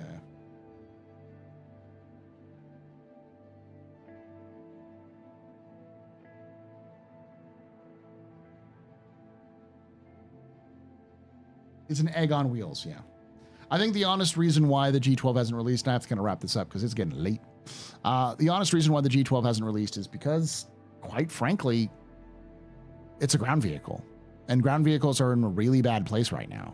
They have to go through and work on how ground vehicles are going to function in the near future, but they've got so many other shit they got to do that the vehicle team just doesn't have the fucking bandwidth to deal with it. The vehicle team or any of the features teams, they've got so many other things they got to worry about that ground vehicles are the last thing they need to worry about. I'm sure they have an idea. My guess would be they generally have an idea of how they want it to work, but there's no point in tackling it until they have the bandwidth to handle it. It's not just a Polaris, it's engineering, it's fire, it's Maelstrom, it's what are those called? Control surfaces. There are so many things that they have to deal with before they can even think about ground vehicles that it's just no point. Trust me, I own the Ranger. I own the original Ranger, then sold it, then bought it back. Whatever. The point is, I have a Ranger. I am looking forward to the Ranger coming out. I also know that CIG, that's like one of those ships like the G12 that CIG is going to forget exists until they actually finish it.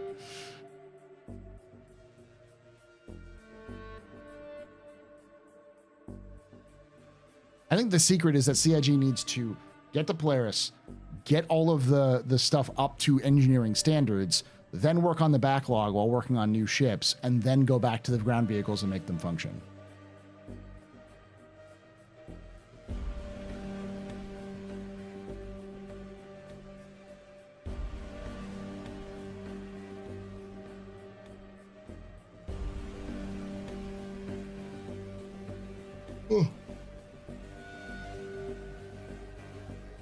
Yep, definitely a wet fart in the theater. Yeah. There's a couple of ships, a couple of vehicles out there that I think CIG is sleeping on, but then there's other ships that they're sleeping on because everyone forgot they existed. Like the G12. The only other ship I can think of that everyone forgot existed is the Expanse. Because that name is so stupid. For those of you who know, the Mystic Expanse is a refining ship. That's all it does. It's a mole that refines. Not a mole. A prospector that refines. It literally looks like you just took a prospector, ripped all the guts out of it, and turned it into a refining ship. Genesis, I think, is going to have its fans. It's not as much of a wet fart as the rest of them, but I think the Genesis is going to have a core audience that will love it to death, because you're an airline pilot. You play airline pilot.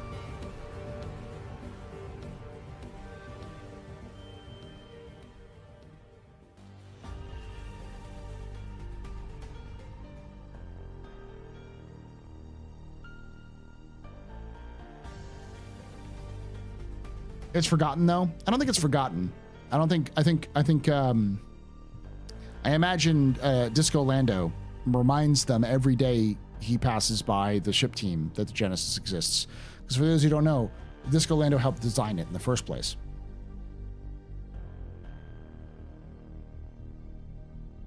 Airline pilot for all those NPCs that we see, right? In theory. But they don't even need to be actual NPCs. They just need to be data points.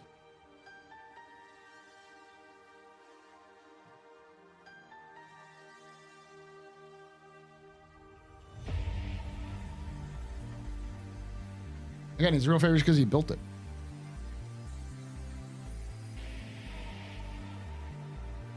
Can a CIG employee sneakily start playing Akira in the office? It might speed up the Ranger. When the Ranger comes out, CIG's the entirety of the trailer for the Ranger is just going to be Akira. They're just going to take scenes from Akira and redo them in engine. That is what the Ranger is going to be. There's there's absolutely no other way that goes anywhere else than that. Do you think we'll get more civilian-oriented ships from Anvil now that they've made the Liberator as a non-military ship? Possibly.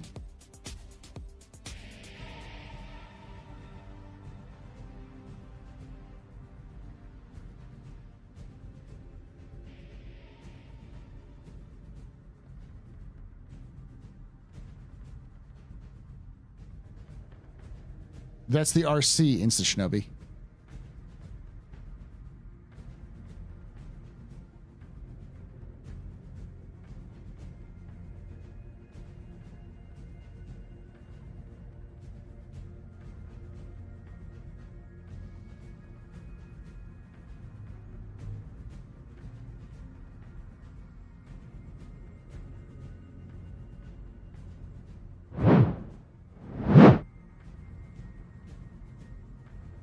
That's literally what the RC is.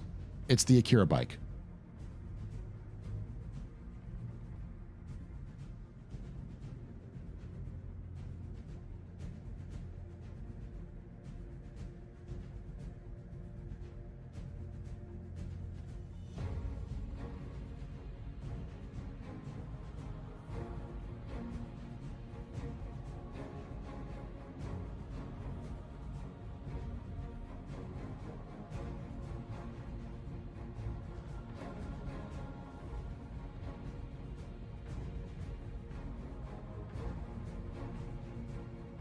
Ah, damn.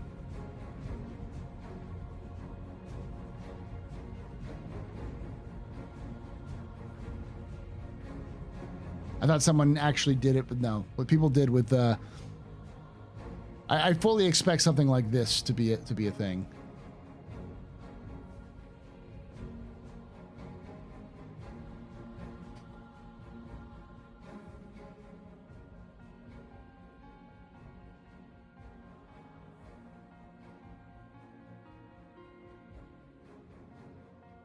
But with, like, you know, a Ranger.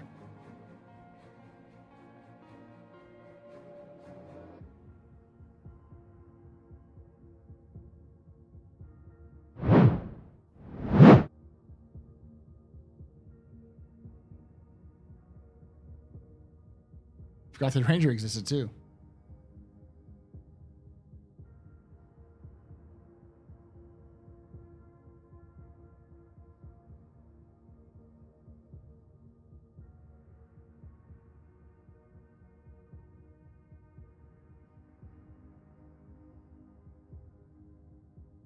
I think if CIG releases the Ranger, they're going to release a series of bikes as well.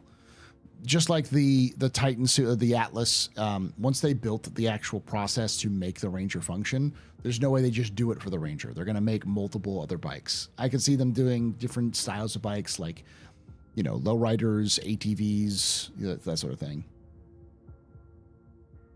Yeah, I'm going to have to call it a night. Thank you all for hanging out with us tonight. If you did enjoy this, hit that follow button here on Twitch or subscribe button on YouTube. Love to have you come by. I'm going to be releasing the Squadron 42 monthly report probably tomorrow. Probably not, though, honestly. It's super late here, so it might have to be next week that I actually release it. But yeah, I will be back tomorrow for our Pub and Plays Fridays. With Admiral Loken. We'll either be playing Star Citizen or Space Marine. One of the two. Probably Space Marine, but we'll see. And then on Saturday, we've got a very special episode. We're going to be talking about organizations in Star Citizen. We're going to talk about how the org system in Star Citizen and like the group gameplay in Star Citizen. We're going to be talking about it with Radar Echo, with Red Monster SC, and the Nubifier. All three of us, well, all four of us, will be talking about that at Captain's Table tomorrow, Saturday. And then Sunday we'll be doing the, for live, we'll be doing the lore team will be doing the League of Relic Enthusiasts, my organization. They'll be doing we'll be doing the Blockade Runner mission together. So enjoying that. Thank you for watching. Oh, and also keep a lookout this weekend for my episode, my lore video on the Gladius, which is going to be a pain in the butt for me to work on, but should be done this too soon. Thank you for watching. Thank you for coming in. And like I always say, hope to see you someday in the black.